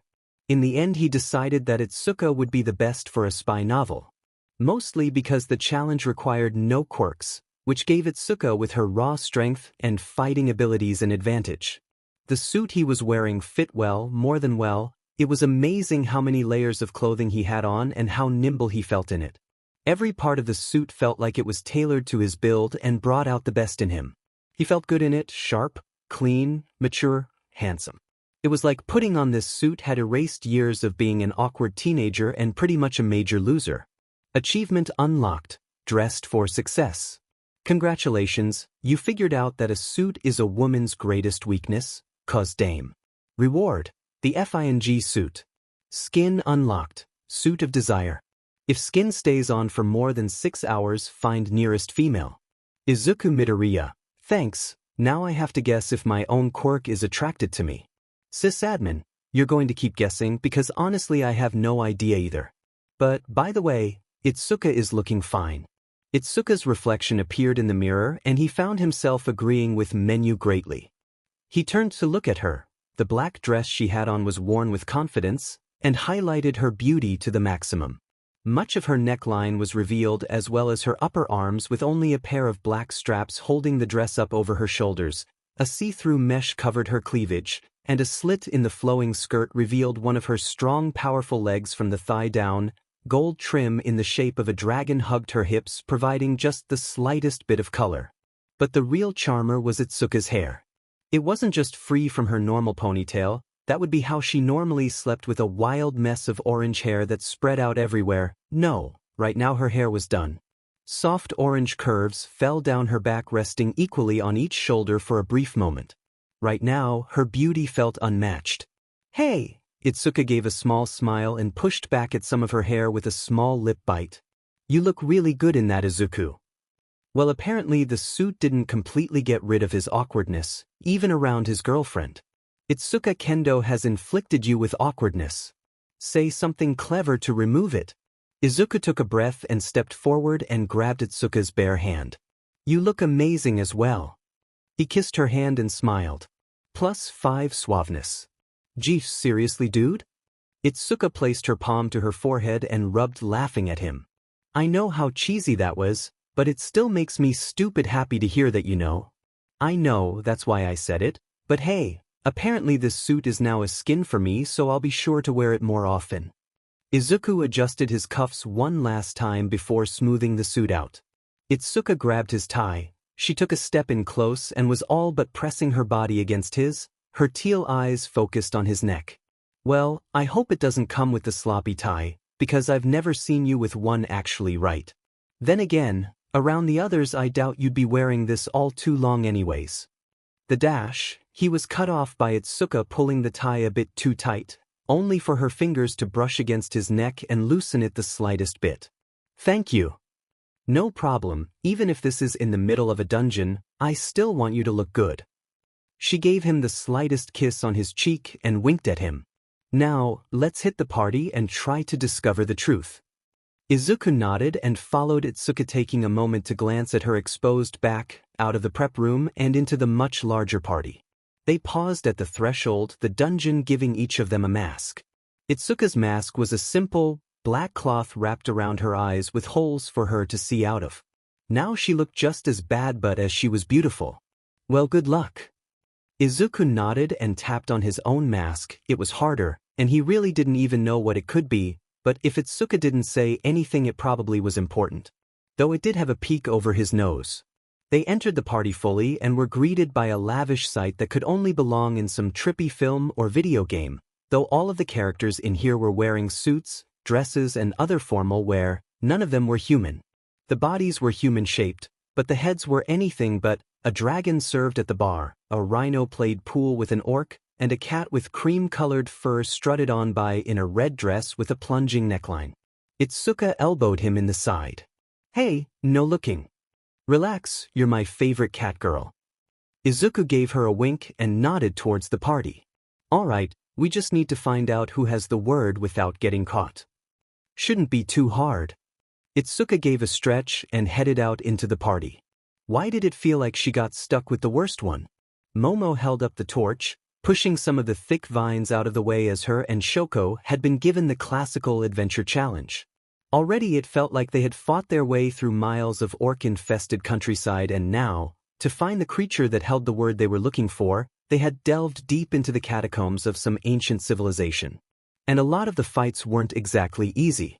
The clunky clerical fantasy armor that she had been dressed in made it difficult to produce items rapidly enough, and even her favorite fear gas just billowed up inside. On the plus side, she had discovered that hitting things with a blunt object was rather enjoyable. Shoko, on the other hand, had no such problems with her quirk or her outfit. Where Momo had heavy decorative cloth layered on top of heavy protective armor, Shoko's was, well, honestly, Momo thought it was painted on at first. There was just so little there, and what was there barely covered anything. The fox-eared girl's surprisingly toned stomach was on full display, as were great expanses of her cleavage as the thin material of the robe pushed Shoko's full bears up and out. Honestly, there was more fabric in Shoko's hat than there was in the rest of her robe. It really did feel like one of those images where people compared female armor in video games compared realistic armor. Hey, Momo, Shoko muttered, holding a shining blue flame in her hand.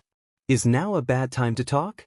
In the middle of a dungeon where undead or other evil creatures would come to us if they hear us, I don't see why not. Was that too harsh? She didn't mean to sound quite so bitchy with it. Oh, okay, good. Right? Shoko, while rather smart, had no idea what sarcasm was. It was cute in a way, and was rather satisfying watching her chase Menu around for clarifications, because apparently Izuku's quirk was a master at sarcasm. So, I've been wondering for a while. Shoko turned around the corner and effortlessly blasted at a skeleton in the head with a chunk of ice. Which was good because it was one of those moving skeletons. Am I in the way? What? You just destroyed that skeleton, no problem, and you've been doing a lot of the heavy lifting. You're doing great in this challenge. A lot better than Momo was. Why did so many of them have to require no quirks? She didn't get it. What was the point of it? Menu didn't know. What brought this about? Oh, I didn't mean in here, I meant in terms of the relationship. That was a much deeper topic than Momo was prepared for. Are you referring to how compared to the rest of us you're still rather recent? Shoko nodded and effortlessly fireballed a giant bat out of the air with the flick of her finger. Yeah, compared to you, Itsuka, and Nijire, I've barely known Izuku before joining his party and becoming a lover. I just feel like I'm more distant than you and the others. I can tell that the way you look at Izuku and Itsuka is different from how you look at me. Shoko's ability to have this conversation while fighting off undead and other enemies was rather impressive. I'm sorry about that, Shoko, I really am. I don't really mean to treat you and Nijire any differently, but I fell in love with Itsuka and Izuku first. Pretty much at the same time. It was a very confusing time for me and was made even worse when Izuku and Itsuka started dating first. So when I was finally able to be in a relationship with both of them, I was really happy. But then Nijire kissed Izuku and said that she was going to be in the relationship too. I was confused and kind of angry at Nijire. Momo gave a battle cry and shoved her mace into the skull of a skeleton that got too close and proceeded to beat it to nothing but dust. That felt so good. But I eventually learned to accept her feelings as well, and she had been our friend for a long time too, and even stole Izuku's first kiss. So, we were happy that all four of us could be happy. I like what she does with her hands and quirk. Shoko casually summoned a lightning bolt and completely shattered a giant suit of animated armor. Yeah, that helps. Momo felt herself blushing, as the first time she had submitted to Nijire's touch she had practically been a puddle for over an hour in a sleepless state of pure exhaustion. But don't worry, Shoko. Momo blocked an attack and countered by throwing her mace into the hollow skull of a massive skeleton. It exploded with holy energy and she conjured another mace beneath her robe and attached it with a chain to her arm. The ground of the temple rumbled, the walls and floor falling away as the boss arena appeared. A gigantic skeleton began to form made up of rubble, magic, and bones, its head taking on the shape of a dragon. Only much fouler. Surrounded by the hordes of undead, Momo couldn't help but smile as she grabbed onto Shoko's waist and smiled at the shorter girl for just a moment. We all worked hard for your happiness, and we're not going to stop until you feel loved. She kissed Shoko hard, fast, and with just a hint of blood, leaving the girl in a daze that nearly lasted too long, and then Shoko really started to let her quirk fly. Momo just hoped the others were having an easier time than they were. Noom. Pew pew. Zawoosh. Zoom. Blocking noise. Pew. Kaboom. Nijire laughed, having the hardest time sitting still in the seat she was strapped to. Her hands and legs were firmly planted onto the controls of her dungeon challenge. She glanced around at the screen. Another enemy robot guy, apparently they were called mechs, appeared from her left side. She slammed onto the foot pedals, her hands guiding the arms of her own mech to the side as she aimed her laser cannon at them and fired it. Pew! Ms. Hado! The grumpy-sounding old man that had told her mission, blow up some super big thingy, appeared on one of her little screen thingies. You do not need to make noises like that. Especially dash. Zoom. Nijire cheered as she dodged around another one of the mechs, effortlessly guiding her really cool laser sword right through it. Swish. Ms. Hado, would you please stop cluttering up the comms with your dash? The annoying head guy was replaced by a warning sign as the inside of her robot turned all red, kind of like the pretty red of Shoko's hair. Nijire spun her mech around and saw the gigantic robot thing that she was supposed to beat up with her much smaller robot thing. This is going to be a lot of fun. The big ones are always super duper tricky. She made the go fast meter go all the way to the maximum as she charged right for it, her gun going pew pew all on its own as she kept going faster. More and more of the other little mechs appeared trying to stop her, but she managed to cut through them with her laser sword. Was this what a video game was? It felt so much fun. She needed to get Itsuka to show her a game like this. Flying was her favorite thing. Well, favorite thing that wasn't SEC, and all of her other favorite things, but right now it was really fun. It was almost funner than when she flew on her own. Actually, she really didn't know. Ms. Hado, you're running out of dash. She ignored the grumpy face again and started to attack the giant robot, shooting at the red glowing weak spots that her screens said to hit, while dodging all the other mechs that were coming her way. Then, for no reason, her mech stopped. The lights went dark, leaving her only with the outside view of her mech. Huh. Nijire shook the controls but found no matter what she did the mech wouldn't move anymore. What's wrong, Mechanijire? Why won't you move? Ms. Hado. The grumpy voice called her but his head wasn't there. You ran out of power. Wait for dash. Power. Nijire tilted her head and then smiled. She saw a massive hand coming towards her mech. It made contact, the red lights turned back on, and she could hear her mech creaking under the pressure. Right. Nijire grabbed onto her controls and smiled. If it's power it wants, then I got lots and lots of that. She used her quirk, pushing it out of her hands and into the mech itself. The lights all flashed, the bars began to fill, and then they broke. The colors spilling out and surrounding her as her mech began to change. It was growing smaller, more compact, closer, faster, stronger, more powerful. Skin unlocked. Mechanijire. Just who the hell do you think I am? Was that a reference or something? Nijire felt her mech close in around her, forming a suit, and still getting closer. She was supercharged now. She charged her entire body up with her quirk and let out a massive blast that knocked the robot's hand away. Spiral energy at 100,000%. A cheerful voice in her head said, Go for it, Nijire. Our hopes and dreams are with you. Okay. Nijire shouted, her voice sounding like a super cute robot's. She clutched her hands and found that they were part of the mechs. Awesome. She was a robot. That was neat. Charging her quirk up again, she flew towards the giant robot, aiming right for its head. She blasted past the other, now much bigger mechs and slammed into the giant robot's head, going right through it and taking out its robot brain with one super blast of her quirk. Transmission received. Will. That was the super important word that she needed to remember.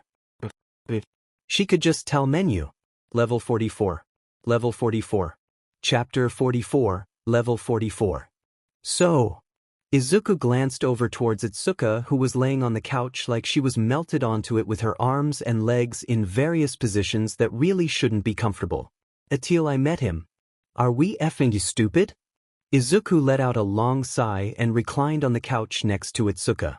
She made a very convincing argument to the fact that both of them were probably just completely and utterly stupid. Like, they were both supposed to be smart. Sure, Momo was smarter, and Nijire would just somehow have this puzzle figured out in 2 seconds, but at least Shoko would struggle with it. Though, that wasn't much of a consolation prize. I'd say we're not even having SEC, but I think you're right. We might be just really stupid. Izuku groaned and ran his hand through his hair. None of this was making sense. They were supposed to get a single word from one of the guests, and they were given clues on what that guest was wearing, which should be a big hint. But so far, they had barely managed to get a handful of clues. Maybe they were just socially awkward. Itsuka sat up and slapped her cheeks. Alright, let's go over what we know. They have a diamond ring on their third finger. Izuku muttered, glancing at his hand. Which one was his third finger? Did the thumb count in this case? Right, so that rules out the singing snake and anyone with a hoof. Itsuka muttered, pacing around the couch of the safe room they found. And I guess gloves. Izuku sat up and groaned, he wished it was that easy. I don't think so, I saw someone taking their glove off. Exactly, I also got that they like to eat meat. So, a carnivore. I saw a gazelle eat a steak. When we get back, can I punch menu? Sysadmin, hey, I didn't design this place. I don't even know what the answer is. Itsuka Kendo, your quirk confuses me. Izuku Midoriya, welcome to my life. Hope you enjoy your stay because you're stuck with me. Sysadmin, and me. What about you?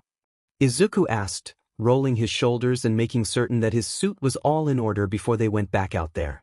The guests were rather picky when it came to attire and wouldn't even talk to him if he undid his tie more than an inch. Well, they have facial hair. Itsuka forced a great big smile and gestured towards some of the guests. Which is pretty much everyone. So basically we have nothing? Yep. This Esikas. Yep. Izuku scratched the back of his head and let out a sigh. Let's see how the others are doing. Itsuka nodded and began to straighten her dress. Izuku Midoriya, how's it going? Shoko Todoroki, I had to sing a song and wear a dress. Shoko Todoroki, it was fun. Momo Yaoyorozu, we've gotten 2 words so far. Nijire Hado, I got 3. I can also turn into a mech. It doesn't do anything but it's fun. Nijire Hado, beep boop. Momo Yaoyorozu, we're going to meet up with Nijire for the 3-person challenge soon. Nijire Hado, that sounds like fun. Izuku Midoriya, alright, so we have 6 out of 8 done. Momo Yaoyorozu, that shall, which Izuku Midoriya, it feels like we're missing some verbs there. But we might be able to put it together. Momo Yaoyorozu, I see, well give me a bit and I'll see if I can figure it out. Nijire Hado, that which he blanks shall be his blank. Shoko Todoroki, oh, I see. That was fast. Shoko Todoroki, oh, Momo's depressed now. Momo Yaoyorozu, Shoko. Shoko Todoroki, what? Momo Yaoyorozu, ish never mind. But yeah, we're missing some verbs. Nijire Hado, this is a tricky puzzle.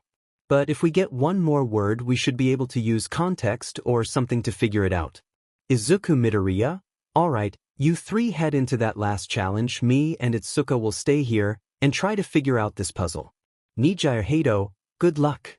Izuku let out a groan and sighed, shoulders slumping as he looked out towards the party. They could do this. Sure, it was one of those frustrating puzzles that involve being social with random people, but that was no reason to hate it. Actually wait. That was exactly why he hated it. He preferred just spending nights in with his girlfriends, playing some games with Itsuka, watching movies, having section. All the fun things that they were totally going to do once they finished this dungeon. Worst part is we're not even getting any EXP for this. Itsuka grabbed at her head and stomped her feet. Are we sure we can't just start punching them? Let's not risk it. Just yet. Alright, but if we end up going Pulp Fiction on there, but that's on you. He didn't understand that reference. Honestly, it kind of felt like she was walking 2 dogs. 2 very, very intelligent dogs that were somehow about to function without her supervision, and yet, when she was there, they were absolute animals.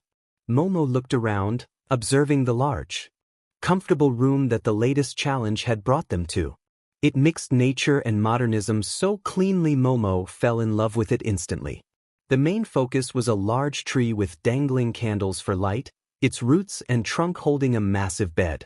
The ground was soft grass warmed by the summer sun and felt so good on her now bare feet.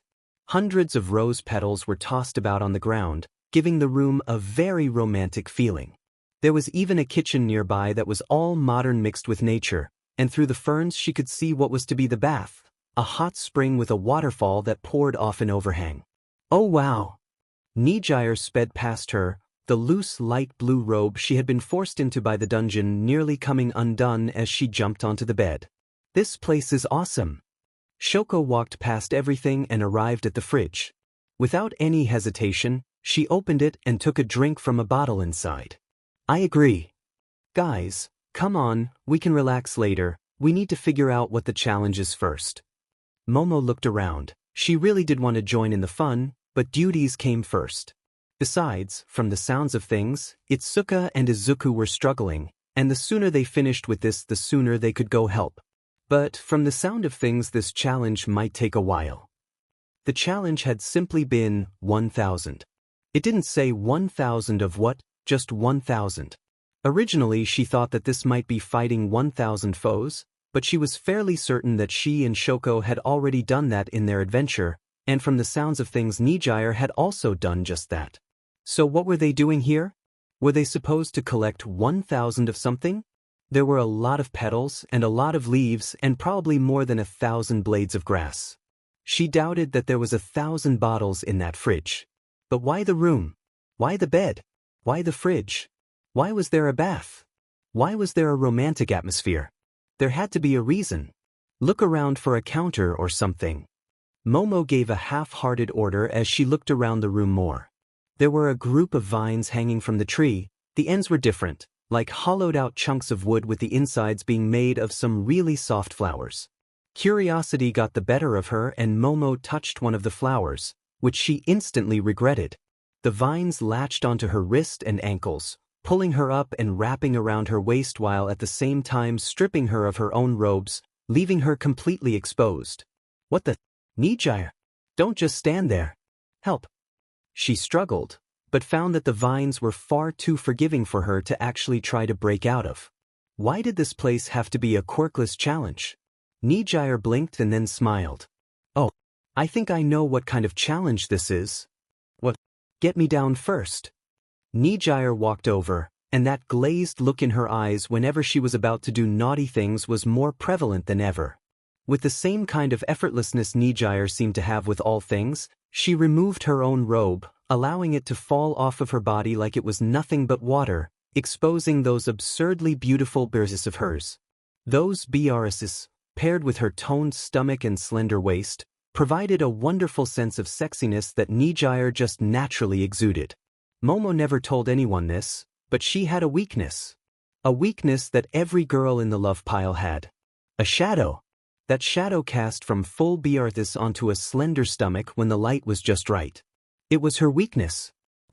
She shouldn't get turned on. There was time for that later. Nijire, now's not the time. Yes it is. Nijire's smile was anything but sweet, and her fingers burned a hot trail across Momo's stomach as she made her way down to her pages. It took all she had not to. That would only encourage Nijire. Momo, don't those flowers look like veggiemedias to you? Oh yeah. And have you noticed the counters? Nijire pointed to a 0 that was floating above her head. She hadn't. And then there's the fact that there's a bunch of DLDs under the bed. There were? The challenge is to come 1,000 times. Those words, Nijire's touch, and the way Shoko had come out of nowhere to suckle on Momo's on B, was just enough to set her off. Words had the effect on her. There was a ding. And Nijire's face lit up. See, don't worry, I'll make sure this is over quickly. Now then, I think that you might enjoy being blindfolded while me and Shoko just have fun with you. Ding. Ooh, this might be easier than I thought. Momo gave a small cry while cursing Izuku's quirk once again for putting her in this situation. As exhausting as it sounded to orgasm 1,000 times, or as Nijire had mentioned, 333 times, it sounded a lot better than putting up with this bullshit for another goddamn second. Itsuka growled and glared at the lion in the suit that was currently going on and on about the gazelle he had devoured last week. They had made barely any progress. It felt like every single clue they had was leading them to nothing. It was starting to wear on her, it was starting to wear on Izuku, and it was starting to even wear on Menu-chan, a being that seemed to take great joy in suffering in general. Sysadmin, guilty. Alright, shut the F up. Itsuka finally shouted and glared at the lion. What the hell is the word? Word? The lion asked, his lips curling up into a smile. Well, my word is devour. Devour? Your word? Is that the challenge? Itsuka asked, stepping forward to get really close to the lion. Who knows? But that's my word, and now that you know it, it's time for you to be dash. Before the man could open his jaws to try and bite her face off, Itsuka made use of her insane natural enhanced by Izuku strength and picked up the several hundred-pound man up with one hand by his throat. We're going to have a nice little chat, you and me. Itsuka gave the biggest grin she had all night as she dragged the lion into the back area, one of the few safe zones for her and Izuku to talk. And you're going to tell me all you know about words or else? Or else what? The beast man gurgled. I'm not above breaking fingers. Itsuka liked her lips and tossed the lion into a steel chair. My mother was a mob boss after all. She wasn't, but the lion didn't need to know that. Besides, this was a game. She was allowed to role-play a bit. Level 45. Level 45. Chapter 45. Level 45. Izuku walked up to the bartender and looked at the swan-faced man that was on 0 of their clues. I don't. Suppose you have a word for me? Word. The swan honked. Nope. I see, well thanks. But I do have advice. The swan's head flipped around to grab a bottle. Green mushrooms are rumored to extend your life. Well, that was random. Alright. Thanks. Was she dead? Shoko Todoroki status. SXL coma. Source: Nijire Hado. Shoko blinked as she floated in the perpetually pleasant waters of the natural hot spring that the dungeon had generated. She was pretty sure that she was as close to dead as she could get. Parts of her body that should never be numb had lost all feeling beyond some vague SXL echo that had still her twitching and turning her every breath into a soft eye rolling that only served to make her more exhausted. There were very few parts of her body that Nijire hadn't tried to use secularly. Her BRs had been first, and Nijire's mouth, combined with her fingers and some of the toys that Momo had made the first orgasm come quickly. The second came even quicker. Her tails were another erogenous zone that Shoko hadn't been aware of. The feeling of her tails being brushed in tandem with just about everything else had felt better than she thought. But it didn't end there. Nijire and even Momo had barraged her stomach, thighs, ears, lips, butt, and BRs over and over again. This was not what she expected a dungeon would be like. This wasn't what she expected being a hero would be like. This was pretty much what she thought would happen if she decided to join Izuku's love pile. She kind of wished that he was here for this. Sure, Momo had DLDS that were exact replicas of Izuku's PP, but that wasn't the same thing. So, Shoko rolled over and stared at her reflection in the warm, rippling water. Even though it was distorted, she could still make out the number on the top of her head. She had experienced 203 orgasms in this place. Momo was probably still higher, especially since she was the one that currently had Nijire's attention. This challenge was surprisingly deadly. Maybe even more deadly than the giant skeleton dragon she and Momo had to fight beforehand. And Izuku and Itsuka were still on their first challenge. Maybe. They hadn't checked in a while. Pushing up and sitting on a warm stone that had her submerged just low enough in the water that her large breasts were allowed to float, Shoko gave a short stretch as she tried to gather her senses. Back in the dry area, she could see Nijire currently eating Momo out. And now she was aroused again. Damn it. Well, she supposed that was a good thing. And hopefully just the effect of this place and its waters. The booba fruits were basically instant recoveries and arousal bombs when eaten. Was this drags? Was Izuku's cork drags? Yes, it was. Shoko Todoroki, how are things going with the thing? They'd know what she meant. Even if she didn't. Itsuka Kendo, I have a bat. Well, that was rather vague. And slightly frightening. Izuku Midoriya, negotiations have broken down. Itsuka's going to break some legs. Shoko Todoroki, oh, well, good luck with that. Izuku Midoriya, yeah, we'll figure this out. Nijire Hado, if you have enough energy to talk, you have enough energy to come. Now get over here, Shoko. Momo Yayorozu, please hurry, I don't want to go into a SXL coma again.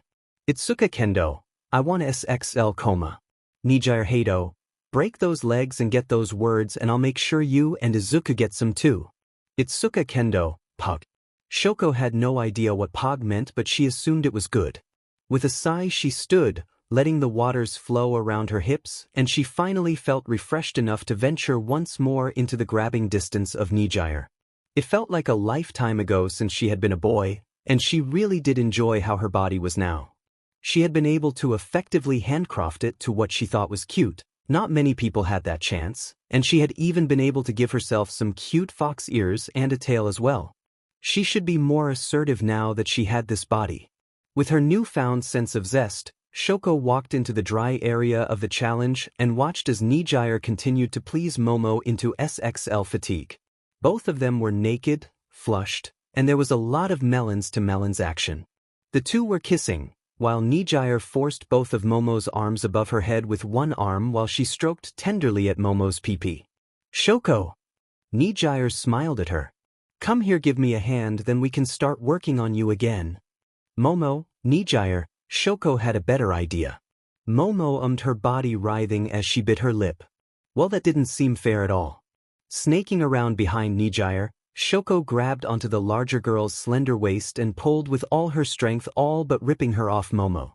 With all her rather neglected strength, Shoko pushed the slightly tired Nijire into the badnage tree.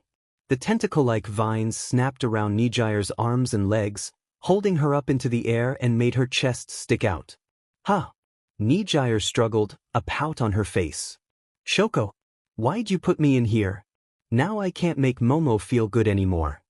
Shoko, Momo let out a haggard breath, crawling off the bed, her pillowy biz dangling for a moment. Shoko wanted to SCK them. She also wanted to grab onto Momo's hips and force her back onto the bed. Thank you, I don't know how much longer I could put up with that. Shoko nodded and looked back towards Nijire. Nijire had big melons too. She was technically the biggest. And they were really nice too.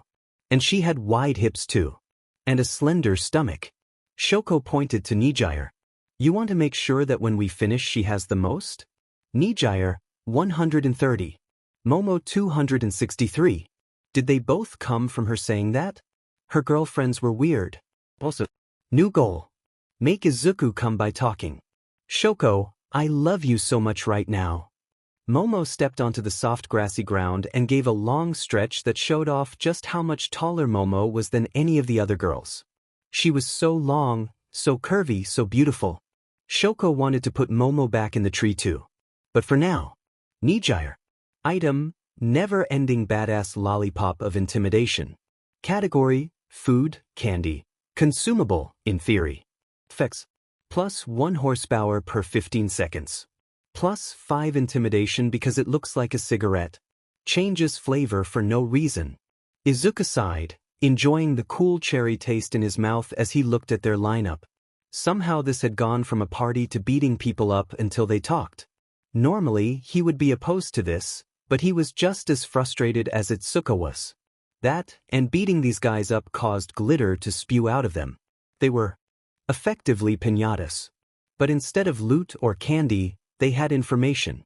Alright, Izuku leaned back into the metallic folding chair he had found and crossed his legs, pulling at his tie just a bit to increase the animal's discomfort. One last time, what are your words? That which he shall be his. They were missing a verb, and another word that could be a verb or a noun. Carnivores had verbs. Reptiles had nouns. Using the other clues, they had gathered up pretty much everyone that fit the bill. There was the lion that Itsuka had first snapped at. A lizard, an alligator, a wolf, and a cat, all of them were beaten slightly by Itsuka's bat. Honestly, as scary as it was when she was violent, she was oddly beautiful. Devour, the lion replied. Undoing, the cat purred. Weakness, the lizard hissed. Damage, the alligator groaned. Covets, the wolf growled. Itsuka sighed, resting her head against the base of her bat while she leaned on it. One of them has to be it. But which one? Word puzzles SEK. Izuku nodded and sat forward in his seat. Alright, which one has the word we want?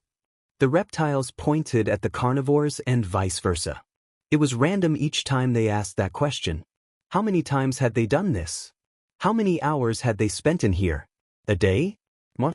The more they did this, the more it felt like a giant waste of time. They could be just getting stronger to prepare, not wasting their time in this dungeon looking for a weakness. Shoko Todoroki, I won. Izuku Midoriya, huh? Shoko Todoroki, I made Nijire pass out.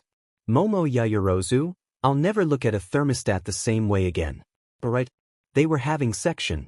Copious amounts of section. Shoko Todoroki, oh, we got the word.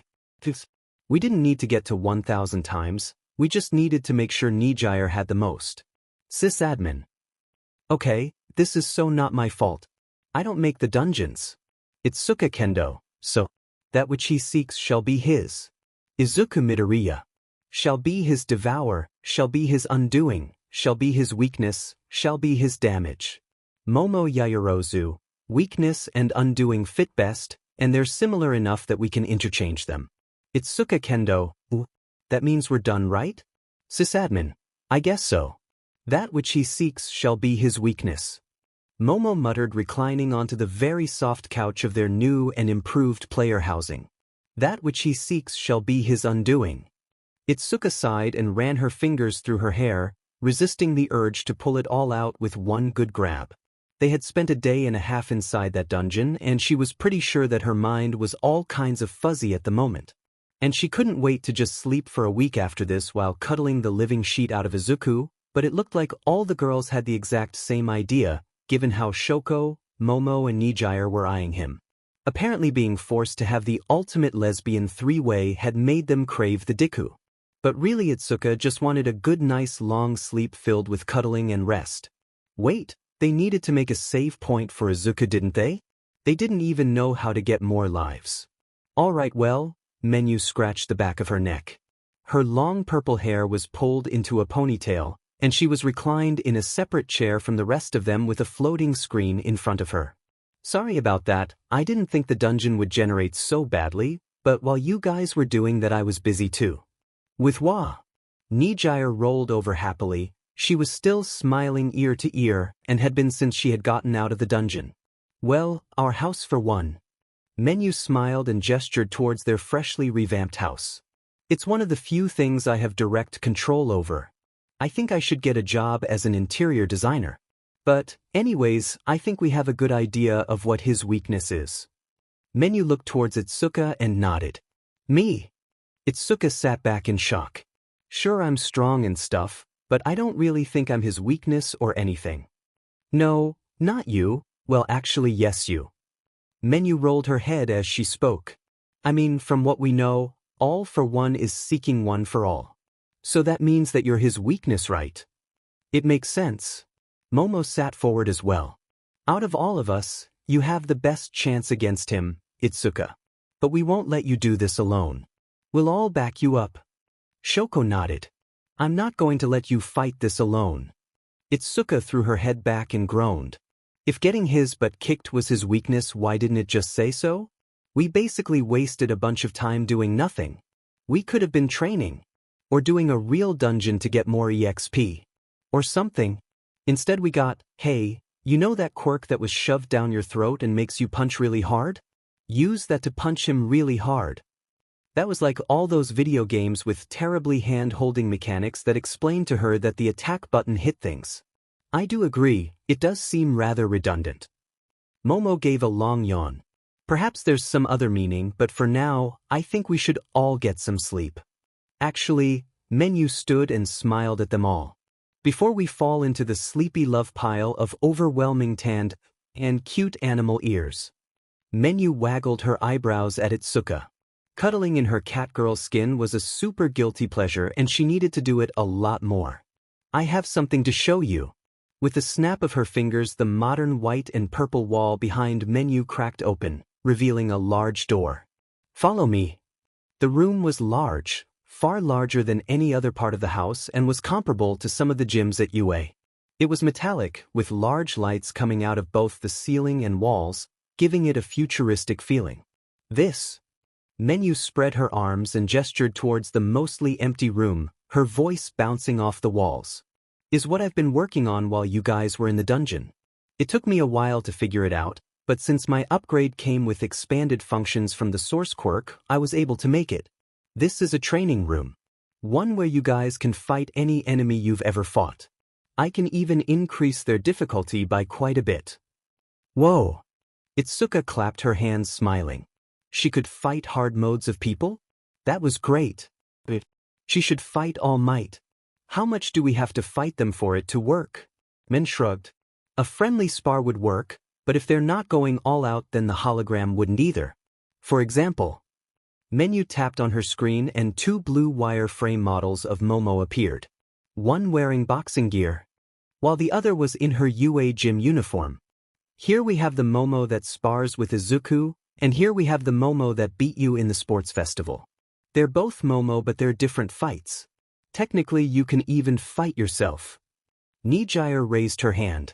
Yes, I can make that happen, Nijire, but no, I won't let you do that.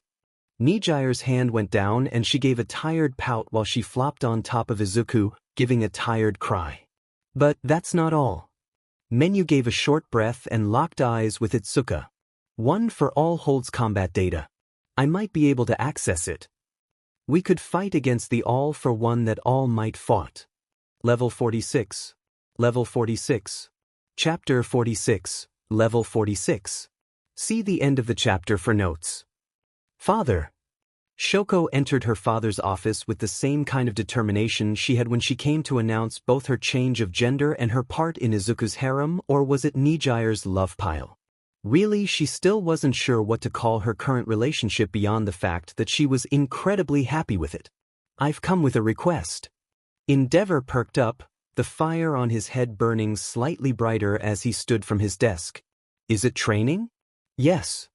Excellent. I've been wanting to talk to you about your performance in the sports festival. We can start with Dash. Shoko rolled her eyes and gave a slight pout. She knew what her father wanted to talk about, how she ended up in 4th place. It wasn't her fault that she went up against Itsuka, who was basically her worst possible matchup, with the only real way that Shoko had to deal with her was to burn her clothes off, but even then it might just make Itsuka mad. If she had gotten Momo instead, she probably would have won. That wasn't to discredit Momo, it was just the way their strengths and weaknesses worked out. Fight me. Shoko firmly cut her old man off before he could go on some long-winded tirade that might have been useful if it was coming from someone else. Endeavor stopped. The stupid look on his face was almost comical. Huh. I want to try and fight you. All out. Think. That will help me get even stronger. Shoko hoped she still understood what his weak points were. She doubted that his character would have changed in the time she spent in that dungeon, even if it did feel like months. Huh, wait, maybe there was some way for Menu to make time go slower in places? Somehow between instant teleportation, creating pocket dimensions, bubification, gender bending, and so much more, time manipulation didn't feel like it would be out of place for Izuku's quirk. Didn't it already do that when Izuku said he died? Wasn't that kind of like time travel? Shoko! Endeavor let out a roar, his head back as fire shot out from his head. Oh, did she space out and annoy him? That sounds like an excellent idea. Come, we can use the gym. That sounded good. After this she should ask Izuku for food. Last time she was here she was thinking about a steak with green mushrooms. Maybe she should ask him for that again. That sounded good. That or soba. Will we be able to go all out there? Shoko asked, looking at her father with a blank face. She might not like him, but she did have to respect his raw firepower. Especially if she wanted to grow even stronger than that. Or to find out if she already was because of Izuku and Menu-chan. I want to see where I stand. Endeavor stared at her for a moment. He nodded. Fine, follow me. Where are we going? Shoko asked as her father led her up towards the roof. I'm not certain how strong you are since you got a boost from that boy's quirk. However, I know my own strength. We're going to a private island I purchased for just this reason. Endeavor paused and glanced back at her. You're not afraid of flying, are you? Not especially. Turns out she was afraid of her father flying the Endeavor chopper. Izuku better give her good food for this. All Might generally wanted to avoid hurting his students physically, at least directly, but that was just how it had always been for him. Ever since he had received One for All from Nana all those years ago, he had felt like an elephant in a city made for rats. The slightest slip-up could cause a building to topple, the smallest unaimed attack could cost someone their lives. Even against villains he had to constantly hold back. So it felt so good to finally let loose for once. And he was feeling even better thanks to the feast that Izuku had prepared for him. His quirk, its versatility, the nature of how it constantly grew and expanded its capabilities were nearly alarming. It felt like nearly a month ago that Izuku could barely make a sandwich that didn't cause a stomach ache or some other strange effect in exchange for healing a minor injury or being slightly better than a power nap for staying awake. But here he was, feeling like he was at 100% for the first time in a decade. Truly, that boy had a quirk that was simply impossible to compare. More impressive was the raw power it granted to Itsuka. It was almost enough to keep All Might on his feet. Come now, Itsuka. All Might laughed at the crumbled building that was just one part of the quickly crumbling training ground that they had commandeered for their friendly all-out spar. Sharp mind, natural fighting skills honed by years of martial arts, a strong sense of justice, and the kind of stubbornness that made her never give up. Even if she wasn't his intended heir, she was still more than suitable. Are you really going to let me beat you with one dash? A hand appeared from the ground grabbing his ankle. It enlarged around his entire leg as the ground beneath him crumbled, revealing Itsuka's dirt-smeared face and a second enlarged palm pulled back and ready to strike. This was going to hurt. A lot. Itsuka's palm smashed into his arms as he tried to guard against her attack. She had such awesome strength. It was hard to tell where her own natural power from her quirk, the enhancement from Izuku's quirk, and One for All began and ended. Even with some of his former strength temporarily restored by Izuku's food, he still felt like it wasn't enough to compete with Itsuka when she got the upper hand like this. He was sent flying. Not away, but around. Itsuka's grip on his leg tightened as she converted all that backward kinetic energy into rotational. He caught a brief glimpse of her face. She was smiling, but it wasn't like his hard-practiced smile designed to make people feel safe. No, this was a smile of someone that loved a good fight. Rah! Itsuka let out a cry as she slammed him into and through the ground, before sending him flying into another building. Because he was a great Ichi's machine, All Might took it all with grace, keeping both legs close together and posing with his hands on his hips and smiling through the dirt, rocks, and impact. Even if it hurt. Well then, if she wanted to have a good fight, he better give it to her. This was just a friendly spar after all. And with Itsuka being so durable, he might not even have to hold back quite so much. He burst out of the rubble, charging at Itsuka with his full speed and pulling back for one hell of a punch. North Dakota Smash. One of his more powerful moves, this was a blow designed to pack as much of a punch into whatever he wanted to hit. He'd only had to use it a few times before, but Itsuka could take it. Combining his speed, strength, and power into one massive blow, he swung towards Itsuka with a haymaker and a half. The ground shook and the street around them shattered even more as that blow made contact with Itsuka. Her large hand caught his fist, her legs digging into the softer ground as she stood her ground, a determined look on her face as her orange hair fell free from her usual ponytail. South Dakota Smash. He actually didn't have a move called that, but it felt like a good follow-up to a North Dakota Smash. He gave a weak punch with his free hand aimed at Itsuka's stomach. The girl blocked, her smaller right hand pushing his punch in and to the side, setting him off balance. Her hand exploded in size and 2 fingers slammed into his chest. He wasn't going to lose to some upstart in an all-out brawl. Should he be concerned that he was getting competitive with his student? Did he care? All right, Itsuka. All Might bellowed, bringing his head back and smiling it down towards her. Let's go all out. Plus dash. Ultra. Itsuka shouted as she jumped up, slamming her head into his chin and forcing him to step back. Their friendly spar quickly turned into an all-out slugfest that put one of UA's training zones out of commission, and caused damage to another when they got a little extra zealous. Shoko Todoroki. Izuku. Save me. Izuku Midoriya? Huh? From what? Shoko Todoroki. My father's terrible flying. Why is he allowed to fly a helicopter? Izuku Midoriya. Why did you get into a helicopter with your dad? Shoko Todoroki. Life is filled with mistakes. Besides, I told you I thought it would be good to have his data for the fight room. Izuku Midoriya. I know, I'll make you whatever you want for dinner tonight. Izuku hummed to himself as he meandered through the hallways of UA. It really felt like he hadn't been in class in forever, which, in a way, was partially true. He'd been excused for a while because of his mission with Night Eye and then given a brief break from his other duties, which was burned up in that dungeon. It wasn't even a fun dungeon. Still, it was a good idea. In theory, they learned a lot, everyone got a couple of levels, and they all had a feat waiting to be picked. They were just waiting to find out what they might need for the upcoming battle with All for One. Hopefully, it wouldn't quite come to that though. Night Eye was already doing research and even All Might was prepping for the coming conflict. He'd have to stock up on dungeon ingredients if he wanted to make the All Might's all right meal, which required 2 legendary ingredients from dungeons. Izuku glanced at his hand and summoned his golden spatula and stared at it for a moment. Could he solo that Cove of Temptation dungeon? Maybe, but even if he could, it'd be faster to take one of the girls with him. Shoko Todoroki. Oh, I want that steak you made before. The kind with green mushrooms. Green mushrooms? Green mushrooms.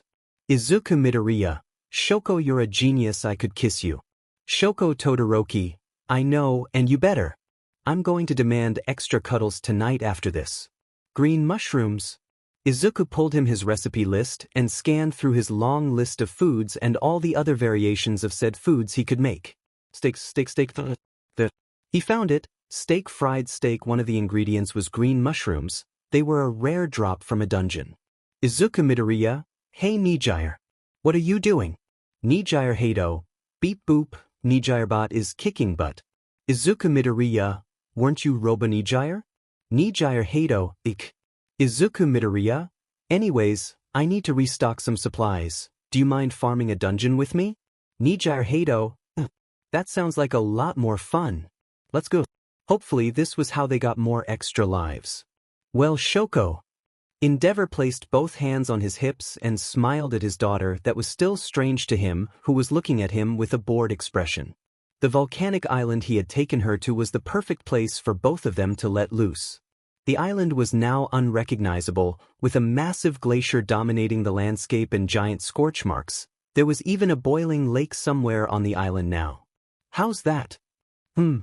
Shoko shrugged, barely even blinking at him, despite how awesome their fight had been. Oh, I think that'll do. Thanks, Dad. Great, now we can start your real training. We dash. Shoko vanished. Her boyfriend's quirk let him do that. It took him 5 minutes to realize that Shoko took the keys to the Endeavor copter. Shoo. I'm going to be honest, it feels like you guys aren't reading this anymore. I mean, it could just be that I'm not as good of a writer as I thought, or something, but, like, I'm losing motivation to write this FIC and it SCICUS. So, can you guys be honest and tell me what you all think of this FIC so far? Level 47. Level 47. Chapter 47. Level 47. Thank you for all the kind words last chapter. You really helped motivate me into writing this chapter, and I don't think it would be what it is without you. Itsuka bounced off the wall, slammed onto the ground, roared, and stood once more.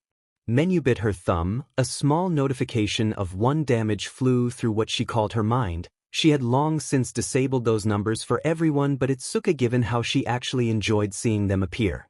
This wasn't going good. But it wasn't going bad either. Currently, they were fighting against an amalgamation of all of the strongest people that Izuku and the rest of his party had ever fought against. The blue wireframe construct was as large as All Might wreathed in flames, with the strength and speed of Momo's trainers, and the durability of that dragon boss. That nearly broke Itsuka. In short, in theory, Itsuka's build was what the internet would call cheese, easy mode, metagaming, power gaming, viable, or just plain OP and broken AF. Immense strength, multiplied by her natural quirk, multiplied yet again by 1 for all, was enough to make her attacks devastating enough that she could probably turn a cold DLD into diamonds if she tried hard enough, but that wasn't all. That immense strength also went into making Itsuka more durable thanks to the Flex-It-Off feat, and yet again 2 more feats went into making sure that the more Itsuka fought, the more refreshed she felt and the more her wounds healed. Basically, Itsuka was well on her way to becoming All Might ++. And a one-trick pony. Momo had her item creation, Nijire had her charisma and people skills, Shoko had her, so Shoko was also a one-trick pony. It made sense though. Izuku was the heart and soul of the party with the sheer amount of utility under his command, and while Momo filled a niche with the few magic items she was able to create, it paled in comparison to what Izuku could do with food. Menu watched as Itsuka got grabbed by the fire-covered All Might dragon wireframe and winced as the girl got turned into a projectile towards Nijire. Fortunately, Nijire was as quirky as she was quick and used her melons to catch Itsuka, swallowing the girl with her melon's storage feat before throwing Itsuka back out and towards the target. Shoko launched another attack, unleashing both fire and ice in a helix of elemental destructive force. Against anyone else the fight would have been over, at least in theory, but this construct was set to be more durable than All Might was at his prime. And as impressive as it was that the girls were doing more than just dodging, it also worried her. She couldn't shake it. She couldn't. It might have been something deep down in the rest of her quirk telling her that it wasn't going to be this easy, as though she somehow knew but couldn't say what was going to happen. But that was just part of her nature as Izuku's quirk. Well, that wasn't quite true, but it wasn't untrue. She was in essence the bridge between Izuku and his quirk, the UI, while so much more was going on behind that scenes that neither one of them knew about. Jeech, why the hell was she made so complicated? She still remembered those first few moments when she had a self, with no understanding besides there was some crying kid that she needed to tell stuff to.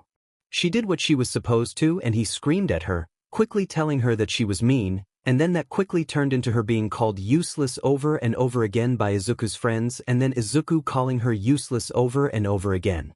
Man, they had such a fed up dynamic. Because both of them were so young because they couldn't talk to each other directly like they could now, it caused them both to hate each other. She didn't hate Izuku now.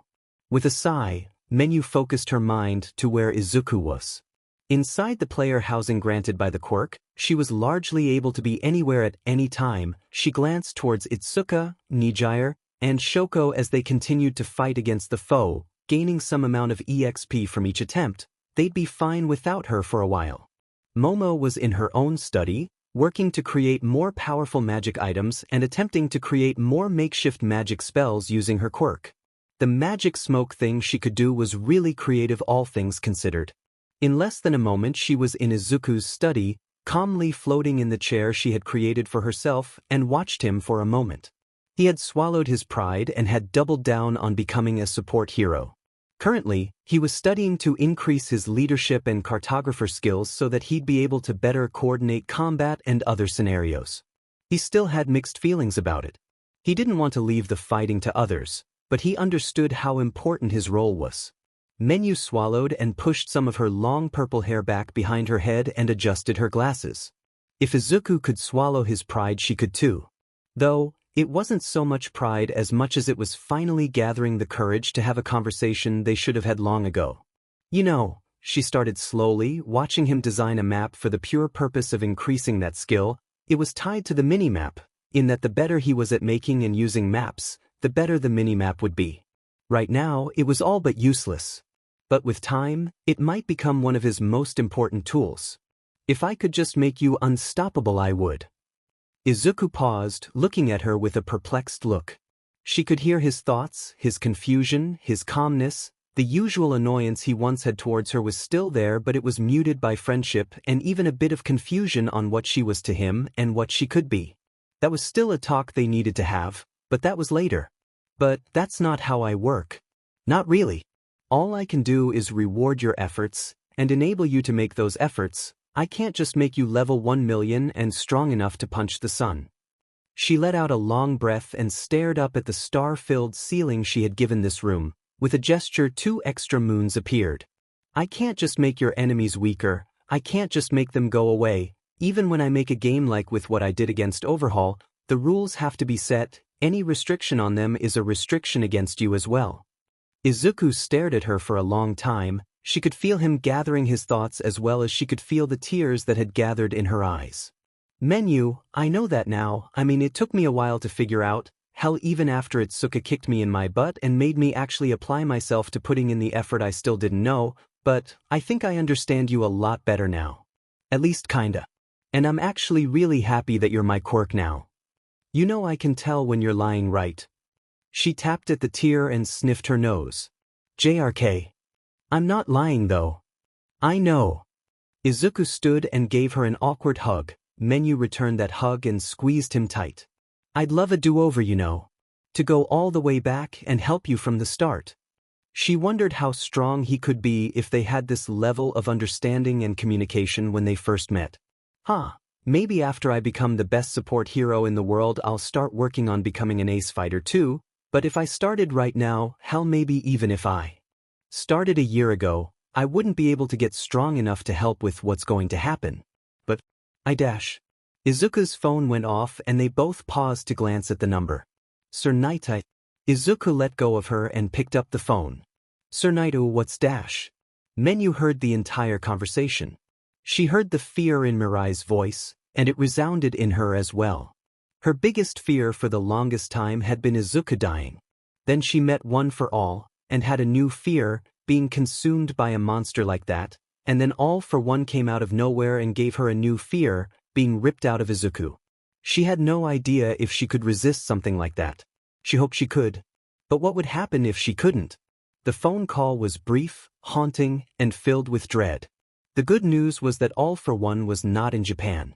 Menu shifted back into the training room and quickly adjusted the profile of the abomination. It quickly grew, doubling in size, growing an extra set of arms and turning into something that couldn't even be considered humans. All Might, Endeavor, Overhaul, all fused into one being. Hopefully, this was over-preparation. But she still doubted it. She used her own voice, shouting with all her might. All for one has Overhaul's quirk. A single touch is death. Itsuka looked at her, sweat gathering on her furrowed brow. Menu's thoughts exactly. She had hoped that she wouldn't need to actually interact with one for all inside Itsuka, but they might actually need to know exactly what they were dealing with. The only question was, if he wasn't in Japan, where was he? Though the transport ship dark, bleak, and otherwise inhospitable to human life, it was still a far brighter place than he had seen after over a decade of being blind, barely able to go 15 minutes off life support, and barely able to think through the pain. It was fortunate that he had found the right combination of quirks to give himself a rebirth. Not only that, but he had been able to reduce the total load of quirks he carried because of the clever combination. The first piece of the puzzle had nearly flown under the radar with how simplistic it was. A small honest quirk that seemed just so innocent. Once every 873 hours and 12 minutes the user could perform one task flawlessly so long as it was something they could do. The original owner of this quirk used it for art. The second piece of the puzzle had nearly been sealed inside of Tartarus, a place that even he wasn't able to enter freely. At least not yet. Oh, he was going to crack that vault one day, and hopefully not too far off. The quirk of Chisaki was one that required far more skill and practice than what he normally preferred. But its raw power could not be ignored. When paired with each other, he had been able to do far more than simply restore his eyes.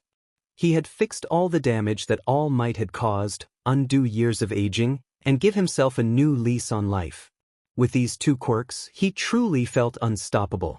Not only could he simply unmake All Might with a single touch, but he could continuously heal every single wound that was inflicted on him. And once his plan was complete, the entire world would be his. With a smile, he let out a low laugh. "Oi, Sato, what's so funny?" his coworker spoke up.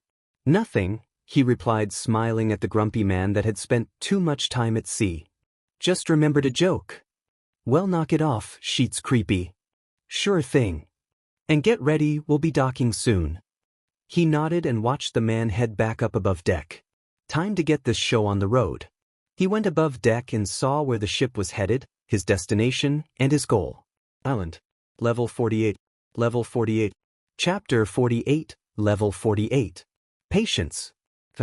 While his quirk was powerful, nearly infinitely so, those two aspects that it had oh so generously given him were perhaps his greatest treasures.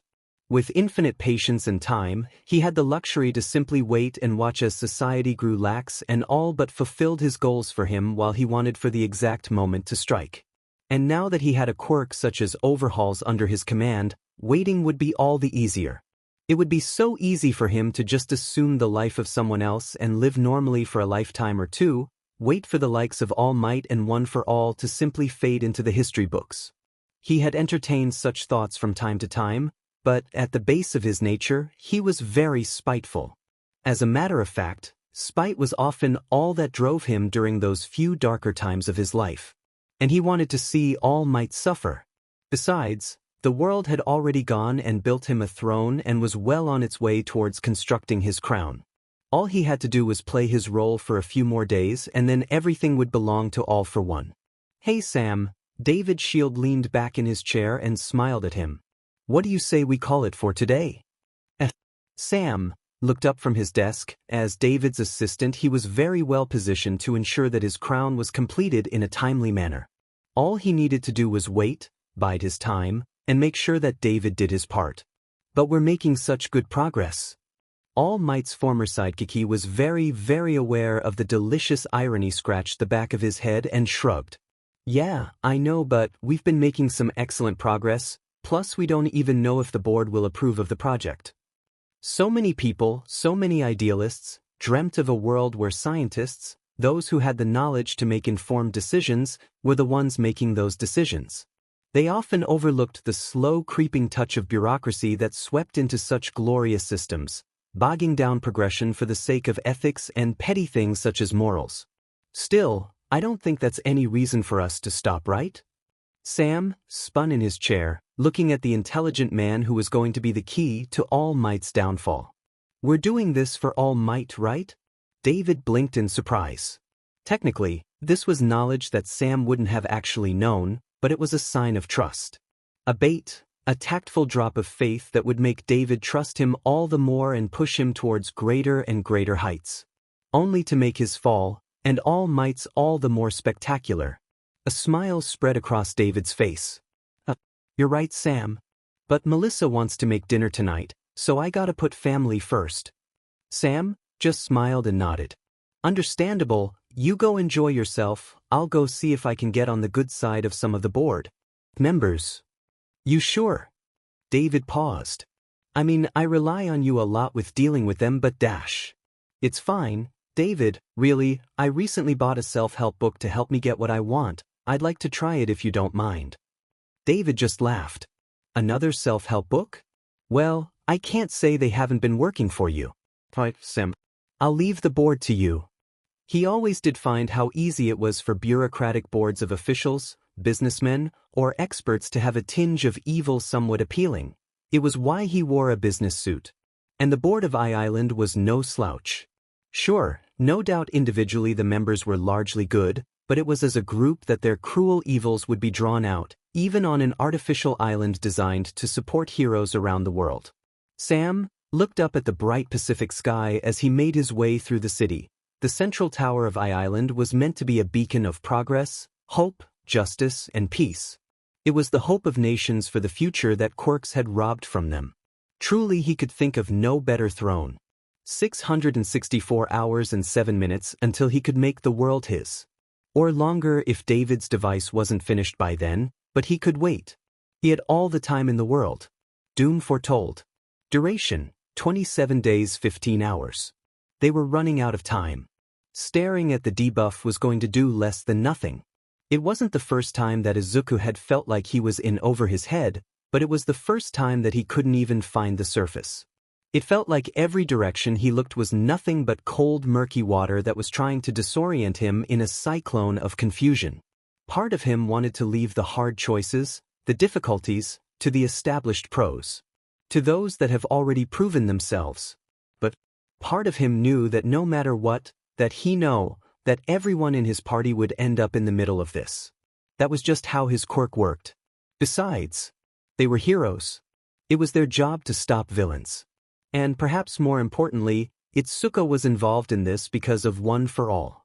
Any sense of choice they had was just an illusion. The only choices they had were how they dealt with the upcoming conflict. But there was so little information. Problem.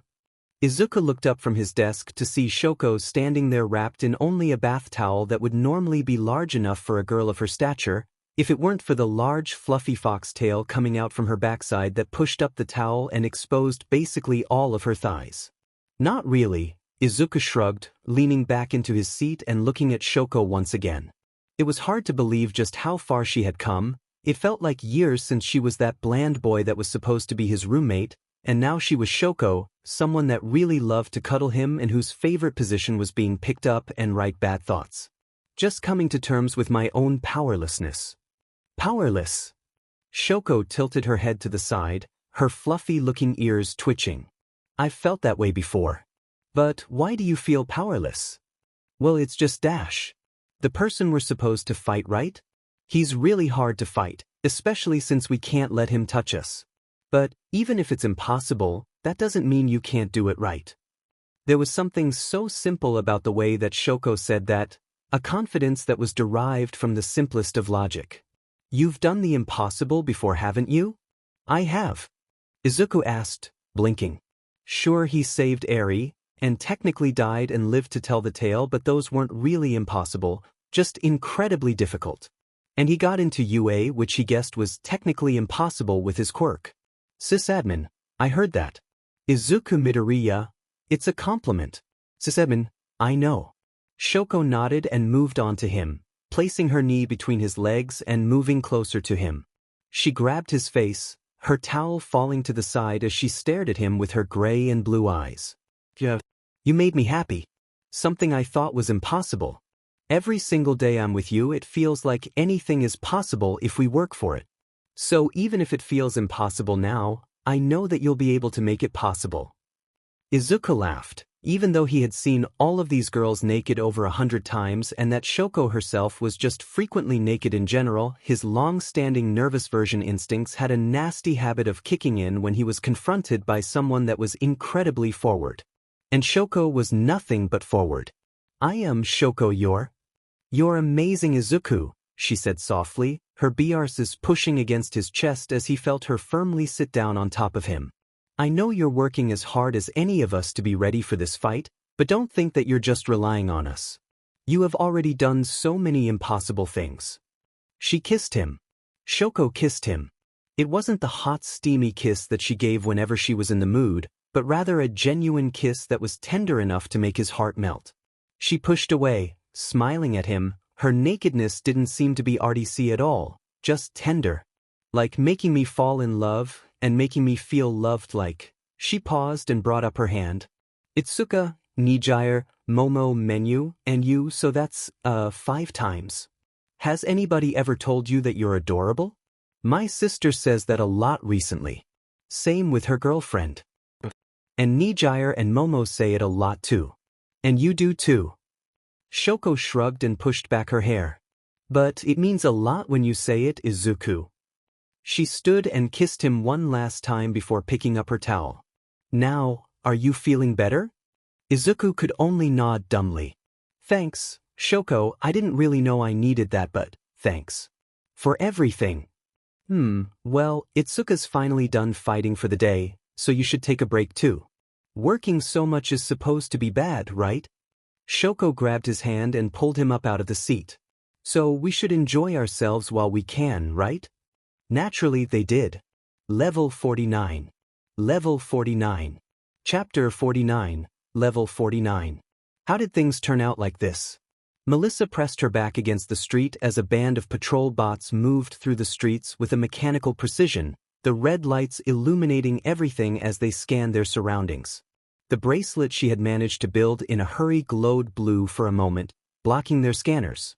Even so, she had to be careful. The ocular feed could still catch her if she got too brazen. She needed to be careful. At least until she managed to get a call through. Clutching her laptop close. In her hands, she sprinted across the street the moment she was convinced that the coast was clear. She glanced up towards the ever-present walls that had served as her horizon for most of her life. The sparks of construction as the drones began to build powerful weapons illuminated the fading daylight.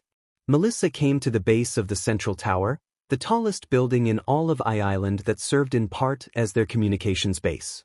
It was where all signals into or out of I-Island passed through. If there was any spot in this entire city that could still reach out, it was here. She kept her back to the wall as she tried to find that hidden access panel. She remembered seeing some tech access at one point. It was barely an indent in the wall, a thin seam that separated her from hope. There was no leverage and she didn't have the proper ID to access it. Guess it's the old-fashioned way. Melissa muttered, setting her computer down and taking out a laser that one of her friends had been developing. She double-checked and started the slow process of cutting the panel open, hoping she wasn't damaging the innards with each small shortcut. The panel fell off in chunks, and then she saw what she had been looking for. Access point. Without a single movement wasted, she connected her computer to it and started typing as fast as she could, her speed causing more errors than it was worth as she attempted to hack a security system that was already compromised. There were holes, large holes. Then she was connected. Message sent. It's done then. Melissa gasped, grabbing her laptop and pressing herself against the wall of the tower as she glared at him. That man that had caused all of this. The man that had taken the place of Sam and had tricked her father into building something just for him. Oh, don't be like that. The man placed a hand in his pocket and extended the other out to her. You're far too valuable for me to harm, Melissa. Besides, I'm hardly mad at you. He gave an unnerving smile. I just want to know, did you call All Might? I did. She spoke with courage that surprised even herself. And he's going to stop you. The man laughed. Oh, I certainly hope he does. Now come with me, dear Melissa. Once this is all over, I'll even let you have any quirk you want for playing your part so well. I don't need a quirk. The man frowned. Her cheek stung and she was sent to the ground, her computer breaking on impact. Oh dear me, sorry, I just remember so many infuriating heroes telling me that right before I killed them. You must be careful around me, Melissa, I am a very, very bad man after all. He grabbed her with a gloved hand and picked her up. She had seen what had happened to some of those with strong quirks when he first made his stance known, the ease with which he turned them to a bloody mess on the side of the road before restoring them just so he could take their quirk. She watched in horror as he took that glove off before touching her cheek with a light touch. The pain was gone. There, no harm, no foul. Now let's go make sure your father is properly motivated. You monster. Oh dear me, Melissa. He gave a cold smile. You flatter me. There were times where all might was like a force of nature.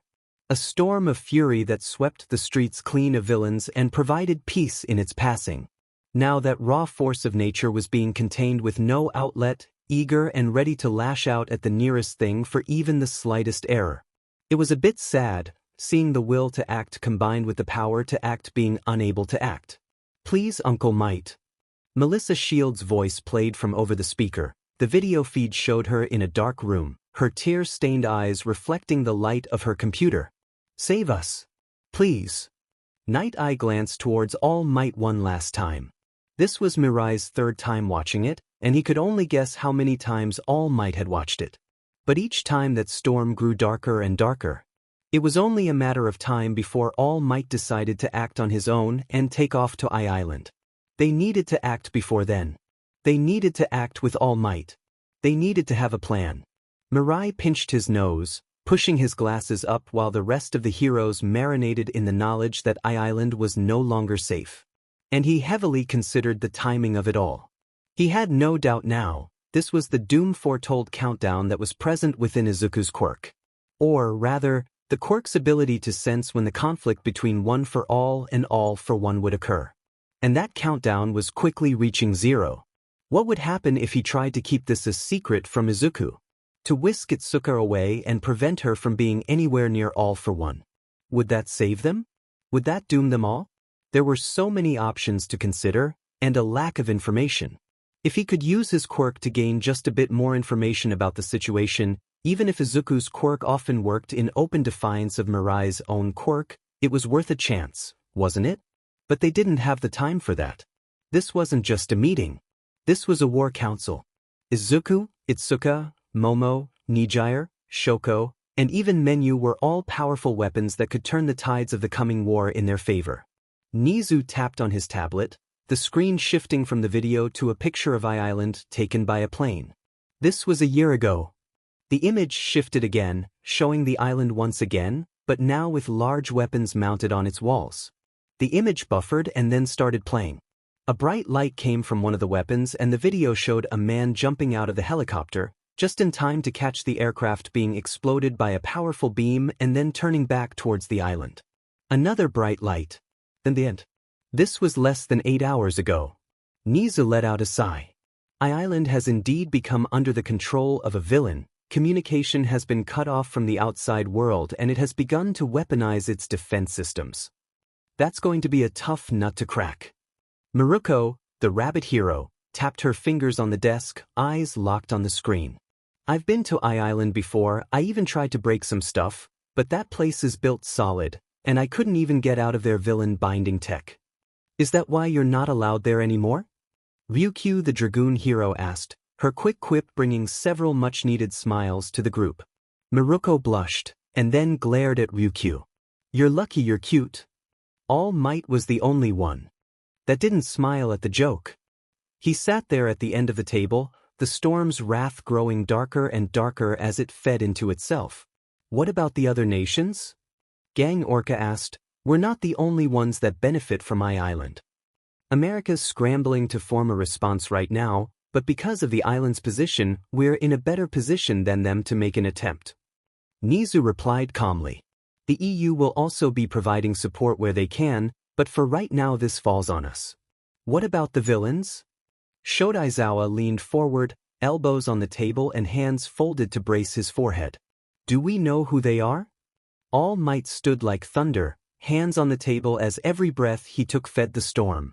Nothing could command a room like an angry All Might. After a few fulminous moments, All Might spoke. His name is All for One, and he and his quirk are one in the same. He has the ability to steal and give quirks. I thought I had stopped him once before. So, this is a failure on my part. Mirai stood up as well. He was not going to let All Might fight this battle alone. All for One is incredibly dangerous, as I'm sure many of you may have guessed. Not only is his quirk alone incredibly dangerous, but there's no telling how many other quirks he has at his disposal. The last time All Might fought him, he was nearly killed. And currently we're aware of one quirk he has that makes him even more dangerous. Night Eye tapped on his tablet and brought up Chisaki's mugshot. The Yakuza boss known as Overhaul had his quirk stolen by All for One on his way to Tartarus. His quirk allows him to remake anything he touches with even the slightest touch. The most potent thing he can do is turn someone into a blood smear, but he can also use it to enhance the strengths of others and himself. In addition, he can use it to completely heal any injury he has taken. This alone would make him unstoppable, but we don't know what else he might have under his belt. Why are we just now finding out about someone this dangerous? Endeavor roared, standing up as well with a mean snarl on his face as he pointed towards All Might.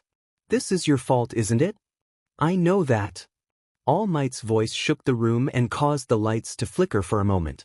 I'm keenly aware of my own failures, Endeavor. And I will make this right.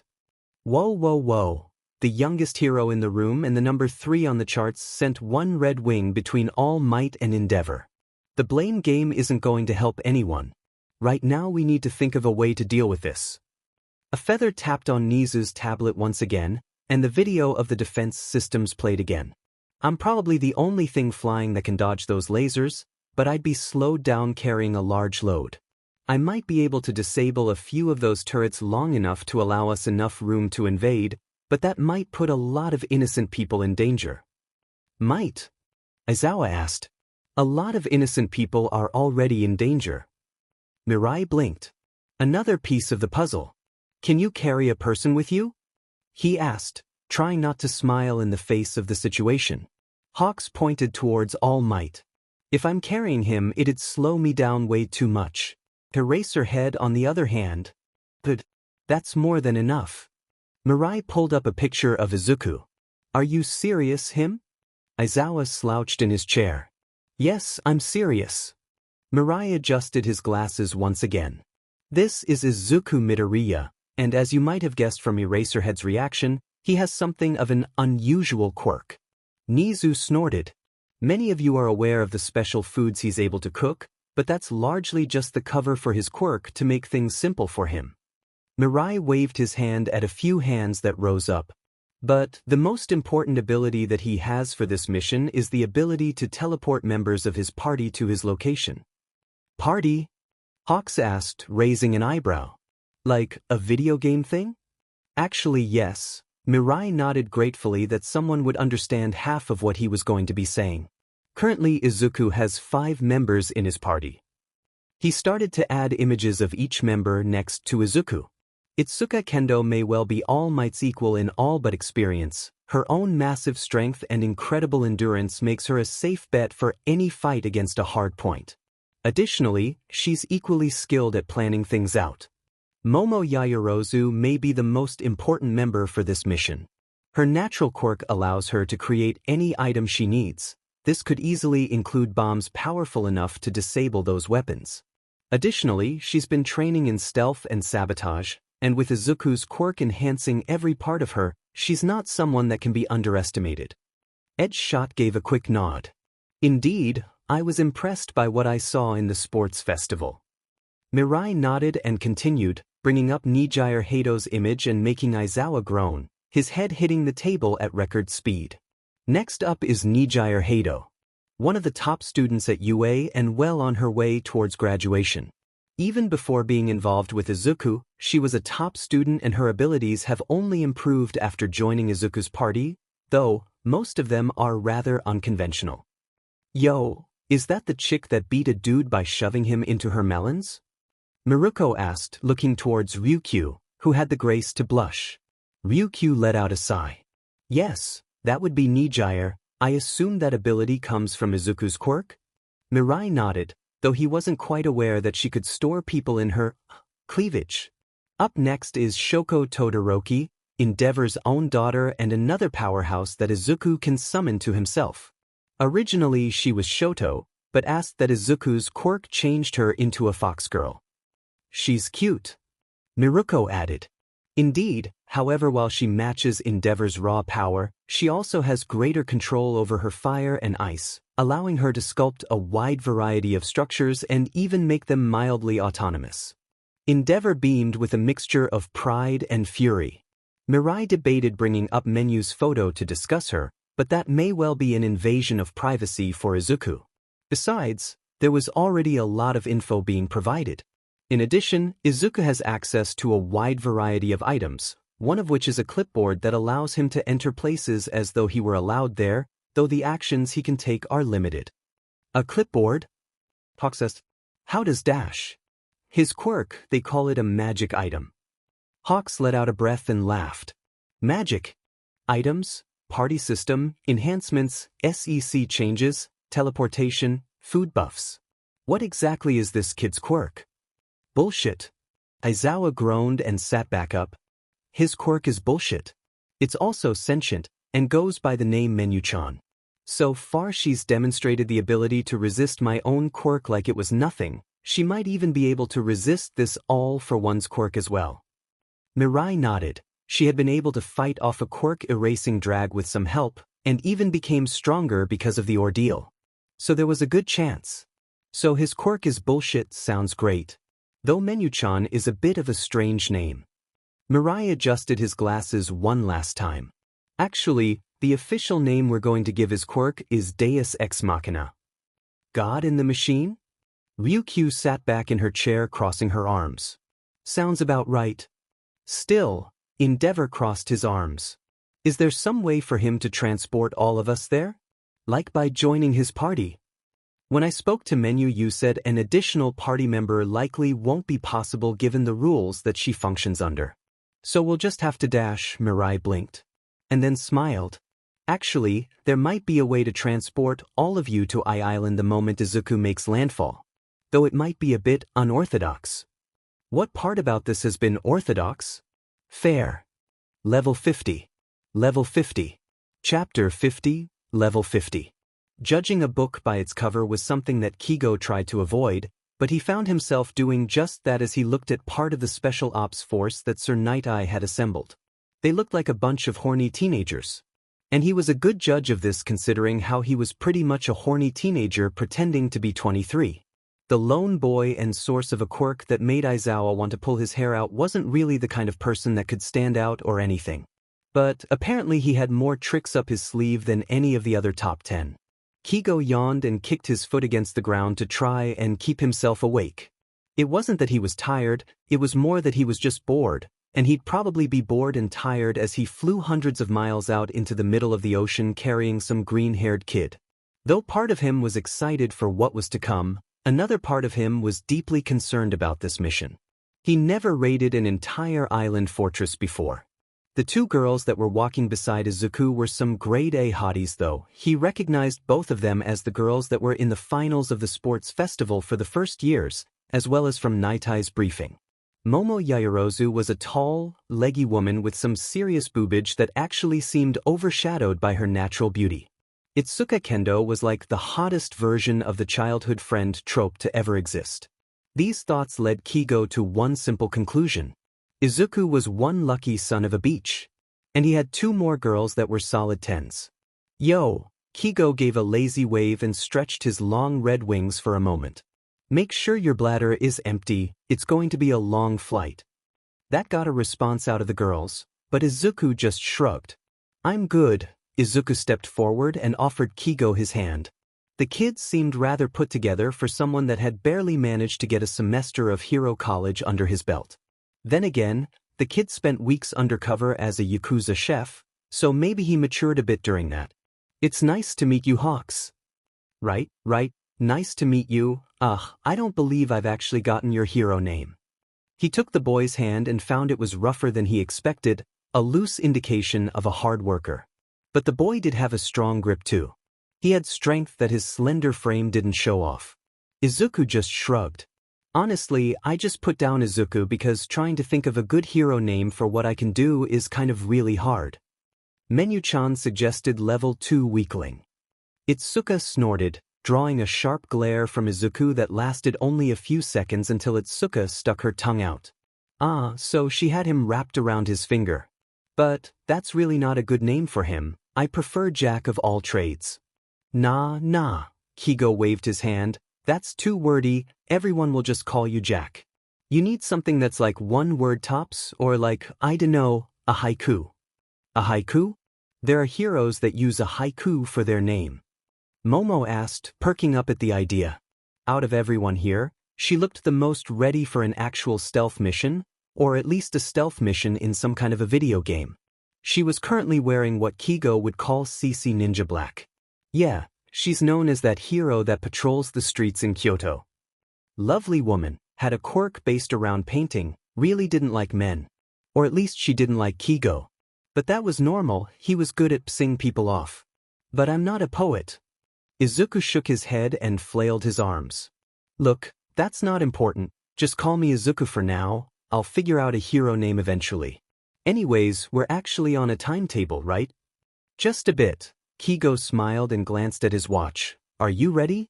Did you bring the clipboard? The F kind of question was that. A clipboard appeared in Izuku's hand just long enough for Hawks to see it before it vanished. Was it supposed to do that? Practical tactical blactical skin. Izuku mumbled, his outfit changing from mildly casual to something that really belonged in a spy movie. Hell, it was almost like something James Bond would wear under his suit. There were straps, pouches, harnesses, and other bits and bobs that really gave the whole stealth vibe. As a matter of fact, it almost seemed difficult to look at Izuku. Eraserhead was right, this kid's quirk was bullshit. Momo pulled out a similar set of clothing that was folded neatly in her arms. While you won't be able to put it on as easily as Izuku can, you should still be able to benefit from the stealth bonus. Also, you should be able to communicate with Izuku without being detected when you have the hood up. Don't ask me how it works, it's magic. Kigo blinked and looked at the jumpsuit.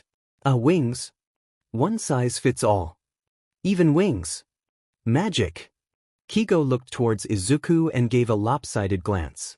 Why does it sound like everyone is sick and tired of your quirk? Izuku looked him right in the eyes and shrugged. Because it's bullshit and even the physical manifestation of my quirk doesn't know what the F is going on half the time. As though to demonstrate this, Izuku made a golden spatula appear in his hand that he flailed about haplessly. A moment later a cup of tea appeared in his hand. Now here, drink this and sorry if it turns you into a girl. The higher level stuff has some weird effects. But he liked having a PP. Kigo stared at the hot beverage for a few seconds. It didn't look like a witch's brew or anything, it just looked like some basic beach but tea. Tea that might give him a set of melons in exchange for his D-.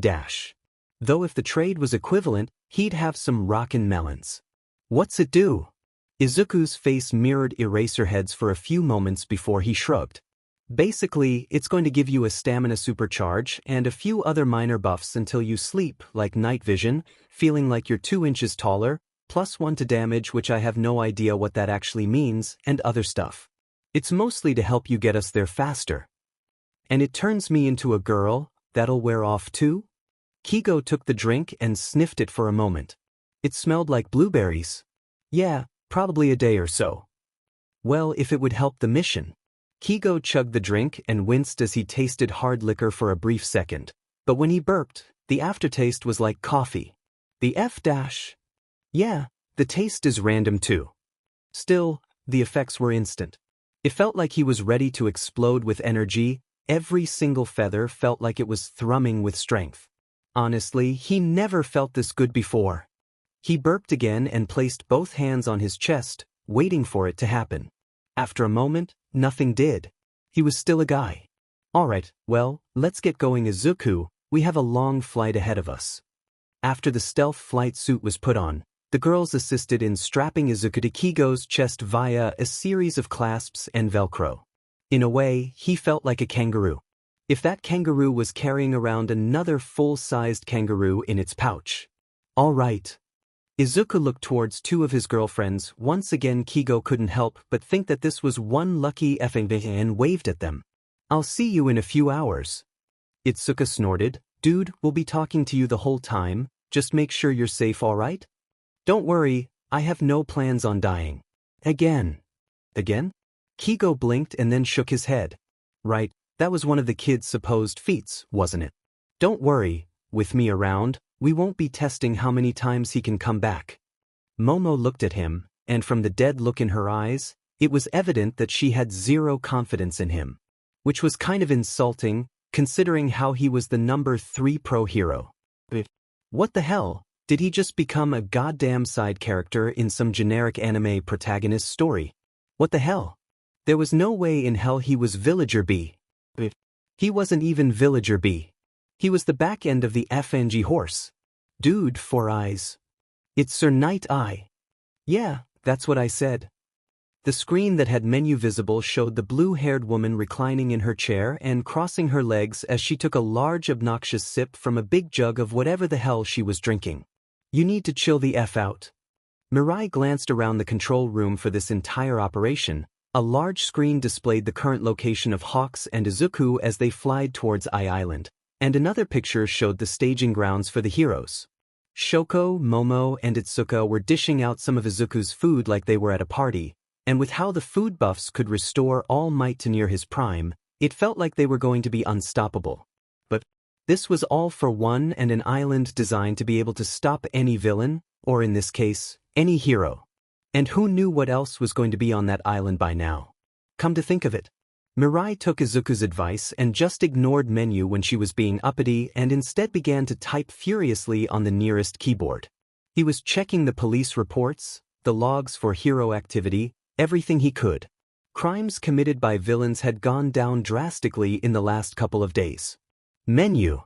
Mirai looked towards the webcam. The woman stopped her snarky expression and grew serious. Tell Izuku there's going to be a lot more villains than we thought at Eye Island. The girl groaned, hand going to her head. Of course there wouldn't be a raid without trash mobs. Damn it. Alright, I'm not sure what we can do about it, but Izuku knows now. The flawless instantaneous communication that Izuku's quirk represented was an asset in itself. No risk of signal getting caught, no delay, no worries about losing signal. How far away are they? Mirai asked, glancing towards the staging ground once more. Some of the heroes had fallen victim to the random effects of Izuku's food, some were adjusting well. Others like the dragon hero Ryukyu were having problems adjusting to the fact that she could now just breath lightning.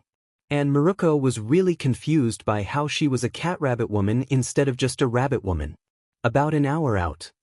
Menu replied calmly. And the countdown? Nizu asked from his chair. 16 hours and 31 minutes. Menu slid down in her chair and glanced at them with sad red eyes. And I still have no idea what on earth happens when it gets to 0. Mirai nodded. Let's do our best to avoid finding out. The fact that Aizawa enjoyed his burrito-flavored sushi, or the benefits that it gave to his stamina, or even the fact that his eyes just felt like they were amazing, there was no dryness, and he didn't feel like he needed a nap would not subtract from the fact that all of this was bullshit. But he could at least admit that it was good bullshit. Well, at least most of it was good bullshit. Still, being a female was a bit strange. But at the same time, his body felt kind of good. Eraser. He looked towards Emmy, who now had a head full of red hair. Huh, it kind of suited her. What the hell?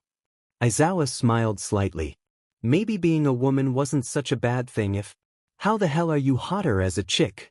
Nevermind. Level 51. Level 51. Chapter 51. Level 51. At this point, seeing an armored artificial island was only a 4 on the wow factor scale. Sure, it looked intimidating with the giant weapons being placed all around Eye Island's outer wall, and there was a 2-mile no-fly zone of instant death that basically surrounded the whole thing, but at the same time, if Izuku wanted to go to space and blow up a Death Star in the shape of a cat head, he had a dungeon for that. Hell, The mountains in the Titty Dungeon were more amazing than the island. Now entering Raid, Island, Villain Academia. Cartographer skill activated. Bonus from blueprints. Bonus from height advantage. Generating locations. With the wind slapping his face, Izuku opened the map of Island that his hard work as a cartographer had given him. The hunch that as his own mapping abilities increased, so too would the map his quirk generated for him had been correct, and now he had a fully interactable map that allowed him to set waypoints and keep track of his allies. And the objectives. Izuku studied Island's superstructure. As a whole, it was designed to be a fortress even before All for One took over. There were redundancies piled upon redundancies, piled upon more redundancies, all designed to prevent an invasion. Even the security system was more than enough to deal with any villains that snuck in. Raid was an accurate description of what they were about to do. Hawks. Izuku started, letting the communication device of the suit Momo had made for them carry his voice despite the salt-filled air lashing him in the face. When it came down to it, the start of this mission was going to come down to Hawks, Momo, and himself making sure that everyone else could have a safe landing. For the first little bit, stealth was going to be essential, and as much as he loved Itsuka and Shoko, their idea of stealth was pretty much the exact opposite. Hawks, despite being only a few years older than Izuku, was in the top 3 in Japan and had unmatched control over his quirk. There was no way he was just Izuku's taxi. Sup? Don't tell me you have to piss now. I told you back when we saw that sandbar to dash. Izuku rolled his eyes. No, I just wanted to ask you what you think we should do. Survive, kick ass, and see if there's a KFC left standing after all this. Hawks has used sarcasm as a coping mechanism. It didn't work. Try chicken. Do you think we should go for the turrets and then the security room, or should we try to disrupt the power first? Izuku continued. It felt really weird trying to be the straight man for once. Wait, wasn't that his whole life? Him trying to be the only sane one in the room while his quirk went out of his way to make his life as crazy as possible while his girlfriends cheered at the chaos because it gave them bigger melons? Yeah, that sounded about right. Why was he complaining about melons though?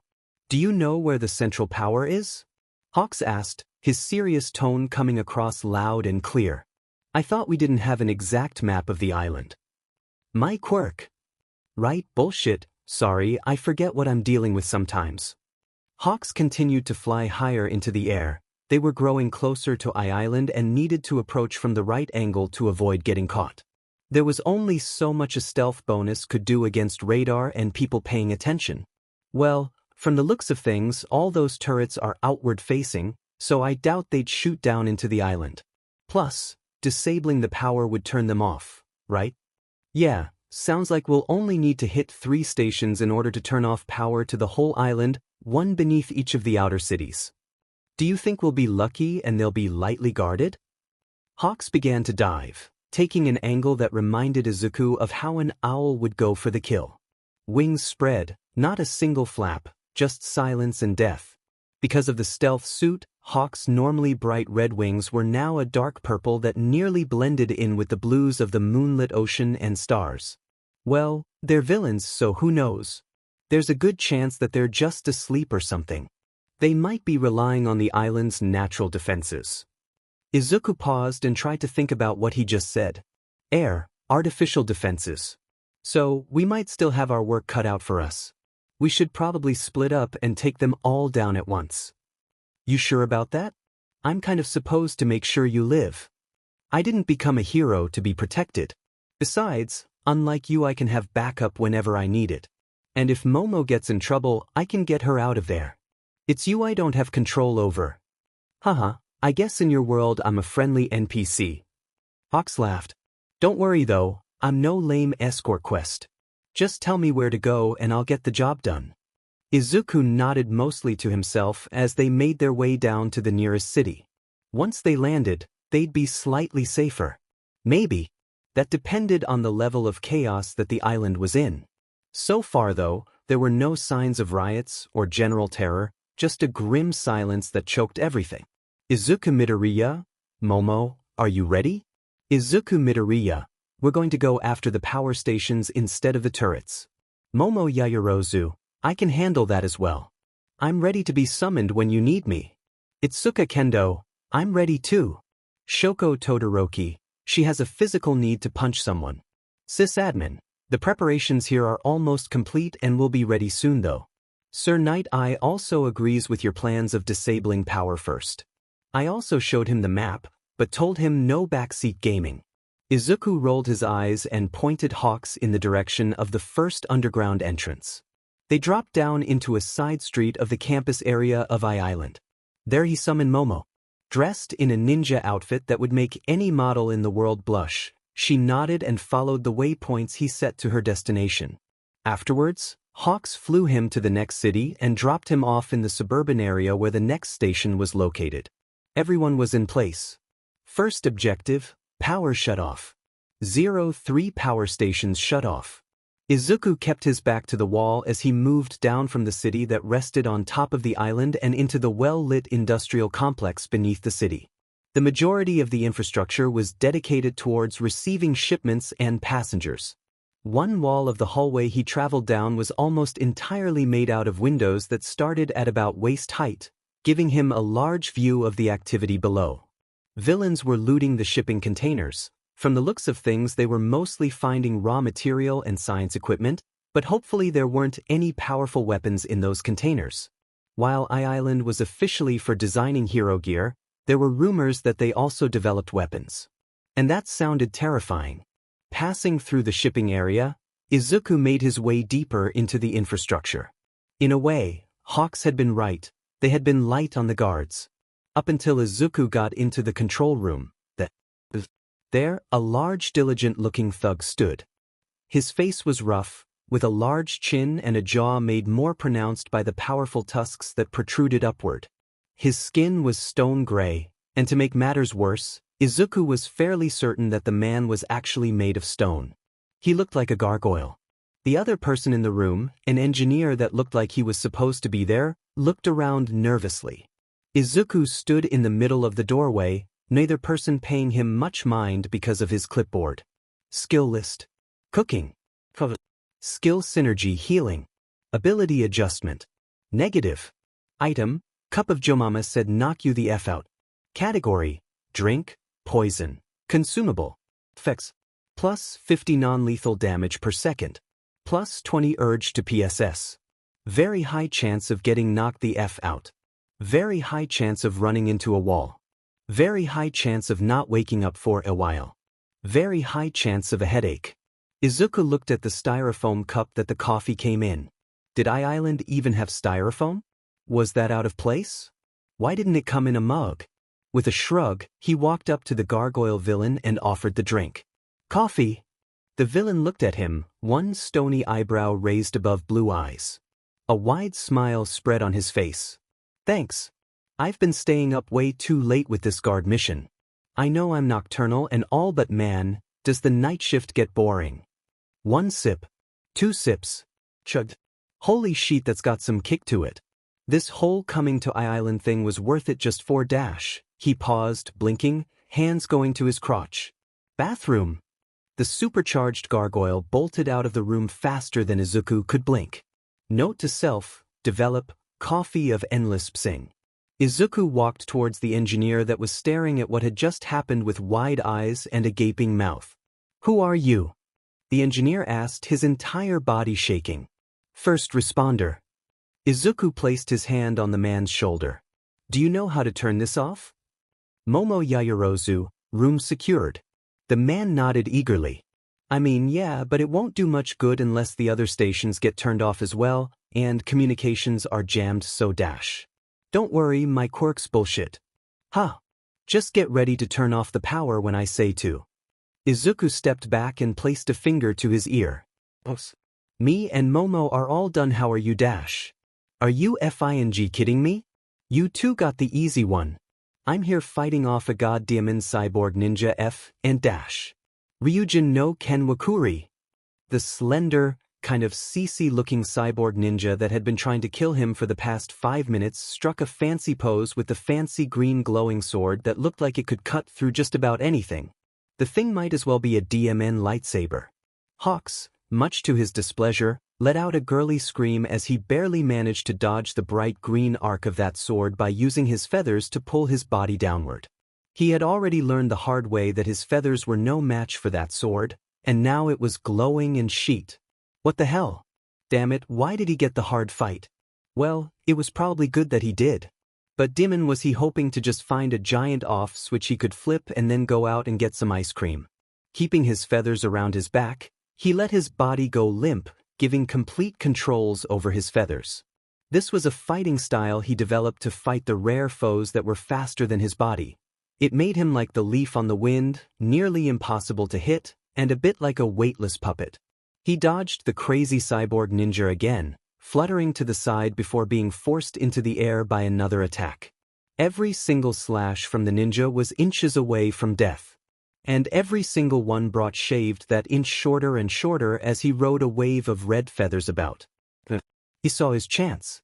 The ninja froze for a moment, the gears in his body expanding and contracting like muscles as steam poured out from his joints. The ninja had overheated.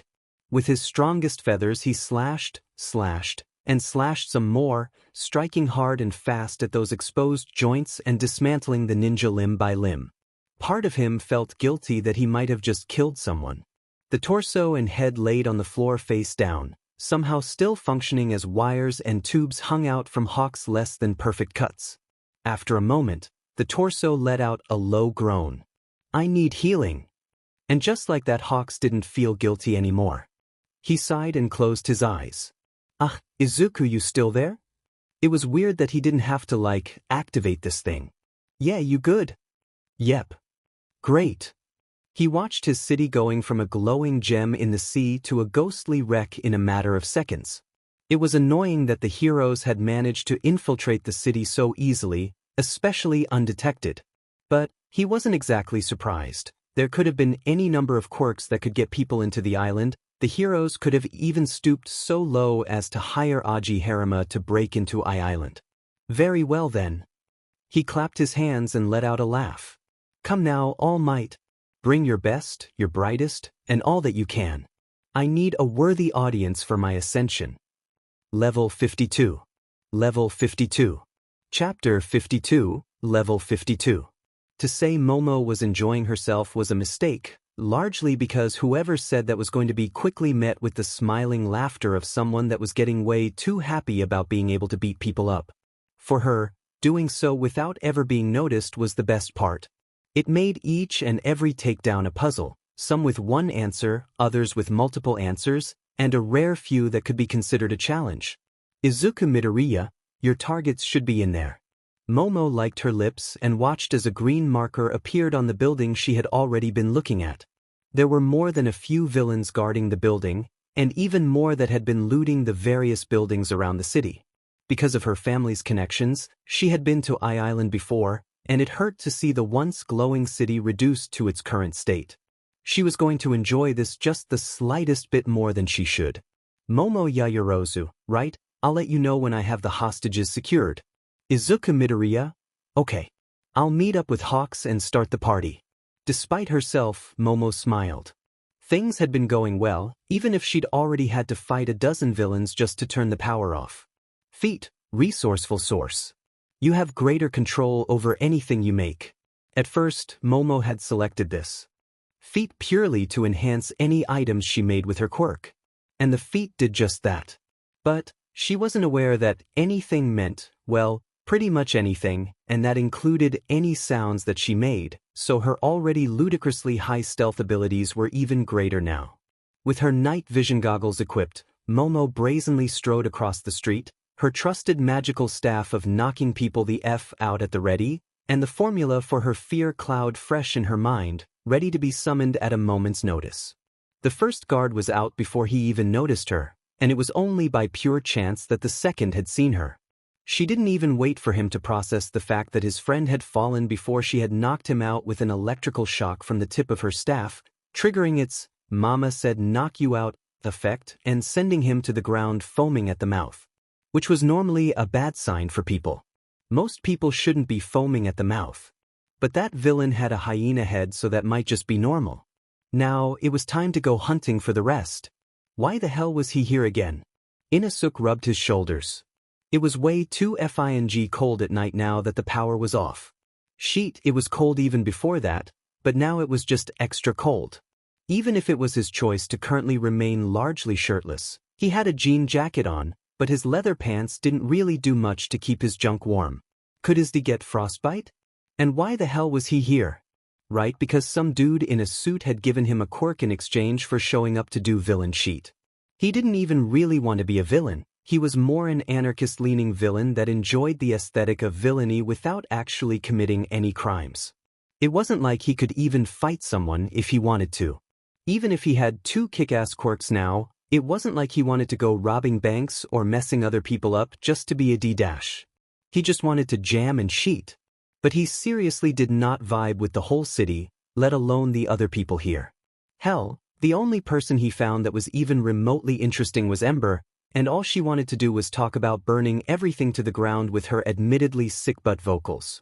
With a yawn that turned into a shiver, Inosuke rubbed his arms and eyed the green-haired guy holding a clipboard. He hated clipboards. They were a representation of the man and a sign of oppression. So why the hell was he working for some guy in a suit? Hey there. The green-haired civil servant wannabe walked up to him with the kind of ball that could only be had by someone that had given their soul up to the man. For this fucker to be just casually walking around like this, he had to be high up on the food chain. And that was a chain that Inosuke knew better than to Mind if I ask you some questions? Was this a survey? In the middle of the night? In the middle of a city that was ruled by the literal manifestation of the evils of a capitalist society where the rich were powerful and the weak were exploited? Totally not sus at all.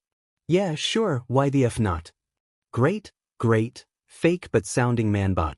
Alright, so, first question, what are you doing here? Standing in sheet, all I know is that the power went out and the big suit decided we all needed to go search the city for heroes or sheet. Ah, and where is the big suit? Inosuke pointed towards the big fucking tower.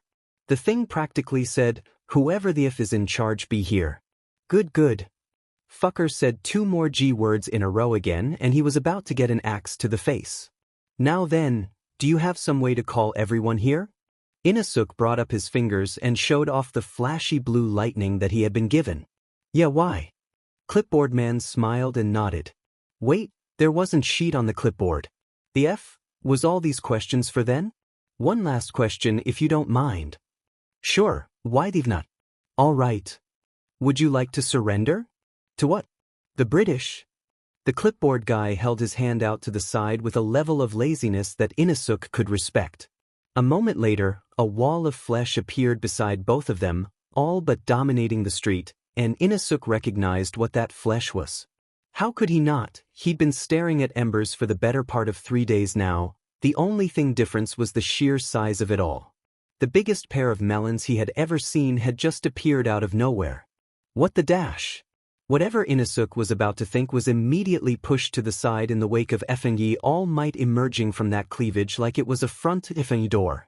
For a few moments, as a few more heroes emerged one after another from those melons, Inosuke couldn't think of a DMN thing. Then, finally, he managed to have a single thought. What was that about surrendering? He asked the clipboard hero. Nah, hero wasn't right. Anyone that could just casually summon melons like that was a god. The green-haired guy held out a pair of HNDCFFS and smiled. Wear these and sit down over there. Right, cuffs on. Anything else, mate? Not for now. Try not to get crushed though. You're not going to summon more melons, are ya? Nah. Things were degrading faster than he would have thought. It had been less than an hour since the power had gone out and already the streets were filled with heroes. Most of the hostages were likely freed already, and it felt like the heroes weren't just 2 steps ahead of him, but that they were playing an entirely different game. It felt like every command he gave was playing right into their hands, like they knew what he was going to do before he could even do it. What's more, the heroes were acting so fluidly with each other. They had to have someone with a quirk that was guiding them. That was the only option. He needed to find who and take them out. With a cold determination, he moved over to grab his crown, the completed version of why he had truly come to this island. A quirk-enhancing headband. A few of his most trusted subordinates already had the prototypes, and though one had been killed, the others were alive and more than ready to show off what they could do. A smile spread across his face as he placed the crown onto his head, the activation buzzing through his entire body. In 26 minutes, it wouldn't matter what they did. It would be too late. But how did they get on the island? Sir. One of his more trusted subordinates ran into the room, stumbling forward, and kneeled. It felt good to be so feared, so worshipped. We found out where the heroes are coming from. Oh, but someone with a portal quirk, I'm guessing. Maybe, but they're Dash. A bright light erupted from the skies above Island as the Dragoon hero Ryukyu shot a beam of lightning out of her mouth, striking down the red tyrant with a shocking amount of ease. In theory, Tyrant would have been able to obliterate Ryukyu most days, but apparently she had a quirk awakening. Annoying. As you were saying? Melons. Pardon? The heroes. They came from a giant pair of melons. The F-dash? Level 53. Level 53. Chapter 53. Level 53. I live beach. This was bullshit. Single. Thing. Complete and utter bullshit. It was bullshit that he had to eat Izuku's bullshit food. It was bullshit that said food had turned him into a woman. And it was bullshit that he had been shoved into his student's giant cleavage like it was an armored troop transport. Even if it was somehow weirdly furnished inside. Aizawa growled as she scanned the battlefield. The forces that All for One had amassed were nothing to sneeze at. There were many famous villains from around the world, backed up by countless goons, many of which had multiple quirks and were equipped to the nines with Island tech. Even with the likes of All Might here, this shouldn't have been a battle they could have taken lightly. But Izuku's food had turned it into a one-sided slaughter. Everyone was enhanced. All Might was at full strength as he and his apparent protege Itsuka were both running around at top speed, breaking through enemy lines like they were toy soldiers. Ryukyu could breath lightning, and Emi could tell a joke so funny it made people pass out. Honestly, at this point they were more of a danger to themselves than the enemies were. With a look, Aizawa activated her quirk on a few villains. In many ways, the enhancement to her quirk was by far the least flashy. But perhaps one of the most powerful. It was essentially just +3 to everything about her quirk. Number of targets? Plus number of seconds that they were locked out of their quirk? Plus this meant that she only had to glance at any one villain for a second for them to be locked out of their quirk for 4 whole seconds. And honestly, it made her feel just a bit overpowered. Hey, Eraser Babe. Emi came bouncing up over to her with a wide smile on her face and then pulled Aizawa into another hug, their melons pressing up against each other for a few moments. The only real side effect Emi had experienced from Izuku's food was a bigger bust that the woman enjoyed and a change in eye color. A wet kiss fell onto Aizawa's cheek. After this is over, we should see if you can keep that bod. You're a much better lesbian than grumpy guy. Aizawa felt her eye twitch as she watched Emi cartwheel away and start telling jokes again, somehow even making a robot laugh. The most bullshit thing about all of this was that Emi was right. I'm giving him an F. She glared towards another clump of villains. In every subject. Even the ones she didn't teach. Shuguvu. Shoko felt her ears twitch and then flatten against the side of her head. One downside to having fox ears was that the DMN things were way too expressive for her to actually ignore people properly. And ignoring people was how she survived. With a sigh, she sent a wave of ice towards some robots, puncturing them and scattering a few thugs that had gathered around thinking that they were tough. With a snap of her fingers, the wave expanded into sharp spikes that skewered the robot and neutralized villains before they could get away. She wanted soba. Soba, and to be resting her head on Izuku's lap while he patted her head. Izuku should feed her soba. She liked to slurp soba. That'd probably be weird. Soba first, then Izuku. Izuku can make her soba. Shuku. Shoko let out a long tired sigh and glanced towards her father. Her now very tan father that looked more than a bit on the scruffy side. He hadn't quite recovered from that time she left him stranded on a deserted island for a few weeks because she stole the keys to his helicopter. The only reason Shoko had an ounce of pity was purely because her sister had to put up with their father being ever so slightly crazier. What? She looked over to her father and was even more annoyed by the fact that he was tan. Everyone else in their family took from their mother and burned if they ever so much as stepped outside on a hot day. Well, half of Shoko did. Her fireside gave no FS. But it also couldn't tan. Why was her quirk bullshit? Could she get a feat that made it so she couldn't get sunburnt? Probably. She should ask later. Shoko watched as her father ran up to her, a crazed look in his eyes that was different from his normal angry crazy. His crangy. He placed both hands on her shoulders and smiled, shaking her slightly. Shuguru. Ah, so he'd gone mad. What? Endeavor let out a wide smile that was easily in the top 10 of unnatural things she'd seen. The rest being things that had happened today, or were related to some dungeons. I've been looking everywhere for you. Which was good because Shoko was avoiding him in the one place that he'd never be able to find her. Okay, she asked and stared at his hand. Why were they doing this now? When you left me stranded on that island, I had weeks to reflect on myself. And I discovered that I don't care about being the #1 hero anymore. The only thing that matters is you. Your sister. And your mother. That's good. A bit late but good all the same. Natsuo. Him too. Ah. I just wanted to let you know that I'm proud of you. You've grown up from an angry boy into a beautiful woman that's an amazing hero in her own right. Ah, Shoko blinked and stared at her manic father. She should have left him stranded on an island years ago. That really does nothing for me. Endeavor blinked at her. His smile was frozen on face, but while the lights were on upstairs, no one was home. He let his arms drop and then shook his head. Words alone won't change anything. Allow me to prove it by fighting alongside you. Shoko Todoroki, I need an emergency teleport. Nijire Hado, what's wrong? Shoko Todoroki, my father wants to spend quality time with me. Sysadmin. Oh my, I'm tempted to just let you deal with that. Shoko Todoroki, don't abandon me in my time of need. Sysadmin. Fine, but you can't run from him forever.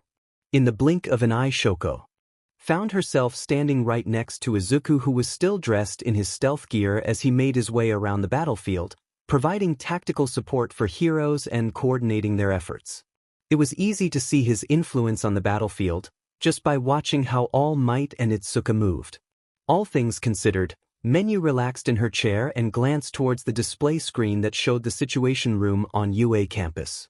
Nizu, Sir Night Eye, and a few other of the top brass were all gathered around a table. The coordinated effort that had been gathered here was actually rather impressive. Things are going rather smoothly. I understand you're a quirk, Menu, but please. Nizu stood on the table and gave her a light smile. Don't jinx it. Fine. Menu turned in her chair so that they couldn't see her give a long, heavy sigh. She wanted to return to a life of no pants.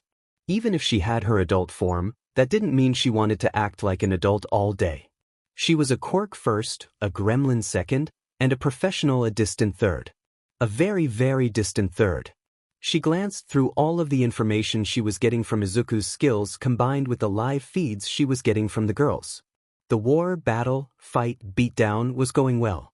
There had been pockets of hard nuts to crack, villains that had been enhanced by island tech, or some that had multiple quirks, but for the most part things were actually going smoothly.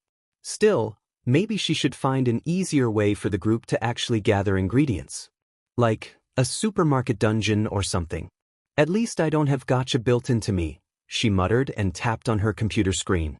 Ooh, one of her favorite games was getting a new update. Poggers. Oh, and the refugees were ready to be picked up. What's the word on the rescue fleet? She turned towards the camera again. Most of the refugees are ready to be picked up. The US is sending some of their navy, as is Japan. We believe several other countries are as well, but they're still a few hours away, Night Eye answered. So far only he and Nizu had actually bothered to talk to her like she was a person and not the voice in their phone. Can they hold? Menu glanced at the battlefield once again. All of the green dots were doing good, and all the red dots were doing not so good.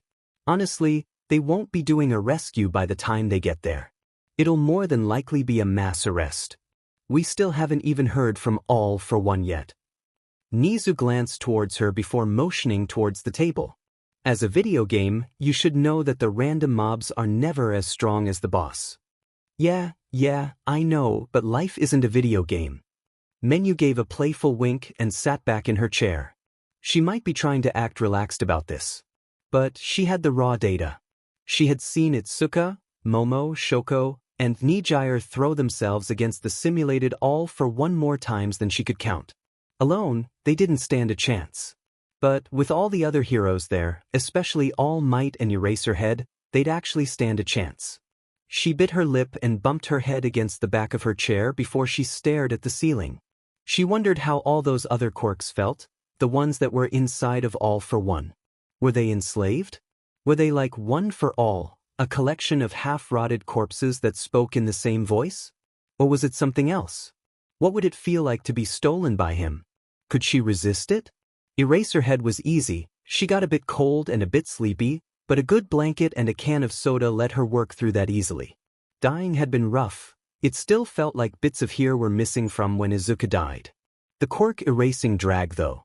That was the kind of stuff from a nightmare. That endless swarm of black creatures that seemed to be one being at times had nearly consumed her and Shoko. If it hadn't been for Shoko, she would have probably died there. At least she had the update right in time. No matter what happened, she doubted it would feel very good. Hopefully they could rely on All Might. Esh. The speaker peaked as Night Eye let out a long harsh scream, his right eye glowing, as he appeared to be in incredible pain. Mirai? What is it? What's dash? Get them out of there. Night Eye shouted. Menu sat forward in her chair and paid full attention now. Everything was still going well, no one was attacking the refugees. Who? One of the others asked. Everyone. If you don't, they'll dash. She felt it. All for One. Weaklings. All of them. Every single one of them should just beg for their life now. With his arms outstretched like the merciful god he was, he stepped down off the central tower. Despite him stepping out onto air, his foot found purchase on something solid due to one of his quirks. To the heroes of the world, his voice was barely a whisper in the chaos below. He could have amplified it, he could have commanded all of their attention. It would have been so easy. But this was a test for those who would notice their new god. I offer you a choice, join me or suffer. He received no answer. And he expected none. As he continued his slow descent towards the ground, he smiled. It was nice feeling the wind on him like this. Gone was his time in the darkness. Now, he would be the one to stand in the sun, and those foolish heroes would be nothing but rats in the shadows. In a breath, he went from not even being noticed to having their full attention. Of course. He smiled as he effortlessly deflected the first group of blasts to come his way. Their brain works quick. I can't wait to find such a powerful quirk and take it for myself. With his crown enhancing everything by a factor of 10 or more, it would be so simple to take over the world with a mental linking quirk that could affect so many heroes. He smiled and glanced over the field. And to find out what has caused so many awakenings.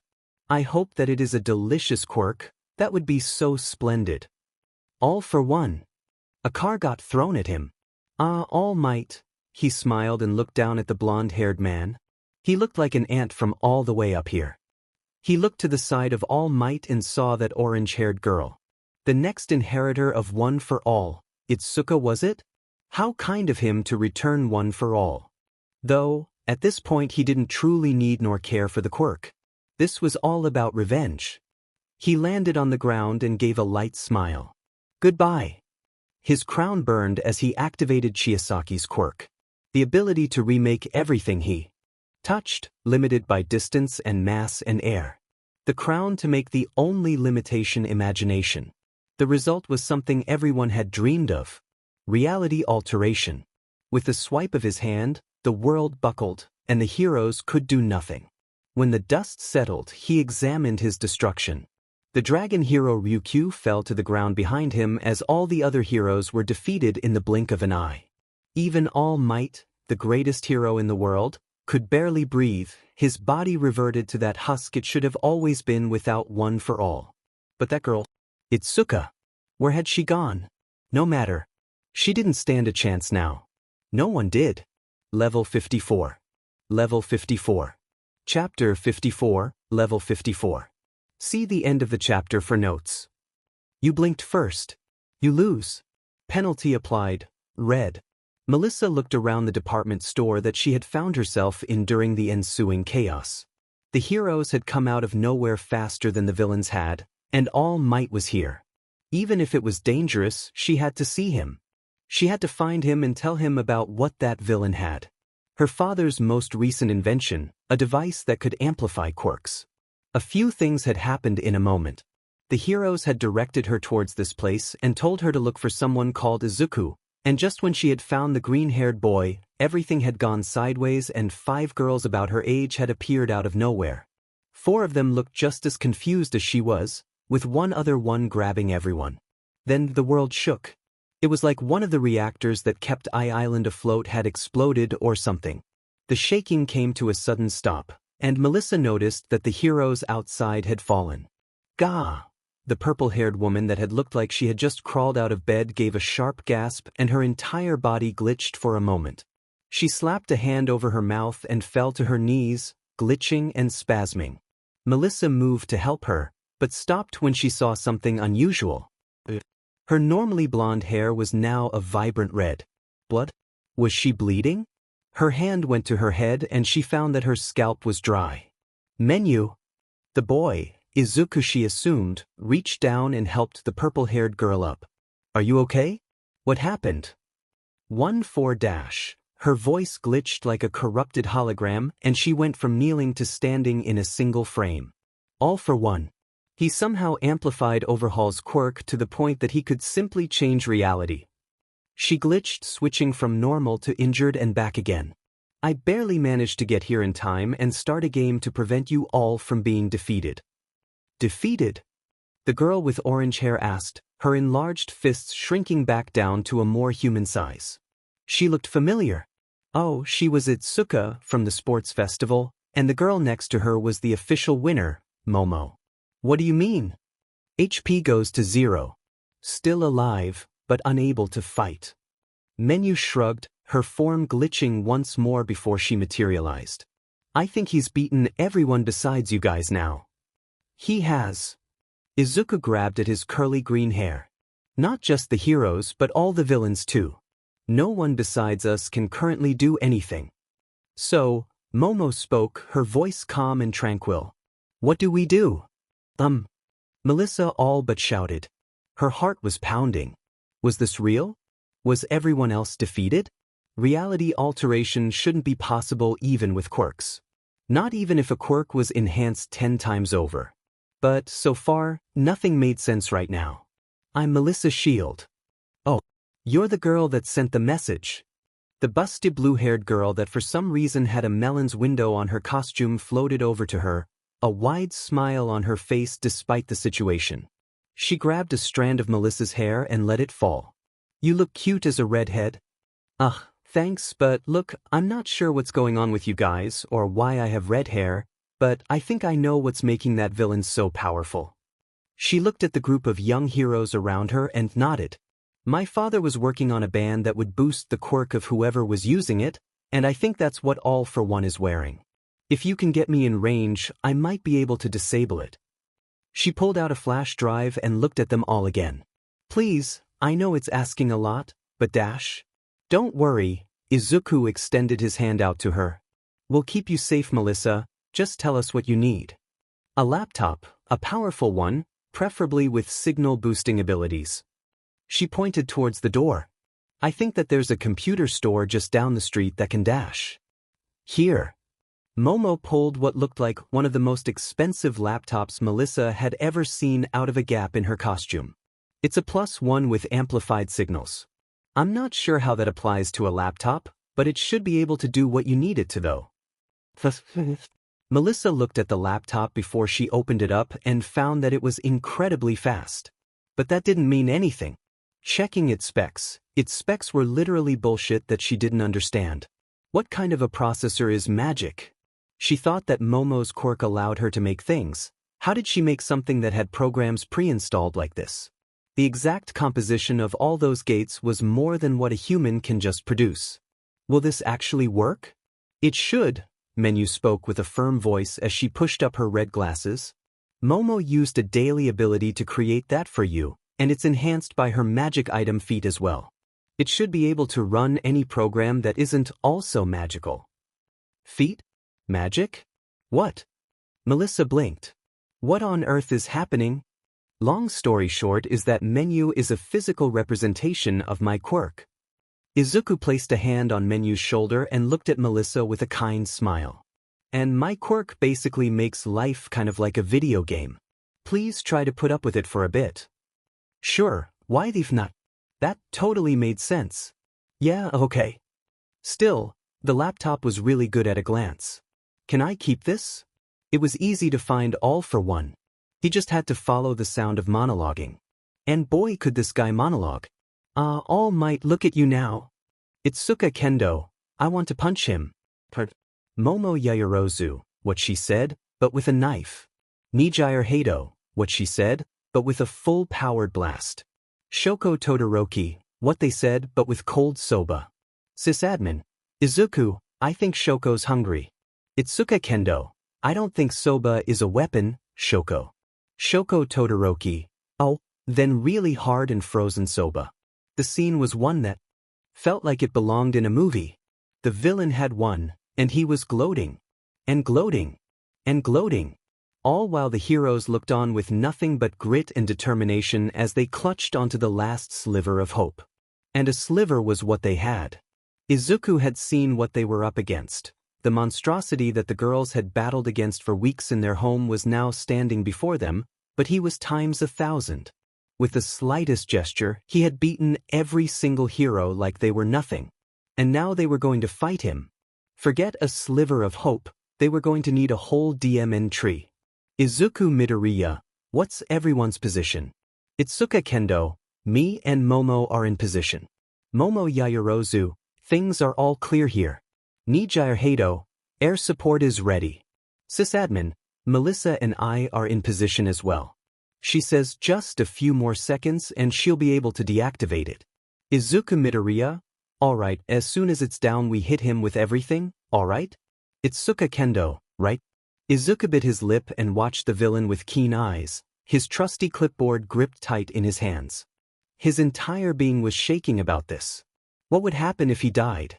Would he respawn at the last time they had SEC again? That would already be too late to stop this. Would he die over and over again to this man? How many times would it take to stop him? More than what Izuku had? There had to be a way.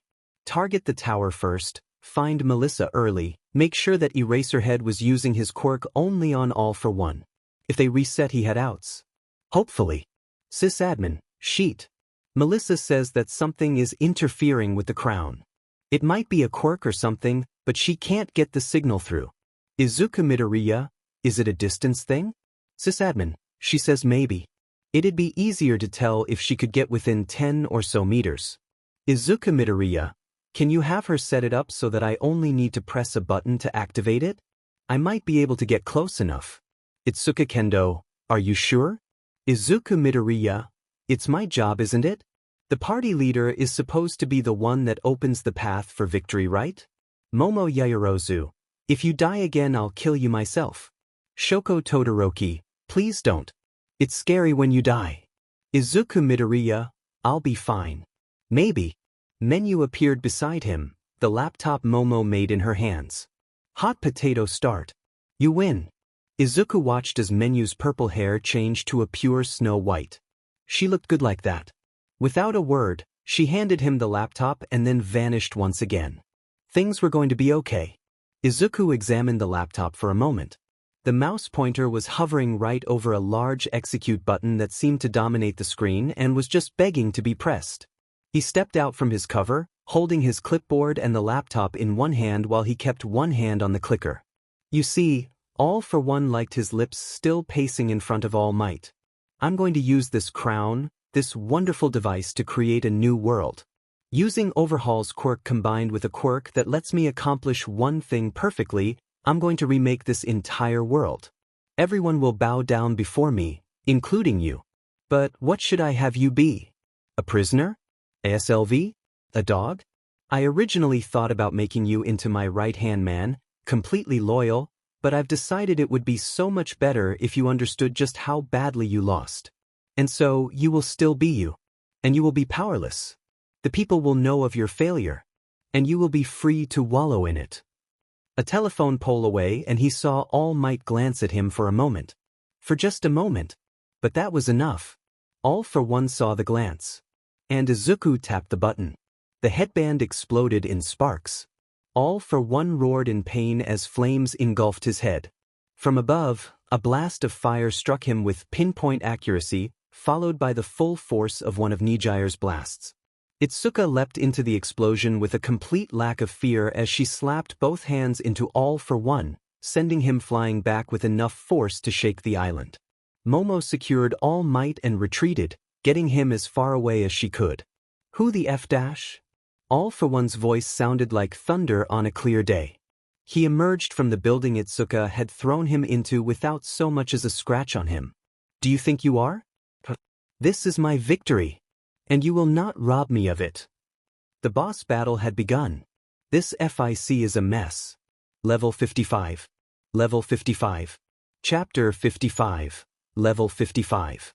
See the end of the chapter for notes. How could they all do so much?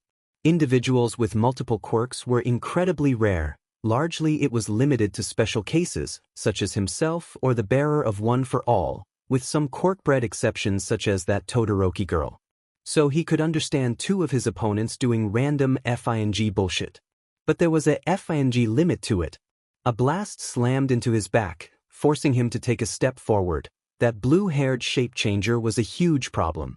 Her blasts might not hurt too much, but her hit and run abilities made trying to get any form of advantage a problem. What's more was her ability to change into a robot, which changed how her attacks worked and how fast she could fly, switching her spiraling blasts for directed ones. That, and she was the effing melons bus that brought all the heroes here. Before he could counter-attack her blast, that black-haired woman appeared in front of him. The black smoke she emitted was dangerous. Just the slightest breath of it could force him to cower in front of her. A sparking javelin appeared in her hand as she stabbed forward. He blocked, hardening his skin with one of his many quirks to reduce the damage. Blocking it was like putting a pane of glass in front of a cannon. His arm shattered, sending sinew and bone into his face and the javelin into his shoulder. Thunderstruck, he was forced to gasp in pain. The smoke filled into his mouth as though there was some malicious sentience that desired to suffocate all. He had been the fear of others for so long that he had forgotten the sensation. She appeared in front of him, her black hair flowing like death as her eyes glowed with the call of the void he had been avoiding for so long. A shining silver sword appeared in her hands. Less than an inch spared him from his hand being chopped off. He pushed himself back, stumbling and nearly whimpering in fear. And then he found himself inside of that Todoroki girl's quirk. She was supposed to have fire like Endeavor, and ice just as strong. Not so much stronger. A bolt of ice tore through the air, a wolf-like head emerging from its edge and biting down with fangs of fire that both burned and froze his skin, sending a numbness through his entire body and forcing a scream from his mouth. A second frost wolf appeared and grabbed onto his other shoulder. And then there was her. The carrier of One for All. Itsuka Kendo. There was something so brutish about the way Itsuka wielded One for All. It made All Might's wild swings almost seem tame. But she could strike hard, fast, and where it mattered. She was still young, green, and inexperienced, but she just might be the most terrifying wielder of One for All he had ever met. She pulled her palm back, cupping the air ever so slightly. He saw the image of the attack before it actually struck. It was a pillar of compressed air being shoved at him with all the terrifying strength One for All could muster, being multiplied by Itsuka's own quirk, or rather quirks. Her endurance alone would be an amazing quirk. He saw her palm flash towards him, expanding faster than his brain could comprehend and making it seem like she was actually going to strike him. Then he felt the impact. His enhanced muscles and joints snapped in just about every painful way possible as the ground beneath him buckled, and the entirety of island shook. He stared at the sky for a moment, just an ounce of regret flooding into him as he thought about those kids that were giving him such a hard time. If he had his crown, they'd be dealt with already. Or would they? How did they survive that first activation? The reality warping powers were great, and he could only do so much without destroying everything. That was why he had simply defeated those heroes. Were they not heroes? Did he get stuck in a loophole with them technically being students? That didn't feel right. That girl, Itsuka, had vanished right before he had activated Overhaul's quirk. And come to think of it, those girls did keep vanishing and reappearing. But how? What? They kept appearing next to that boy. The one with the clipboard. Now that he thought about it, didn't that boy have the laptop a moment ago? How could he simply let that boy continue like he was just supposed to be there?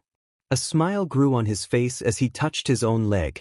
In a flash, his body was restored, his suit completely undamaged. It didn't matter how much they assaulted him. It was all for naught, and now he had a target. Boss, all for one. LVL? Health. A lot, still a lot, plus full heal for touching himself.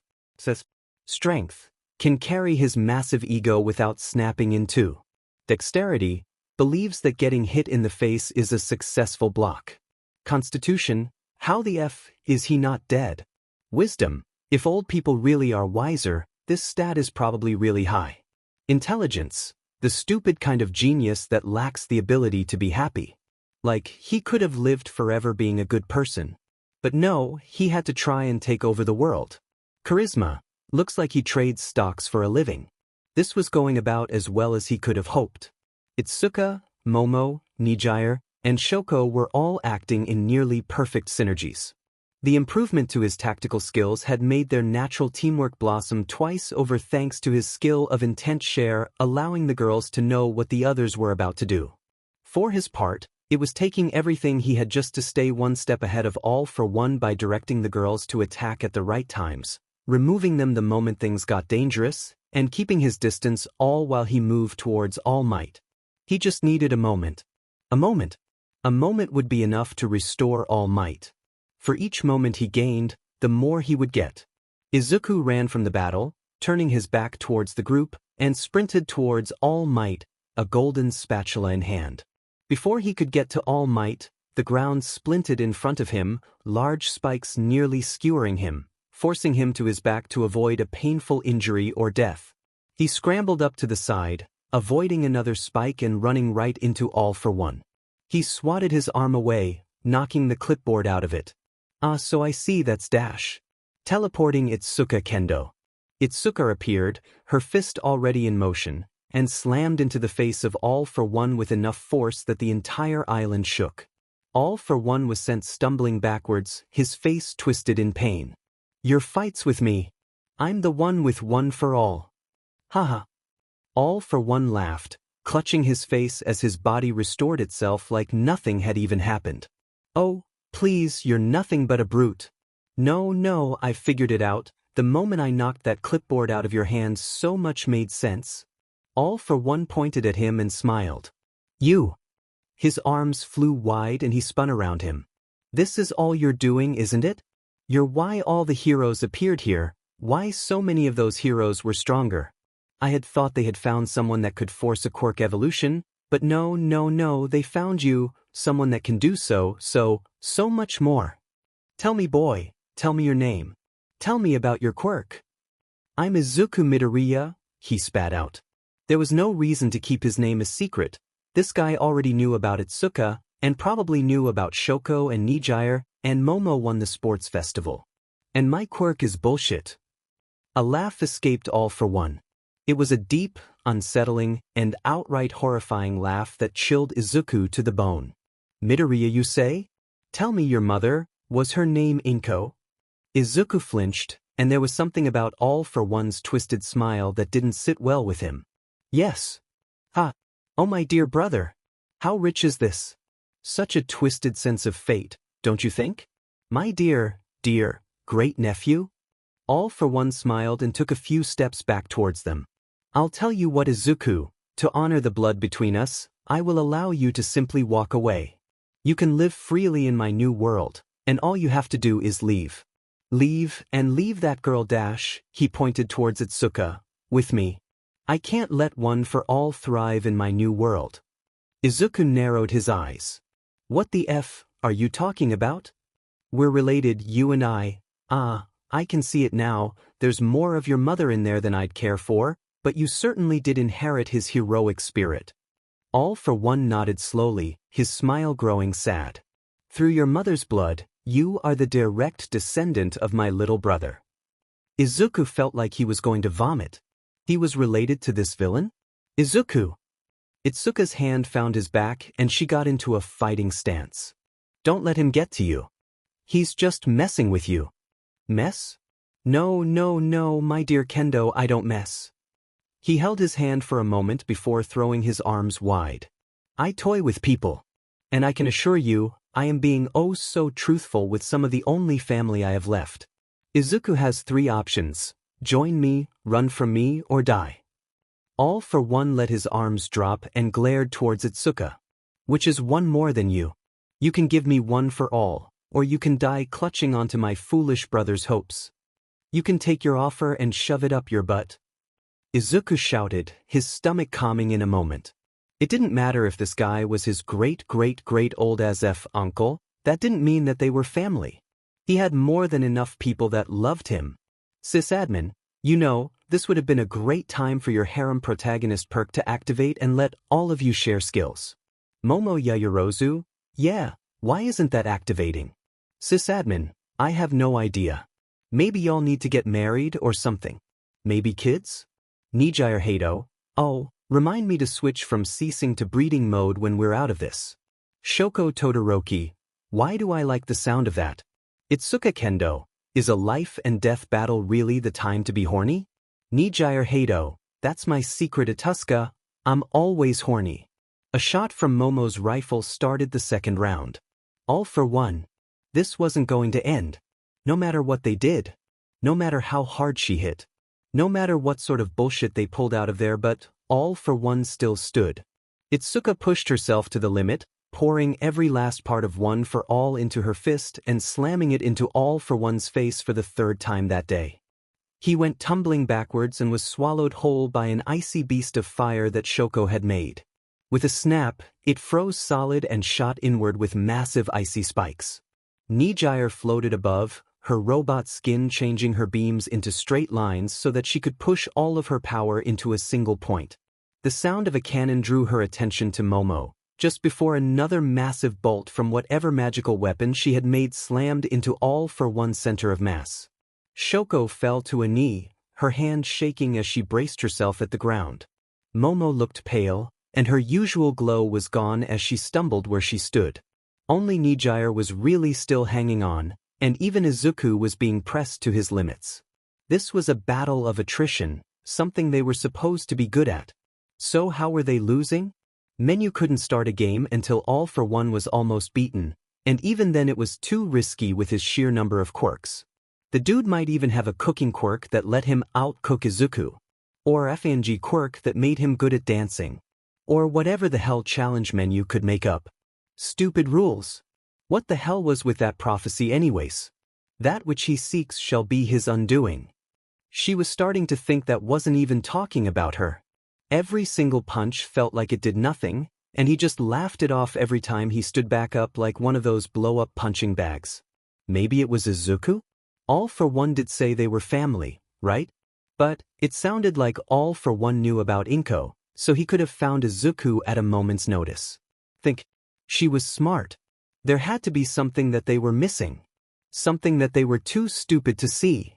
Spikes emerged from the ground, flying up into the sky and landing a hit on Nijire. It opened a massive wound on her side that forced her out of her robot transformation, allowing blood to fall as she screamed in pain. The ground surged, and All for One emerged, riding a wave of dirt and steel towards Izuku with a roar. Momo appeared beside Izuku, a spear of silver in her hands that glowed like the sun. She stabbed forth, piercing All for One's hand and blowing his shoulder clean off. In a moment his hand was back.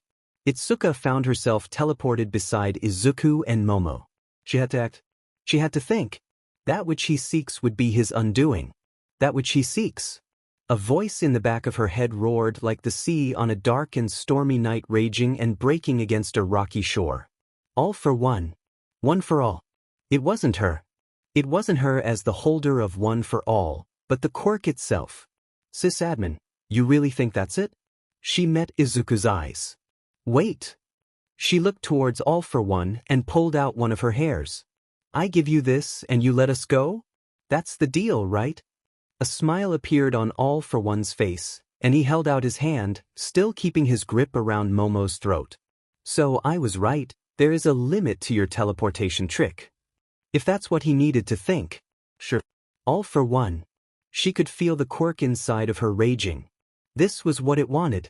Worst case scenario, Izuku dies and they hope they actually got an extra life or two. Best case? This worked. Give it here. All for One gestured, his smile growing like mold on bread. Give me one for all and I will allow you to live. I'm not a fan of killing family after all. She stepped forward, a shaking hand holding out her hair. Please work. For the love of everything. Please. All for One. He took her hair and opened his mouth. She had half expected a snake-like tongue to emerge from his mouth and just make the moment feel like he was defiling her. Instead, he simply opened his mouth and swallowed the hair. All for One. All for One. The voice vanished. And she felt it. She felt that power leaving her body. The dam had burst, draining the reservoir and flowing into All for One. Ha! He laughed, dropping Momo and walking away from Izuku. Ha! Such power! You have all been fools with this quirk. Wasting it on heroics. Using it to fight me. And I was such a fool to create it. All for One placed a hand on his stomach. A glow spread across his body. This is too much. This can't. It's eating my quirks. He stumbled, looking at her with genuine confusion and fear. What did you do? Itsuka shrugged and smiled. I just gave you what you wanted. Oh. All for One ended with a pop of stardust. Itsuka blinked. She looked towards Izuku, then Momo, then Shoko, then Nijire. Then she looked at her hand. Her open, normal-sized hand. She closed her fist and fell to the ground. They did it. They won. All for One was gone. And she was quirkless. I'm kind of shaking right now. This chapter was so hard to write for so many different reasons. But I got to write the ending to it that I had planned since the beginning. Itsuka losing one. For all and her own quirk to beat the bad guy. I know a lot of you really didn't like the whole Izuku not getting one for all thing. I don't even know if you're still here, but here's the payoff for that. While this is the climax, this story isn't over. It's probably going to end in 1 or 2 chapters depending on how long the resolution epilogue is. I hope you all enjoyed so far. Follow my Twitter if you want. Also there's a link to my Ko-Fi there if you feel like you like my stuff enough to do that. Level 56. Level 56. Chapter 56. Level 56. See the end of the chapter for notes. In the aftermath of Island's liberation, only a few heroes were severely hurt, and approximately 20,000 of the world's more dangerous villains were arrested en masse. A few attempted to escape, but due to the Island's location being in the middle of the ocean, few were successful. While most heroes had no lasting injuries after being defeated by All for One, none of them were quite left unchanged. As a bizarre combination of reality-warping quirks, All for One's use of a super-boosted overhaul had set any changes caused by Izuku's food to default, effectively making them permanent. While this did mean that, on average, a Japanese pro would be quite a bit stronger than the rest of the world, it also caused Japan to have a 60-40 ratio of female to male heroes. Also, as a whole, the average cup size of a female Japanese hero increased by over 2. Shoka Aizawa experienced all 3 effects, with having been made a female first, later having her BRSTS enlarged by another food, then having her quirk and combat abilities heightened as well. Her new girlfriend Ms. Joke was very happy with these changes. Much like Itsuka, whatever remnants of One for All had remained inside of All Might had vanished alongside All for One. However, thanks to Izuku's food, he was able to maintain his muscular form full-time, which just functioned as a nice FU to All for One, and ensured that All Might could retire in peace. Globally, the crime rate plummeted, as a consequence of so many villains being defeated on Island. As for their part in all of this, they each received their official hero license, with an honorary degree from UA. Apparently, saving the world is a bit more impressive than any final exam they could come up with. Besides, Aizawa got a restraining order on Nijire for reasons that are currently still unknown. Rebuilding I Island started before All for One's space dust had even settled, with I Island being returned to normal albeit reduced functioning levels. It also took Night Eye exactly a week after the encounter to become Izuku's stepfather, which was strange. Apparently, his mother and Night Eye had a history with each other that made Izuku ever so slightly uncomfortable. Izuku also decided not to tell his mother anything about what All for One said, largely based on the fact that he thought it was bullshit and that he wasn't going to think about it. He thought about it a lot. It really felt like everything was better for everyone, which would have been a fantastic feeling, had it not been for one important thing. Itsuka. Sure, she had smiled. Sure, she could still fight, kick butt, and chew bubblegum like the best, but she just seemed sadder. With a sigh, Izuku placed a hand on the door to the room that Itsuka had all but lived in for the past 2 weeks. He glanced back and saw Momo standing the closest, a small frown on her normally cheerful face. Behind her, Nijire stood with a wide smile, and Shoko looked like Shoko, which meant she looked somewhere between confused and hungry. Itsuka had said she was fine over and over again, that she just needed time. But now Izuku couldn't take it anymore. He needed to talk with Itsuka about this. He wanted to help his first real friend. He wanted to be there for her like she had been for him at the start of all this craziness. He nodded and opened the door. A few steps in and he closed it tight behind him. As a group, they had tried to talk to Itsuka, but it often made her prickly, anxious, and just annoyed at them as opposed to actually making any progress. It was just a simple fact that Itsuka was still a bit of a tsundere. Vibrant lights and the sound of pixels bleeding greeted Izuku. The room in many ways looked like Itsuka's bedroom back at her parents' place. There was even a bed in the same position, though the ground was padded and more comfortable to walk on, and there was even a fridge sitting nearby. A few bottles glistened in the constantly shifting lights from Itsuka's TV and allowed a few dirty dishes to be shown off. A pile of blankets, pillows, cushions, and various other bits of furniture created a fortress of solitude that would make any child jealous. Izuku crawled on his hands and knees as he found the makeshift entrance, and was quickly greeted by the bright green eyes of Itsuka. The screen behind her paused, controller in her hand and a stack of video games in reach. Her long orange hair snaked out of the oversized teal hoodie she had on, while her long muscular legs were bare. She was a complete and utter mess right now that looked like she hadn't bathed in a while. And he still wanted to kiss her. "Yo!" She cracked a smile and gave him a peace sign before turning back to the screen. "I'm not on a 2-player game right now, but we can do one next if you want." Izuku crawled forward and then sat next to Itsuka, watching her fingers jam on the controller with blazing speed as her avatar on the screen performed some combo that went on way past the realms of reasonable. "How many more titles until your backlog is done?" "Ugh," Itsuka pointed her toe at the pile of games. "That many." "And how many until you're happy?" Game paused. "Why are you here?" Itsuka asked, controller still in hand as she hugged her knees. A single green eye peered right at him. "I'm here to talk." He scooted closer to her and wrapped an arm around her shoulder. "Itsuka, you're a hero, you saved us all. Menu still trying to figure out how to get some kind of trait or item that will let you make your hands dash." "Izuku," Itsuka's voice cut like thunder on a clear night. "I don't give a shit about what size my hands are." "You don't?" Izuka blinked. "But your quirk is gone." Itsuka muttered and then let out a long sigh. "Has been gone." Menu was right when she said that One for All had already eaten my quirk. I didn't think anything of it at the time, because I could still make my hands go big, so everything had to be fine, and I could still feel my quirk.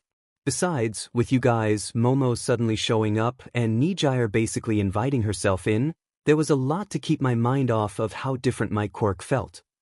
The controller fell and she let out a long sigh.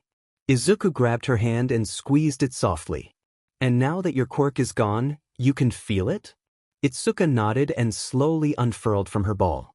She reached out, embracing his hug and pushing them both to the ground. "I'm trying to avoid it. I'm trying not to think about it. But I can feel it. My quirk is gone. A part of me is gone. It's like a book that's missing every third chapter, or a video game that's just missing something to make it great. She buried her head into his chest and let out a small sob, her hand clutching his shirt. It hurts. No matter what I do, I feel like that. I'm trying not to think about that, trying to fill the void, but it's so hard. I asked All Might, but he had no answer like always. Itsuka. He kept his arms wrapped around her and pulled off her hood. Her hair was greasy, but he still kissed the top of her head with a smile. You don't have to go through this alone, you know. We're all here for you and we all love you. He felt her squeeze him tight, a light sob escaping her. I know you haven't forgotten that. I know, but this isn't how I want the people I love to see me like. Momo's the gay panic psychopath, Shoko's the clueless psychopath, Menyu's a FNG gremlin, and Nijire's just a horny psychopath. I'm supposed to be the calm, level-headed one of the group. She sniffed and pulled her face out of his shirt, a big awkward smile on her face. Kinda hard to do that when your current occupation is being a FING wreck. A CC wreck. I'm aware I'm currently sitting on top of you right now, but do you really think now's the best time to try and stuck me? Itsuka ran her hand through her hair, letting it out of her lazy ponytail.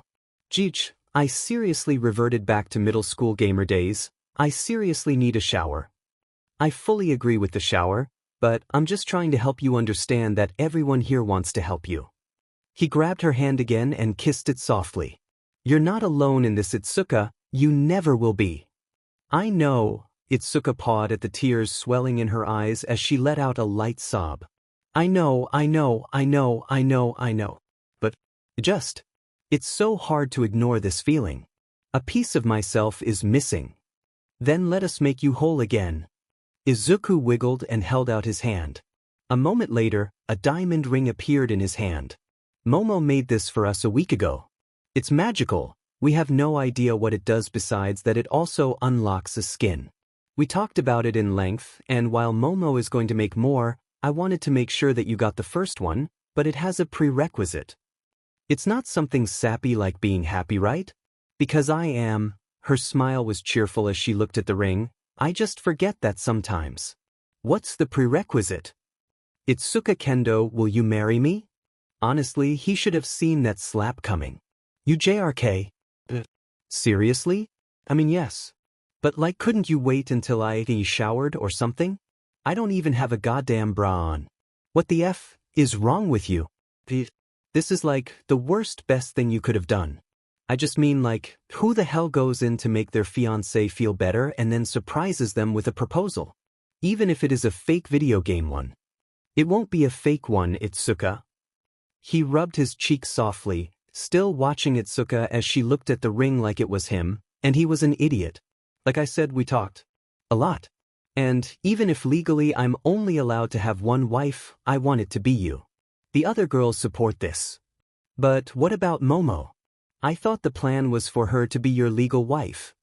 Now Itsuka was just looking regular dumbstruck.